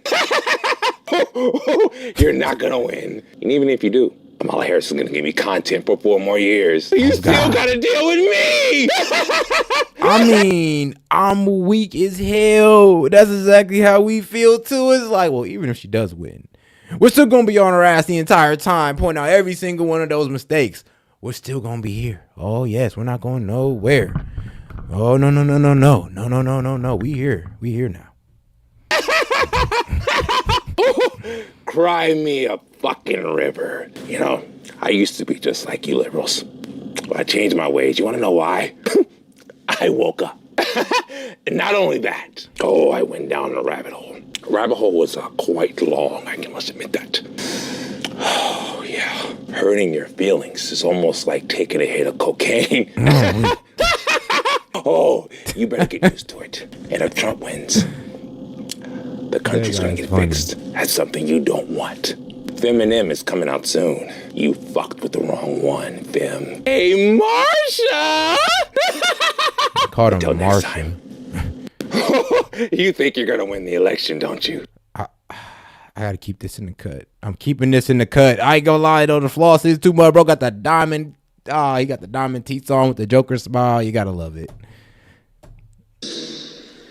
I had no chance. It was a stacked court, but I had an angel in that court. I had somebody that wouldn't allow them to do what. But actually, hold on. Let's go ahead and clear over to the Joe Rogan one. Well, that's true. JD Vance and Joe Rogan, where we're going to go ahead and get right back into it. He's trying to. And shout out Chris Hogan, man. If Kamala was an intelligent candidate, a Tulsi Gabbard or Condoleezza Rice, a lot of us wouldn't have had a problem voting for her. Oh, God. Well, let's be real. Like, I know who Tulsi Gabbard is. I don't know about Miss Rice, but pretty sure she's way better than Kamala. I'll take your word on that, Chris. I'll take your word on that. But everybody, the problem is you look at him and you go, hey. Hey.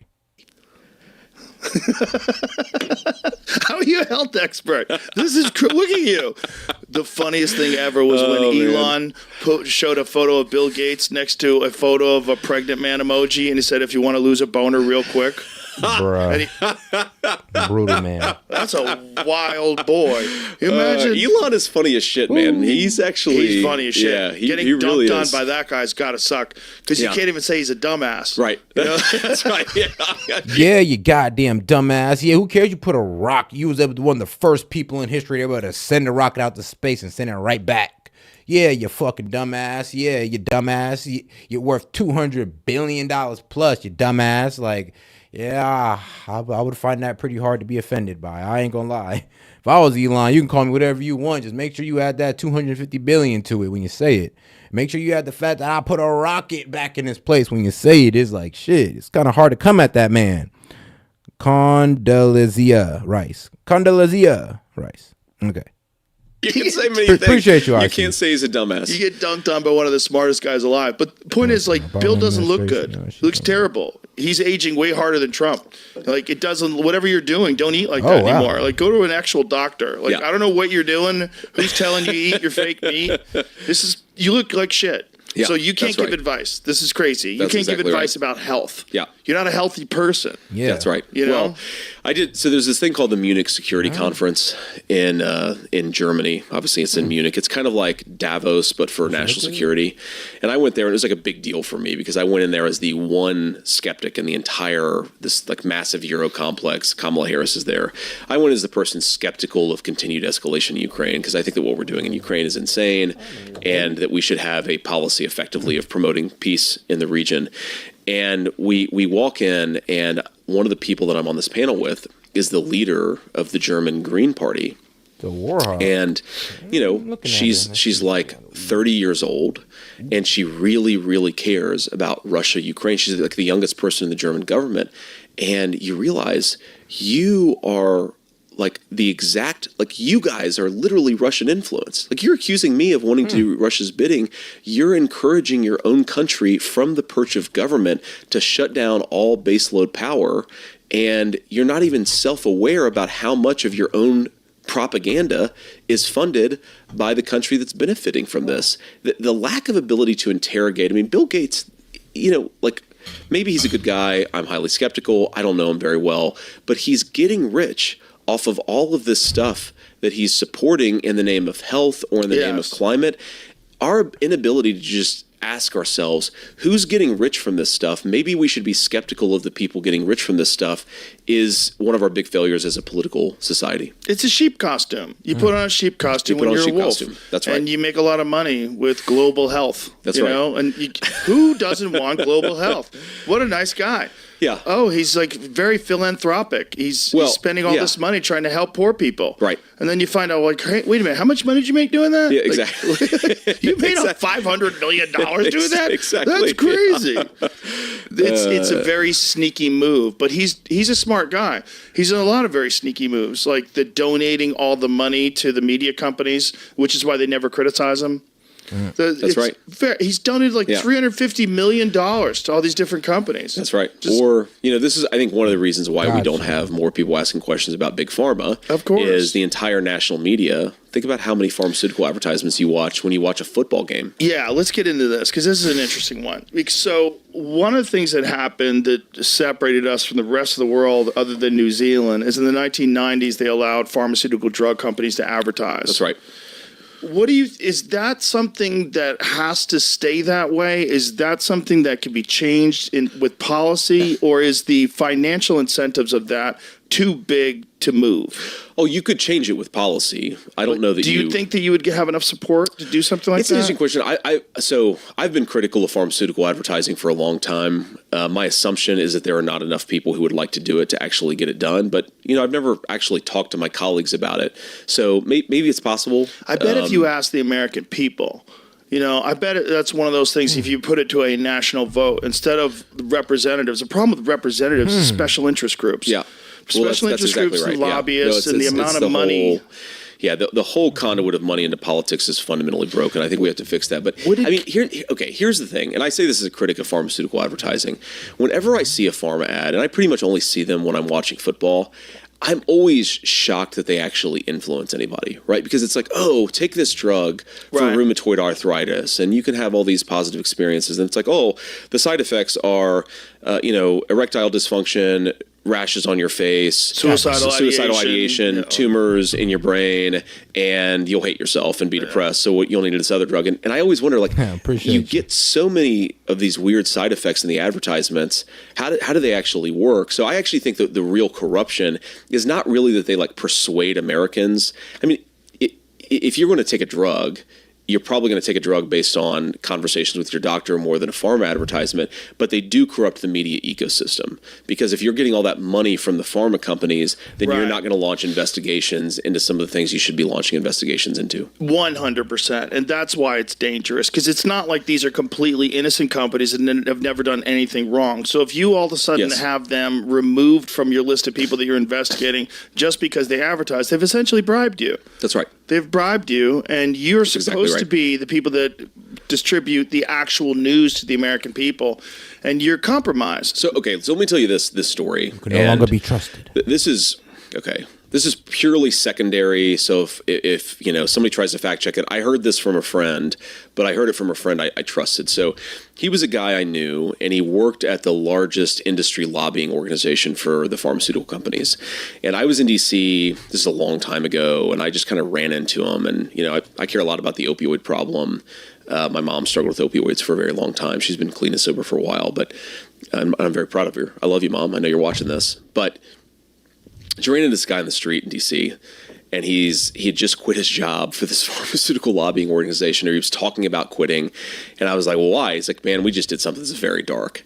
And basically what they had figured out is because American Indian tribes, Native Americans, have tribal sovereignty.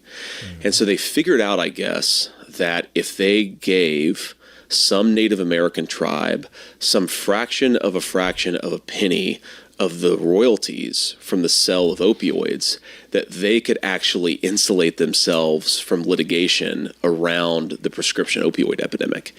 And I guess this guy was just like, thought it was so dirty that he was like, I can't work for this organization anymore. And I was like, holy shit, that is some pretty dark stuff. So you guys are giving some Native American tribe like pennies so that you can insulate yourself from pharmaceutical litigation. I'd be very curious. I should follow up on this to see if that actually happened. But again, just to be clear, if the media tries to fact check me, this is what I heard from a friend. Let's let Jamie fact check it right Jamie, now. I'm very curious if this actually happened. Look into it, because but I think it did happen, because I saw the look on this guy's face, and he was like, "Man, this is some pretty dark stuff." That's crazy. Yeah, man, but that's how corporations behave. We were just the trigonometry guys were on here yesterday, and we were talking about it. That corporations behave like psychopaths. Like there's a book about it. It's like they describe how this endless pursuit of. It really, you know what it is, Jamie? Whenever I move the mic, try it now. Tell me now. Pharmaceutical companies using. Giving royalty streams to Native American tribes to insulate themselves from lawsuits. Anyway, yeah, it's very scary stuff. This is like one of the things that I think is genuinely different about, and I don't want to get too partisan political here, but about Donald Trump's Republican Party obviously, like, there are corporations that we're more pro certain businesses, and we tend to be more anti certain businesses, like, for example, big tech. I hate big tech. We can get into that later. But fundamentally, I think President Trump has changed the mindset of the Republican Party to where it was like instinctively always pro-corporate. We're now sometimes willing to ask, well, is this corporation's interest in the American interest? Yeah, honestly, it's the military-industrial complex interest versus the American people interest. And that's the problem with the Democrats. They've been leaning too much toward the military-industrial complex. And it's kind of funny because it's like they jumped from the Republican Party. They jumped off Bush and then jumped straight to Obama effortlessly. And then we had a break with it with Trump. We had a whole stop in their agenda. And now it kind of seems like they're trying to do anything to get back to the agenda. Like, there was this famous quote, I believe, from the leadership of GM back in the 1950s, that General Motors' interest is America's interest. And I'm probably butchering the quote, but sort of paraphrased. Can anybody really in 2024 say that Google's interest is America's interest, or Apple, which employs thousands of slaves in Shenzhen, is Apple's interest is America's interest? Like, I just don't. That's ridiculous. And the fact that we're at least somewhat skeptical of corporate power in the Republican Party, I think is a very good trend for us. It is kind of weird that one of the wokest companies, if you thought about like woke companies and like super progressive and like on the right side of everything, Apple's like one of the best ones. And they have phones that are made by slaves. Yeah. Basically. Like the people. Like definitionally. Yeah. The people they put nets around the building because so many of them were jumping to their deaths. Yes. Instead of fixing the work conditions, they just go, That's right. put up some nets. Yeah, put up some nets so that people can't commit suicide. The crazy thing is, you still, like, all these like progressive people are using these devices to talk about like important social issues. Oh yeah, well, and talking about distractions, right? The distraction politics versus real politics. Yes. If Apple says #BLM and gives a few $1 million to a trans rights organization, then the entire political left ignores that they're profiting off of slave labor. It's bizarre. Now, it's why crazy. can't Apple? Oh, here it is. Strange Bedfellows, Native American. Yo, that is funny. It's like, yo, hold on. Apple endorses Kamala. Doesn't that mean Kamala is being endorsed by slave labor? Well, unintentionally. I'm pretty sure it's not her intentions. Of course, I wouldn't put that on her. But yeah, that is kind of what it means. Unintentionally, though. Unintentionally. Tribes, big pharma, okay, so this and is the like a real, legitimacy of their alliance. Wow. This is from 2019. So it's Same true. here too. Samson guy. Oh my God. Yeah, this is about you said it's 2019. I was going to say, I think I saw that guy in like 2018. It's so gross. It's so it's gross. crazy, man. It's so sick. But it's what we were talking about. If you allow these corporations, look, they have an obligation to their shareholders. They have to make more money. Sure. What's the best way to make more money? Not get sued. What's the best way to not get sued?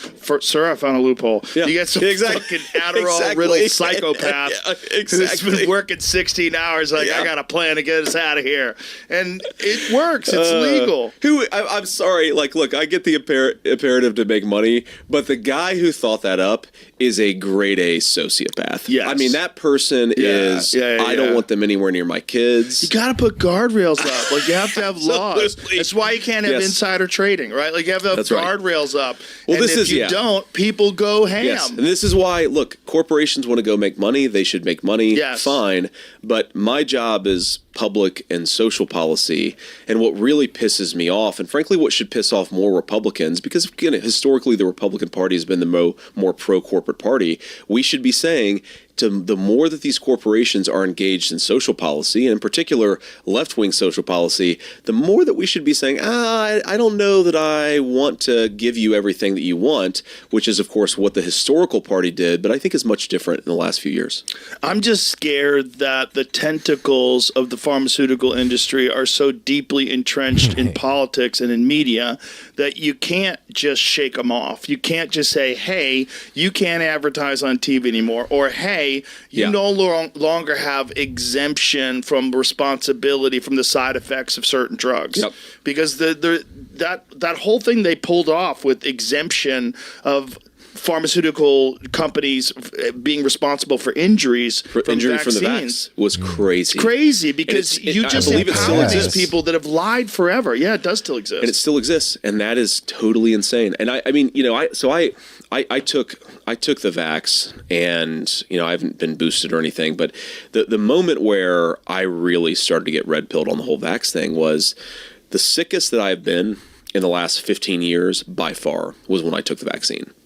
And I've had COVID at this point 5 times. I was in bed for 2 days. My heart was racing. I was like, the fact that we're not even allowed to talk about that, even, no like serious injury, but even the fact that we're not even allowed to talk about the fact that I was as sick as I've ever been for 2 days, and the worst COVID experience I had was like a sinus infection. I'm not really willing to trade that.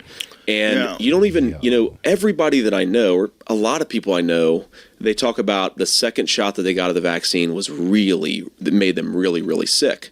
Well, that's a side effect, and not a side effect that we even talk about enough in this country. No, it's also, again, we're talking about companies that have a long history of lying and being forced to pay criminal fines, and then we're giving them this exemption from being responsible for any of the side effects. Yeah, and who do you think those big pharma companies donate to politically in 2024? I'll give you a big fat guess. Probably Kamala Harris.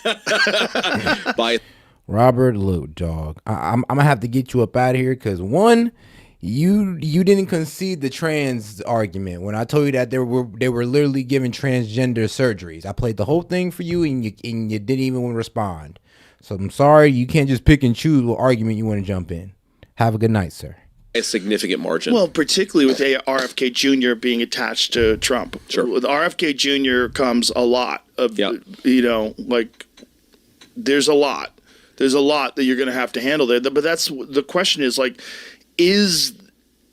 are they so entrenched that it's impossible to these things that disturb us, the fact that they have exemption from any responsibility because of the vaccine, the fact that they have the ability to advertise on television, can those things be removed? Is that a possible thing? I think it's a possible thing, but because I haven't actually done the work to figure out how many of my colleagues would sign on to this, I can't say whether it's like a certain thing or a likely thing or just something that we should be working on. Here's an interesting thought experiment. If there was one thing that we could do to rein in the pharmaceutical companies, like what would it be?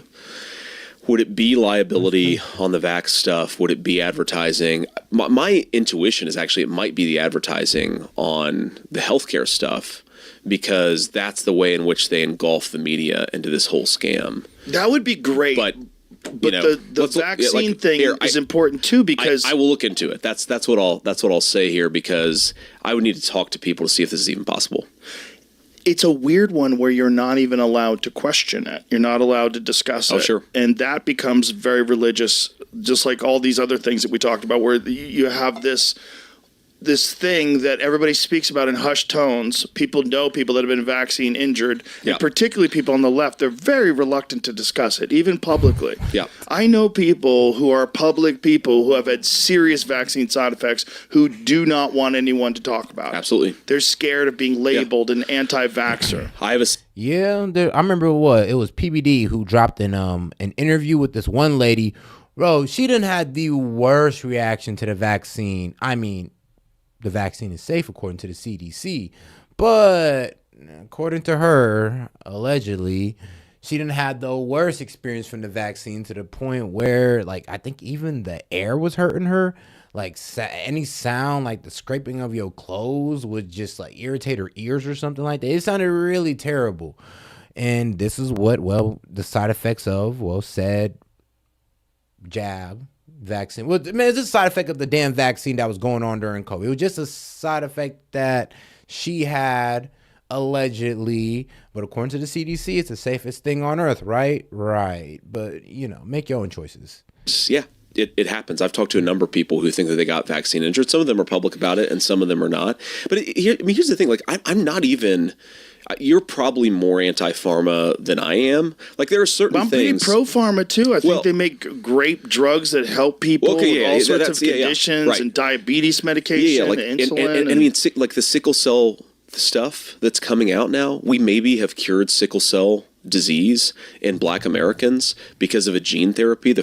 I read about it a couple weeks ago, actually, that the first experimental therapy, and it was hard for the kid who took it, but you had an 11 or 12-year-old Black American just walk out of the hospital, and he's probably cured of sickle cell disease, right? That stuff is amazing. But I actually think that in some ways, what we should be encouraging these companies to do is that, right? Yes. We want them to develop the life-saving drugs. We don't want them to get rich by shielding themselves from liability or working with Native American tribes so that they don't get sued. And I actually think there maybe even is a harmony between those viewpoints, because if they had to get rich by developing life-saving therapeutics, and that's the only way they could get rich, then they'd probably do more of that, right? 100%. But again, that's where public policy comes in, and that's where my job is to make sure that when the pharmaceutical companies get rich, they get rich by curing diseases, not by doing weird psychotic things with Native American tribes. And you can't have this argument that we need exemption from responsibility because otherwise we're not going to be able to profit off of these things. Absolutely. Well, that means you're making stuff that too many people are getting sick from, so they're fucking suing you. Well, that's socialized costs, right? It's one of the biggest problems with corporate America is socialized costs but privatized profits. Right. And what you really want is that you want major American companies, and I'm a believer in the market economy, you want them to absorb the benefits, but also the costs. And that's often what doesn't happen. Like, for example, so I talked about this train disaster in East Palestine, and, the railroad companies hate me because I kind of went on a crusade against them afterwards.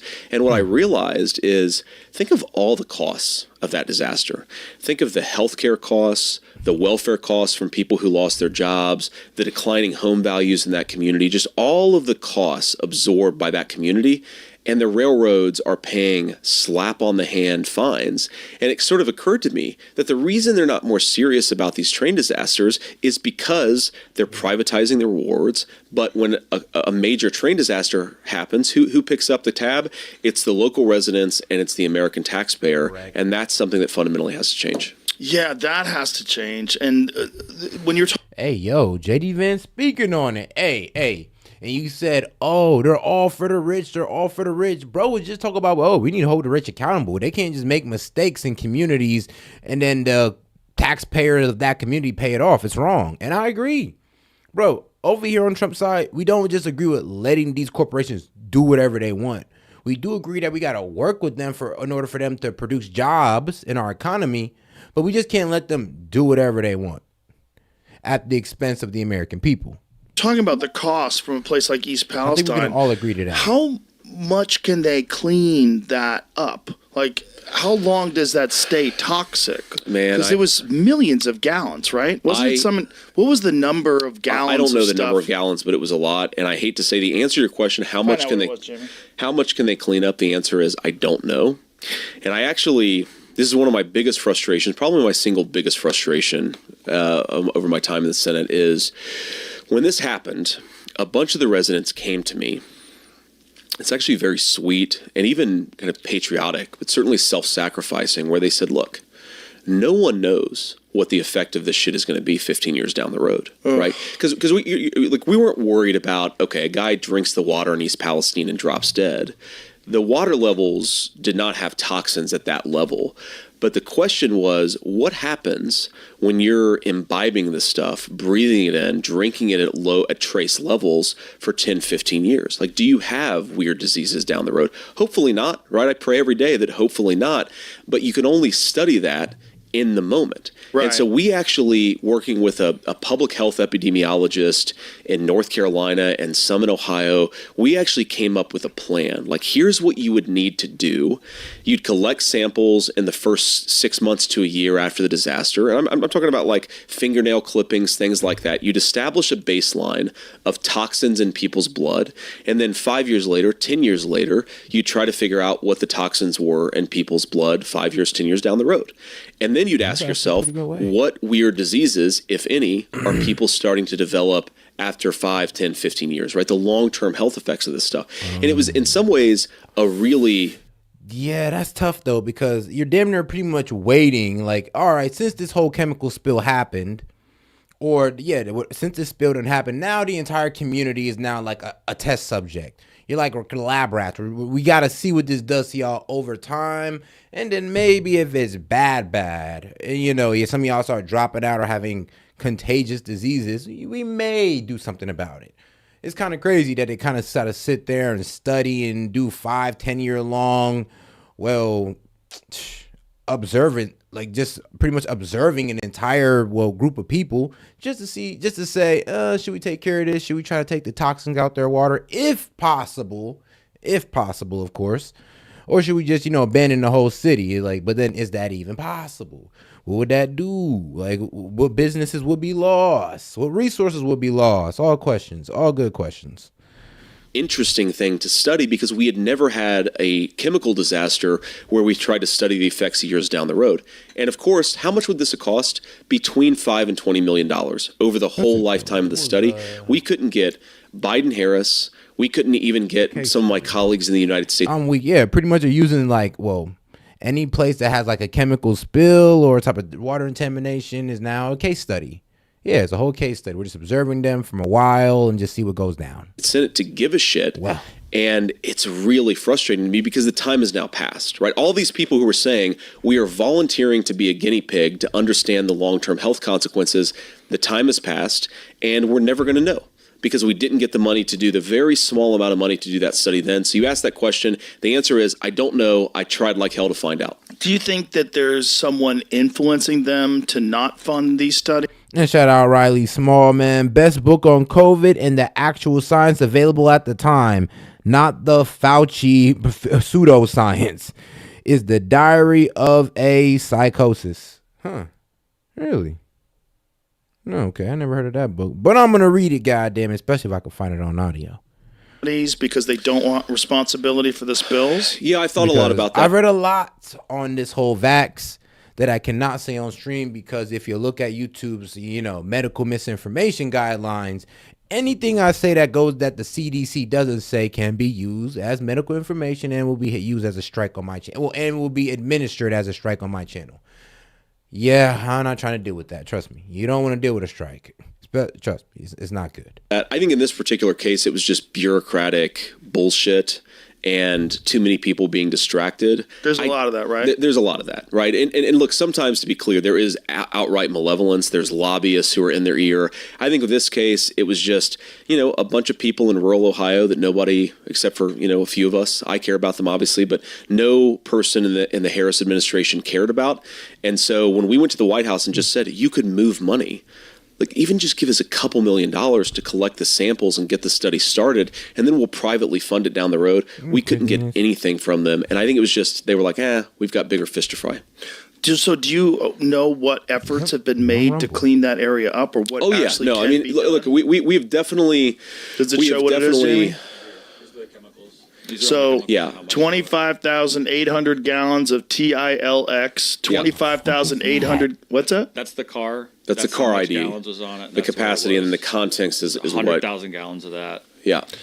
Oh, each car has. Each car had different stuff. Yeah, each car had different stuff. So, what's the total of all of it?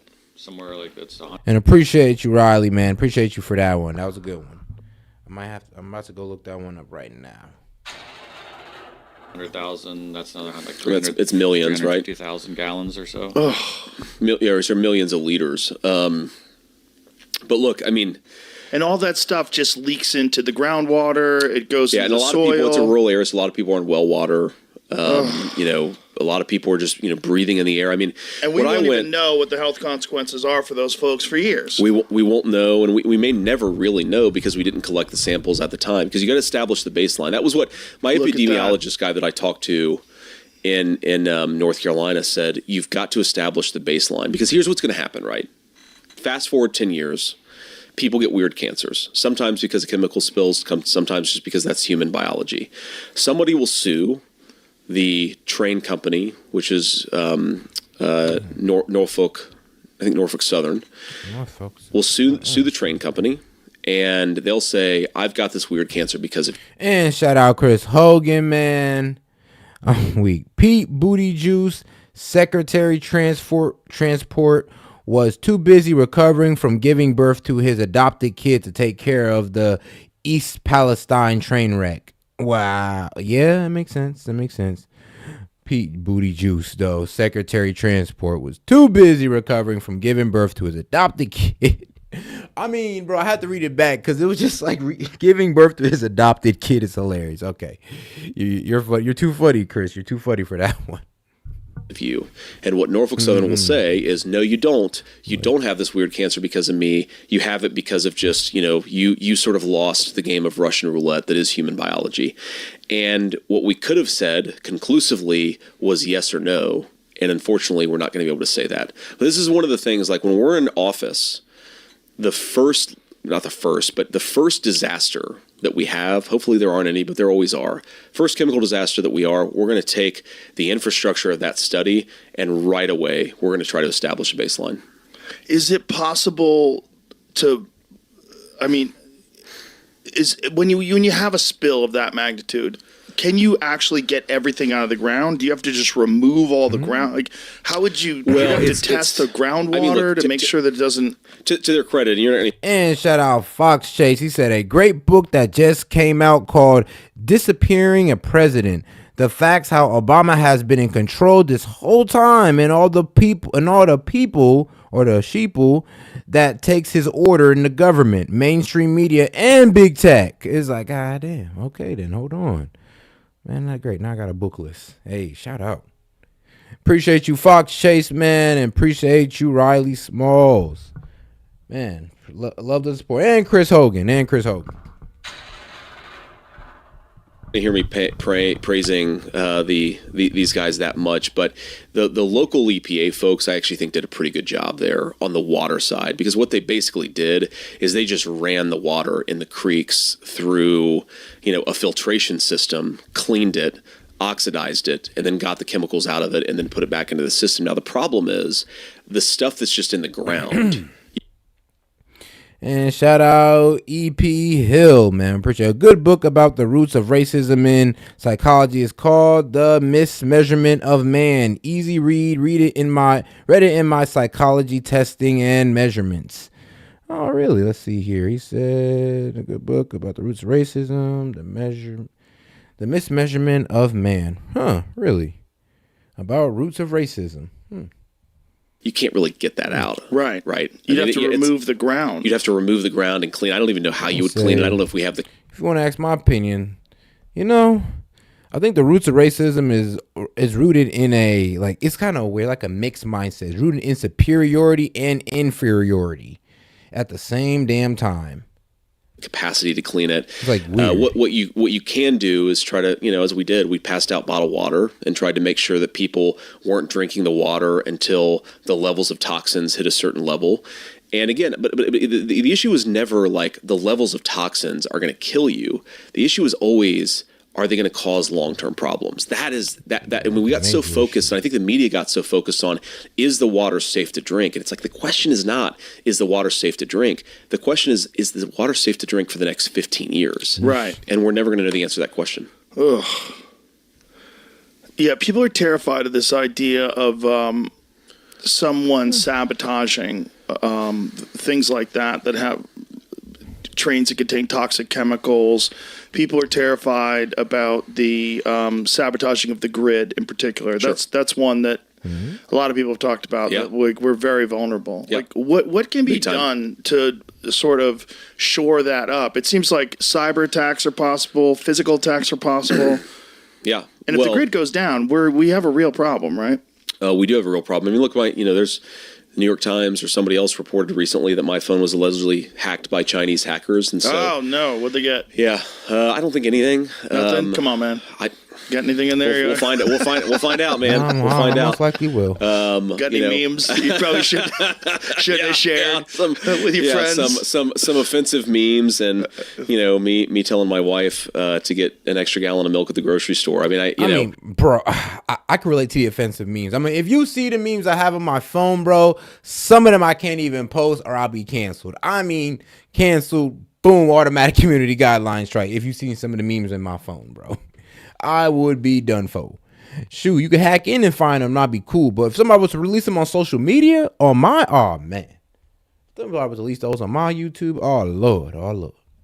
Luckily, I'm a pretty boring guy, so I don't think that they got really anything. That's but, nice. We'll find out. It's nice to be boring if your phone gets hacked. Yeah, that's right. That's right. Well, it also, I mean, it's apparently they couldn't get the encrypted messages that were sent, so I'm pretty careful about like making sure I use Signal and iMessage and all that stuff. That's anyway, great. So I mean, look, maybe they got some stuff. We'll find out eventually. I try not to worry too much about shit I can't control. But one thing that came up, by the way, in that, and I'll go back to your question, is about the grid. One thing that came up in that is the way that they hacked, and it was also President Trump's phone apparently too. The way that they hacked our phones is they used the backdoor telecom infrastructure that had been developed in the wake of the Patriot Act.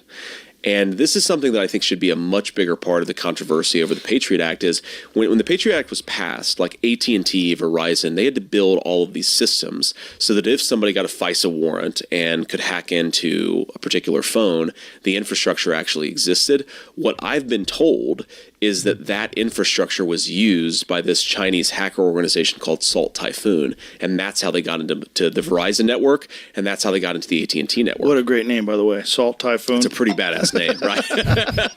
If they have anything on me, I can't be too pissed off at them. At least they named themselves S.E.T Typhoon. But the answer to the question about the grid is, this is actually, it's one of these things where if we had a functional government, it's pretty easy to develop the systems. Because if you do like an EMP attack, right? Ron Johnson, who's a senator from Wisconsin, is really preoccupied with this. It doesn't take down the whole grid. What it really screws with is the power transformer system. So what we should have is basically a backup power transformer for every major system in the United States of America, just sitting in a warehouse that's turned off. And because it's turned off, it won't be affected by an EMP pulse. And then if there is an EMP attack, you just get those transformers to swap out the ones that were destroyed, and then the grid is back up and running. It's actually a scandal, I think, that the federal government has not just at one point, with all the money that we spend on defense and everything else, just said, we're going to spend $15 billion to buy enough power transformers to have a backup for every transformer in the country. We should do that. Yeah, one of the things that Trump talked about that a lot of people probably weren't aware of was the damage that these wind turbines are doing to whales. Scams. I wasn't totally aware of it. I had no idea until I watched your podcast with him. I knew a little bit about it, but I didn't read about it until after I talked to him. And it's a real problem. It's a very real problem. And what a conundrum for people that are so-called environmentalists to think the wind is like the cleanest option when it's not. The turbines don't last. You can't recycle them. It doesn't work in salt water in particular, which is what most of the world's water is. I think wind is the biggest scam out there. It's total bullshit. It's also pollution. When I see those gigantic wind tunnels, they're ugly. They're gross. They're ugly. Yeah. I mean, I thought this, where were me and my wife? We used to be into road trips before we had a Secret Service detail. And we took a road trip, the good old days, man. We took a road trip through Kansas or Nebraska, or maybe it was. Yeah, those wind turbines are a waste of money. They don't look good. They kill the landscape. They don't even produce enough electricity. It's like wild as hell. It's literally a scam that we push on people. That we push on the people to make them think that we're actually doing something for the earth when we're not. Really think we're only shooting ourselves in the foot. Iowa. It was one of the, I mean, we went through all three of those states, but I can't remember where you just go for miles and miles and you see nothing but wind turbines. And it's like, this is beautiful American countryside that used to be green, rolling hills. And now you have these disgusting dystopian wind turbines. I'm sorry, they are ugly. I will die on this hill. They're ugly. I don't want them in American society. And nuclear power plants are actually more efficient, safer. And you don't have the problem, like we think about the problems of nuclear waste, like they've kind of sorted a lot of those out. They haven't sorted out the problems of getting rid of these turbines. No, they haven't. Not at all. I have a buddy of mine who lives in South Texas, and I went to visit him, and you drive down there, and it's like an hour of turbines. They're everywhere. There's so many of them. I can't stand that. You just see them as like the sky is turning dark. You see these things just spinning. It just looks gross. They kill the birds. They apparently kill the whale. They kill a lot of birds. If you look underneath them, it's like bird graveyards. It's crazy. It really is. And it's clean. It's green. It's like we're death. Brainwashed to think that it's expensive and it kills nature. Okay. These things somehow or another are beneficial because they're attached to this idea of being environmentally conscious. Well, and I got the thought behind them, right? I understand why we were trying to turn. That's obviously a source of energy because you have wind blowing through. That's energy that we should capture, but we're just not that good at it with this, it's right? Not very efficient. Right, just accept that it was a mistake. It's not that efficient. The political or the environmental costs are pretty significant. Solar, I think, is actually a little bit more reasonable because you can get a lot more of the power. They last a little bit longer. They're not nearly as ugly, and you can put them in places where people don't frankly want to live that much anyway, like in deserts and things like that. Well, they do those roofs now, like Tesla does a solar roof, which is fantastic. I think that's a great way, right? That's just empty space. But wind, I think we just should say this was a failed experiment. We're going to stop subsidizing this, and if people want to have a wind turbine, great, but we're not going to build miles and miles of wind turbines anymore, at least not with taxpayer subsidy. But I just hope people recognize that the trade-off is not worth it. Like, when you're getting a little bit of electricity, you're really ruining the landscape, you're ruining the view, you're killing birds, you're messing up whales. and those things don't last that long. And then when you got to get rid of them, you got to put them in a landfill. Like the whole thing's bananas. It's totally bananas. And again, we focus. It's crazy because the materials to break down the materials they use to make solar panels, they don't break down actually, they don't break down at all. They sit in a landfill for years and just rot away, and which is also bad for the environment. So it's like we made it to help the environment, then it ends up being like 7 years bad for the environment due to the fact that it gotta decompose. So it is a bit funny. Lasts for a year, helps us out, and then it hurts the environment for about a good, 5 to 7 years. Focus on the carbon footprint thing, and we don't talk about the fact that there are these massive environmental hazards. That goes back to the distracted politics versus the real stuff, and we should be talking about the real environmental consequences. There's also it's one of those things that again is much like a religion, where you must stay with the doctrine. You must follow it by the word. Because if you step out of line and say, actually, when you look at these studies, it doesn't really show that the world is warming. It shows that over the last X amount of thousands of years, we're in a gradual cooling period. And that what's really terrifying is global cooling. Yes. Randall Carlson, who's an expert in asteroid collisions and the Younger Dryas impact theory, is a fascinating guy. But he says that the periods... And shout out Chris Hogan, man. If the government really wanted to fix these problems, they wouldn't be killing these thousands of inventors that make energy safer and more efficient. I mean, yeah.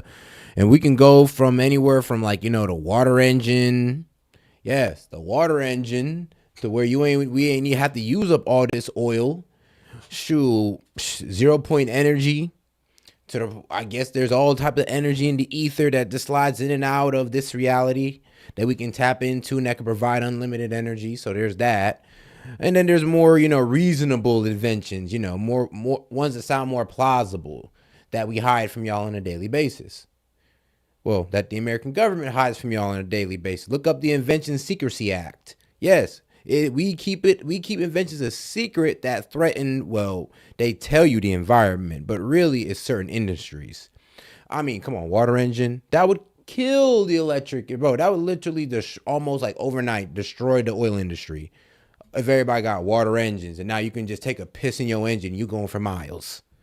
Periods in history where we came very close to extinction are like when there's an ice age. Yes. Those are the most terrifying. That's right. When there's global warming, you just move to where it's not so warm, and that's what people have done forever. Well, and you deal with it technologically, right? This is the thing, that the solution to global warming, for however long this warming trend lasts, is to deal with it technologically, right?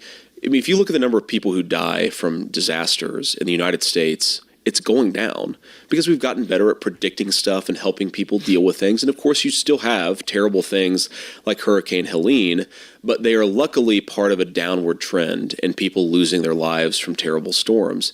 And, if you really think that carbon, this is another reason why I'm somewhat skeptical of the carbon obsessives is if you think that carbon is the most significant thing, the sole focus of American civilization should be to reduce the carbon footprint of the world, then you would be investing in nuclear in a big way.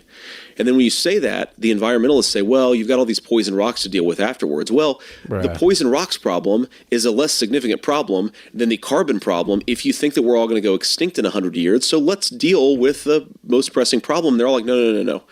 And their solution is to buy solar panels that are disproportionately made in China, which has the worst carbon footprint and growing of any country in the entire world. They obviously don't believe their own bullshit, which is why I'm somewhat skeptical of what they say. Also, when you have a movement and your spokesperson is Greta Thunberg and not some insanely intelligent scientist who's done years of research on this stuff, and there's also not a consensus among scientists. There's a lot of scientists that are heretics that are stepping outside the line. And shout out CN, man. Just wanted to show some support, man. We appreciate the support, CN. Member and mod, bro. We appreciate you. That are saying that this is not an issue. And then they're also pointing out the fact that carbon is what trees consume. And there's more greenery in the world today than there was 100 years ago, which is a very inconvenient thing for people. See, I didn't even realize that. Yeah. I had no idea. That's true. Carbon is what trees feed off of. So I knew carbon is what trees feed off of. I didn't know there was more greenery than there was 100 years ago. That's interesting. Not only that, you got Bill Gates that's saying planting trees is not a solution to the carbon problem. Like, wait a second. This is so not true. What seems so crazy. It's so not true, and it's also historically, like one of the craziest moments in history, in my opinion, is the Mongols and what the Mongols did in the 1200s. They lowered the carbon footprint of Earth because they killed so many people. They killed 10% of the population of Earth. That is crazy. And because of that, because they devastated these places and killed so many people, trees grew. More trees grew. And it lowered the carbon footprint. Wow. These places that had been overcome by agriculture were then reconsumed by nature. Yeah. And it lowered the carbon footprint of Earth. Well, there is it raises the point, there's a fundamentally anti-human element of the radical environmental movement in the United States. And alrighty. Because since I can't go out on that one for too long, because shout out, man. We're going to go ahead and finish out on this Pierce one. Make sure to like the video, man. Y'all going to like this one because Pierce be snapping. Well, these guys on Pierce be snapping. Let's get right back to it. Probably get into that Candace Owens tomorrow. And yeah, let's go. Man, and make sure to like the video, man. Go ahead and double tap that screen or the 3 dots up there in the corner, man. Appreciate the support.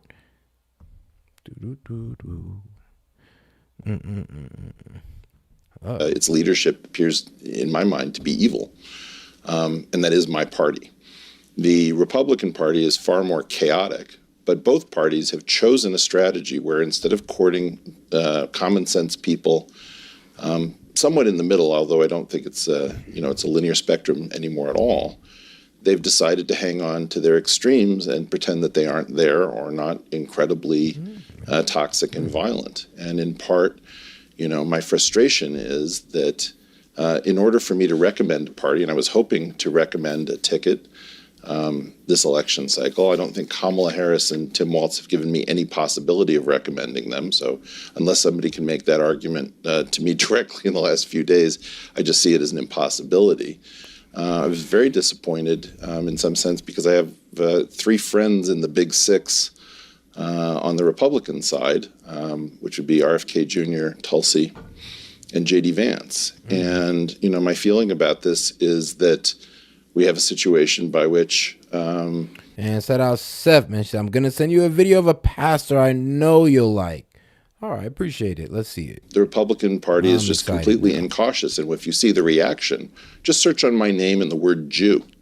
You'll see exactly how much toxicity is hiding amongst the good people of MAGA. And too few of them, by the way, have the courage to stand up when somebody's being attacked. And so I think it's a bit rich that the cowards who privately message me and say, we support you, don't say something in public when they're watching a mob descend on an individual.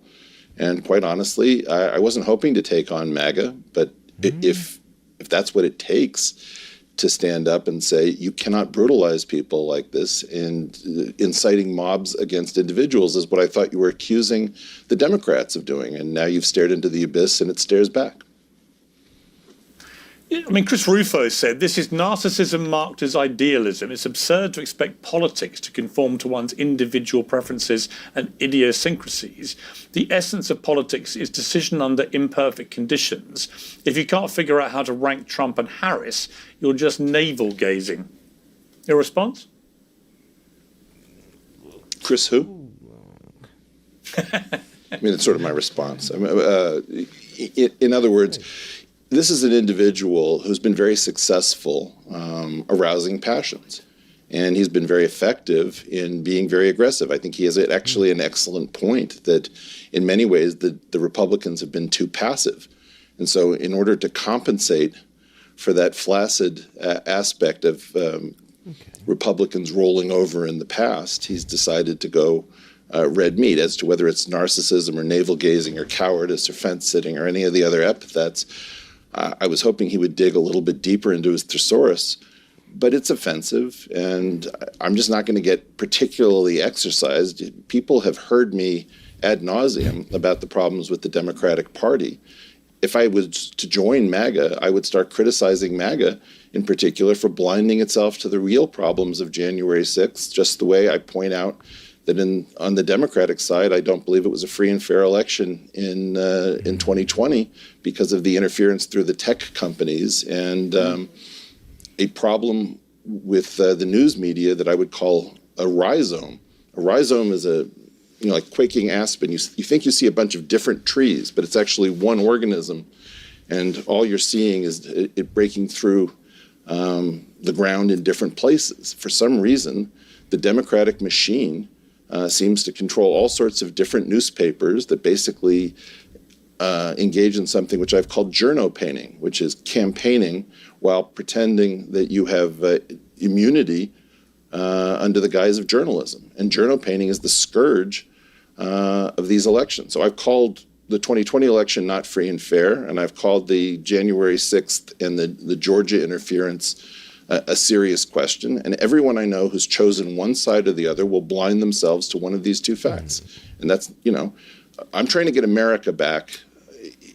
To my friends in the Republican Party, I understand that you understand that there are winners and losers, and that's how you think and that's how you talk, but it matters how you win. And if you don't believe me, try to think about how many people have a poster of Lance Armstrong on their wall.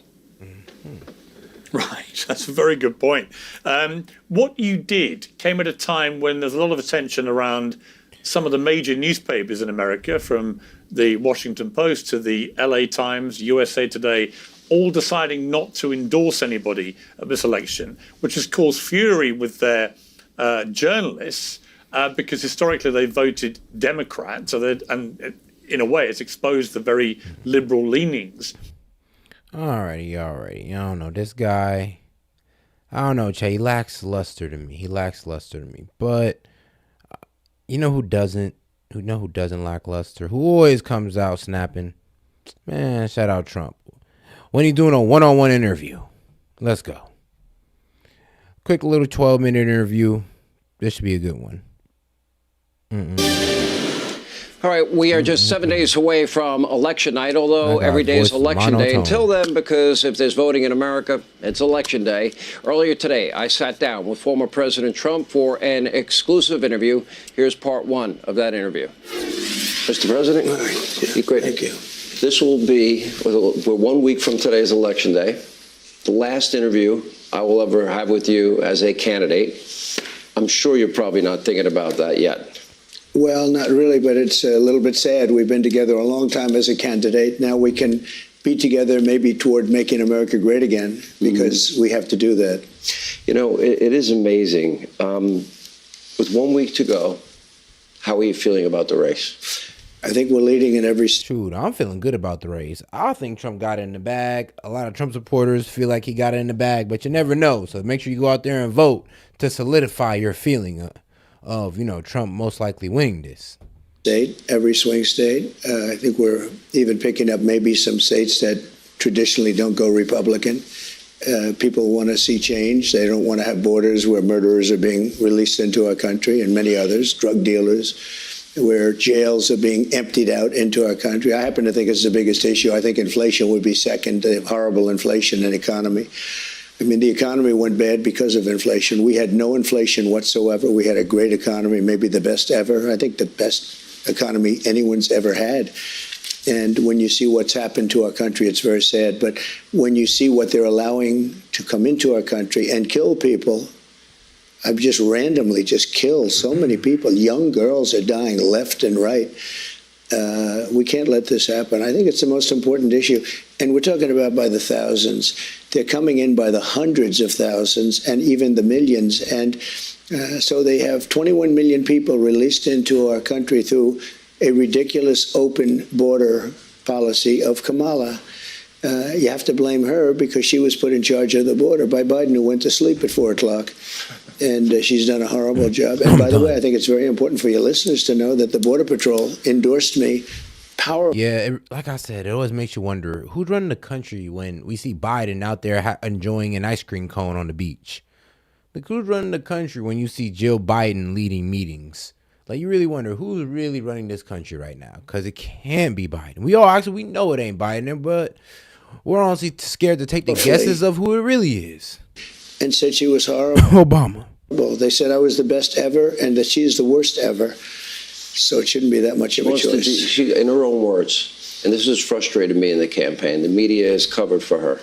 You know, they're an extension of her press office. She has said in her own words she wants to decriminalize illegal immigration. Free food, housing, health care, education, the running mate, legal driver's licenses for illegals, free taxpayer-funded college, free sex change surgeries. Correct. And defund the amnesty. police. And defund the police. Free sex change surgeries for illegals.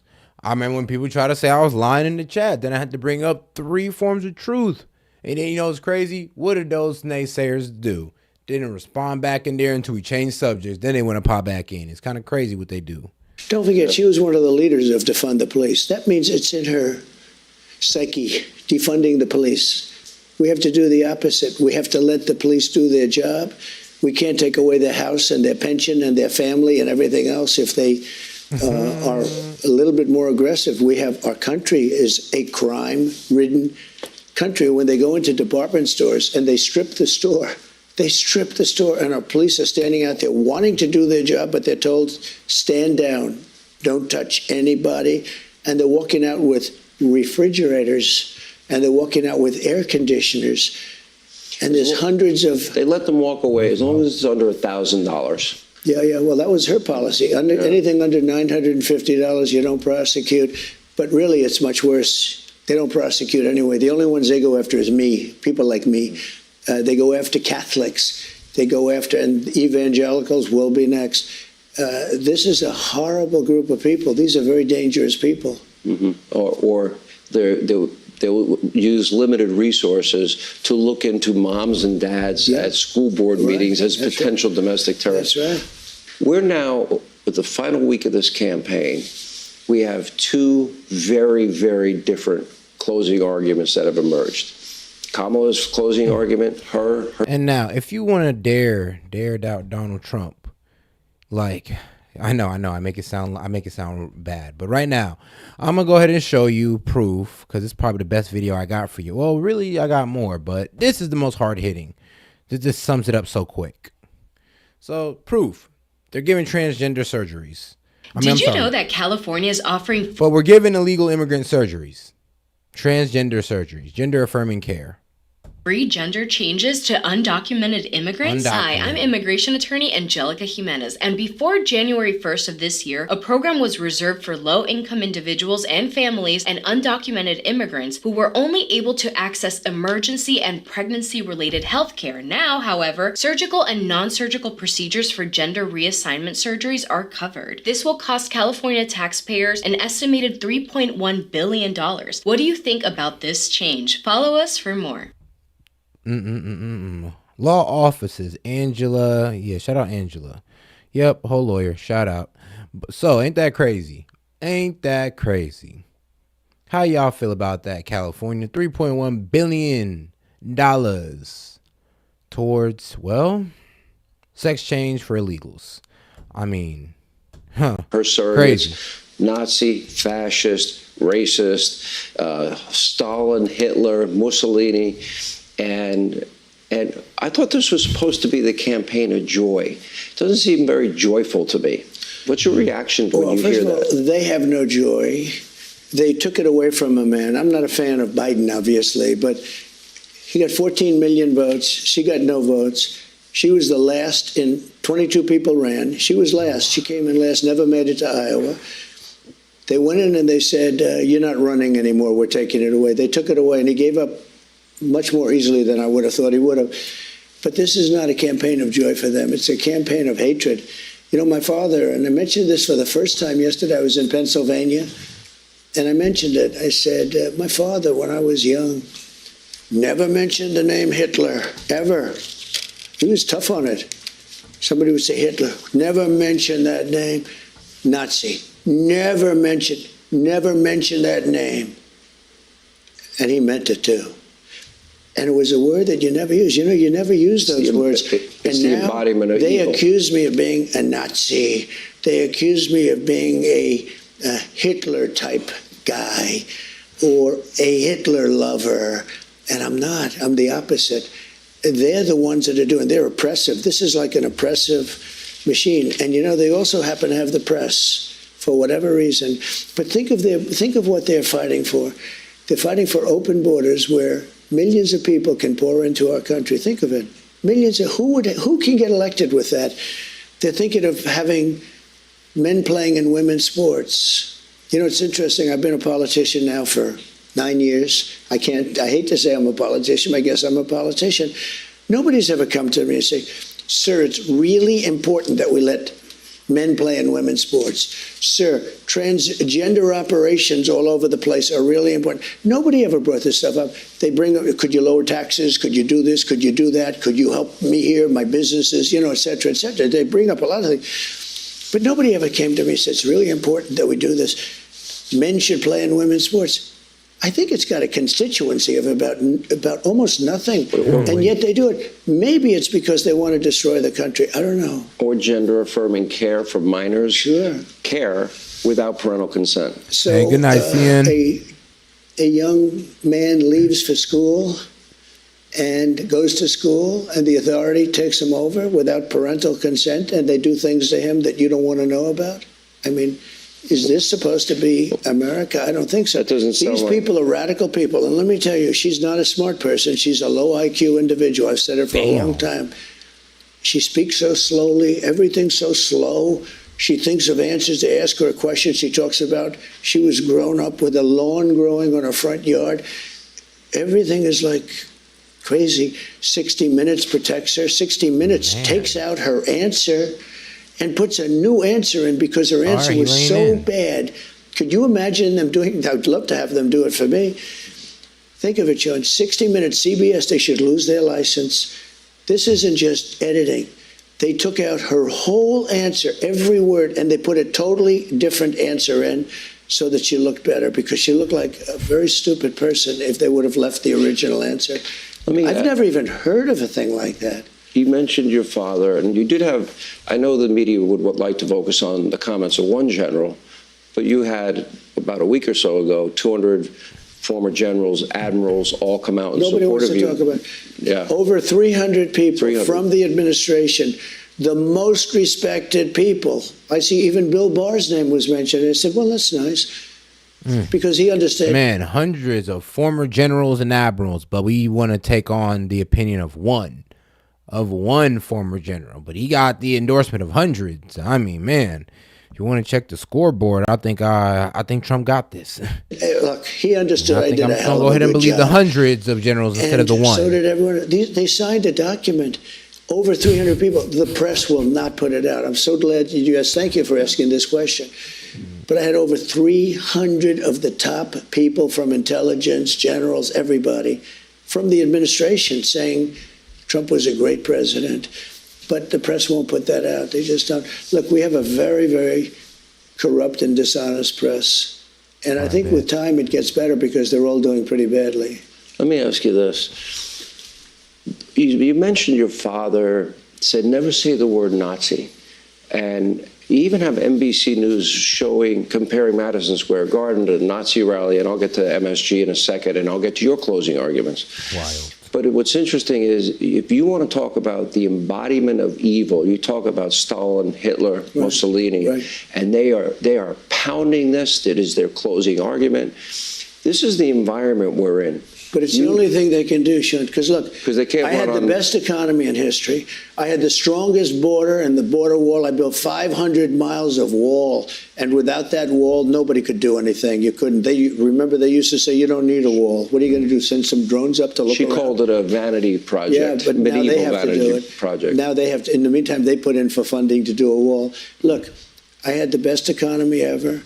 We cut more regulations than ever cut. I had no wars. Think of it, no wars. Except I finished off a war that they couldn't finish. They wouldn't have finished it off in 10 years. I did it in a few weeks. ISIS, I knocked out ISIS. I rebuilt our military. I gave you the largest tax cuts in the history of our country. We had the greatest economy in the history of our country. We were lapping, think of it, we were lapping China. I took out hundreds of billions of dollars from China in the form of taxes and tariffs. Nobody thought it was even possible. Hey, man, and China respected us, cuts, and man, everybody respected us. Viktor Orban said he was the most respected leader. And now we have these clowns. What the heck? Whoops. They did all types of things, but no, hey, man, a lot of people, they hate the fact that Trump tax cuts work so well. They hated the fact that, yes, if you cut taxes for the rich, they'll reinvest into the middle class. And now, not only do we have more jobs, but now we have higher wages. That's one of the main reasons why Trump's, well, when he was in office, jobs went up and wages went up. Because he's seen the importance of, if we leave more money to the entrepreneurs, to the corporations, to the people who give the jobs, who pay y'all salaries, they can reinvest into y'all more. But if we tax them to death and we try to take more from them that they can get from y'all, they're probably going to cut hours, cut some of y'all from the office, from the factory, don't matter. They're going to start cutting jobs to make their means. Nobody can believe what's happened to our country. If their closing argument and their surrogates are doubled down and tripled down and yes, trickle down economics does work. Just because it doesn't work to your liking doesn't mean it doesn't work. And really, it only works as proficiently as your government allows it. Drupal down on Nazi, fascist. Think of the environment we're in. In Butler, Pennsylvania, you came within a millimeter of being murdered, assassinated. Yeah. We had Trump International. You had a would-be assassin in the bushes with an AK-47 with a scope on it. This is the environment we're in. I am told, you can confirm if you want or not, Iranian hit squads are in this country that want to assassinate you. And you have an entire establishment in the Democratic Party. Kamala's not telling them no.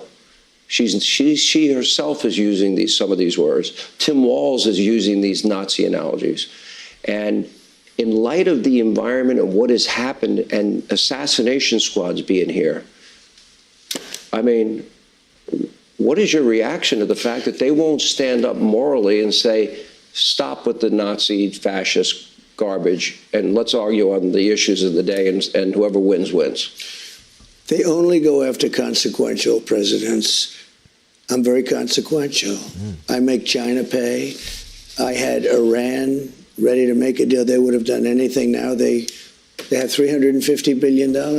They were broke with me. And I would have been very good to Iran. They had to have one thing, no nuclear weapons. You can't have nuclear weapons. Nuclear weapons are the greatest danger to our country going forward, to the world going forward. It's not global warming. I'm an environmentalist. I do great things. We had the cleanest air. We had the cleanest water. But if the ocean rises 1/8 of an inch over the next 500 years, we'll handle that. What we don't want is global warming of the nuclear variety, and that could happen tomorrow. Man. And don't worry, guys. We'll be right back with more tomorrow, man. Make sure y'all like the video, man. Double tap that screen for me. You know, it's actually been a good one. Shoot, yeah. Let me see here. I think we got I got to head out on this one, chat. I got to head out on this one. I'm going to go ahead and read off the supporters, man, because we appreciate y'all. And we're going to go ahead and close out on this one, guys. And let's see here. Go ahead and make sure y'all go ahead and rewind if y'all missed any parts, man. This was a great stream.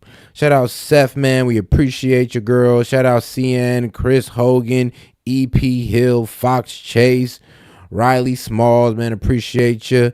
And let's see here. We got David G, man. We got Hellbait, Gerard. Shout out Diamond. Shout out James Foley, Vlad Steen, Forrest Gibbs, Knack, Gene S, Kingsy, man. Shout out my man Kingsy.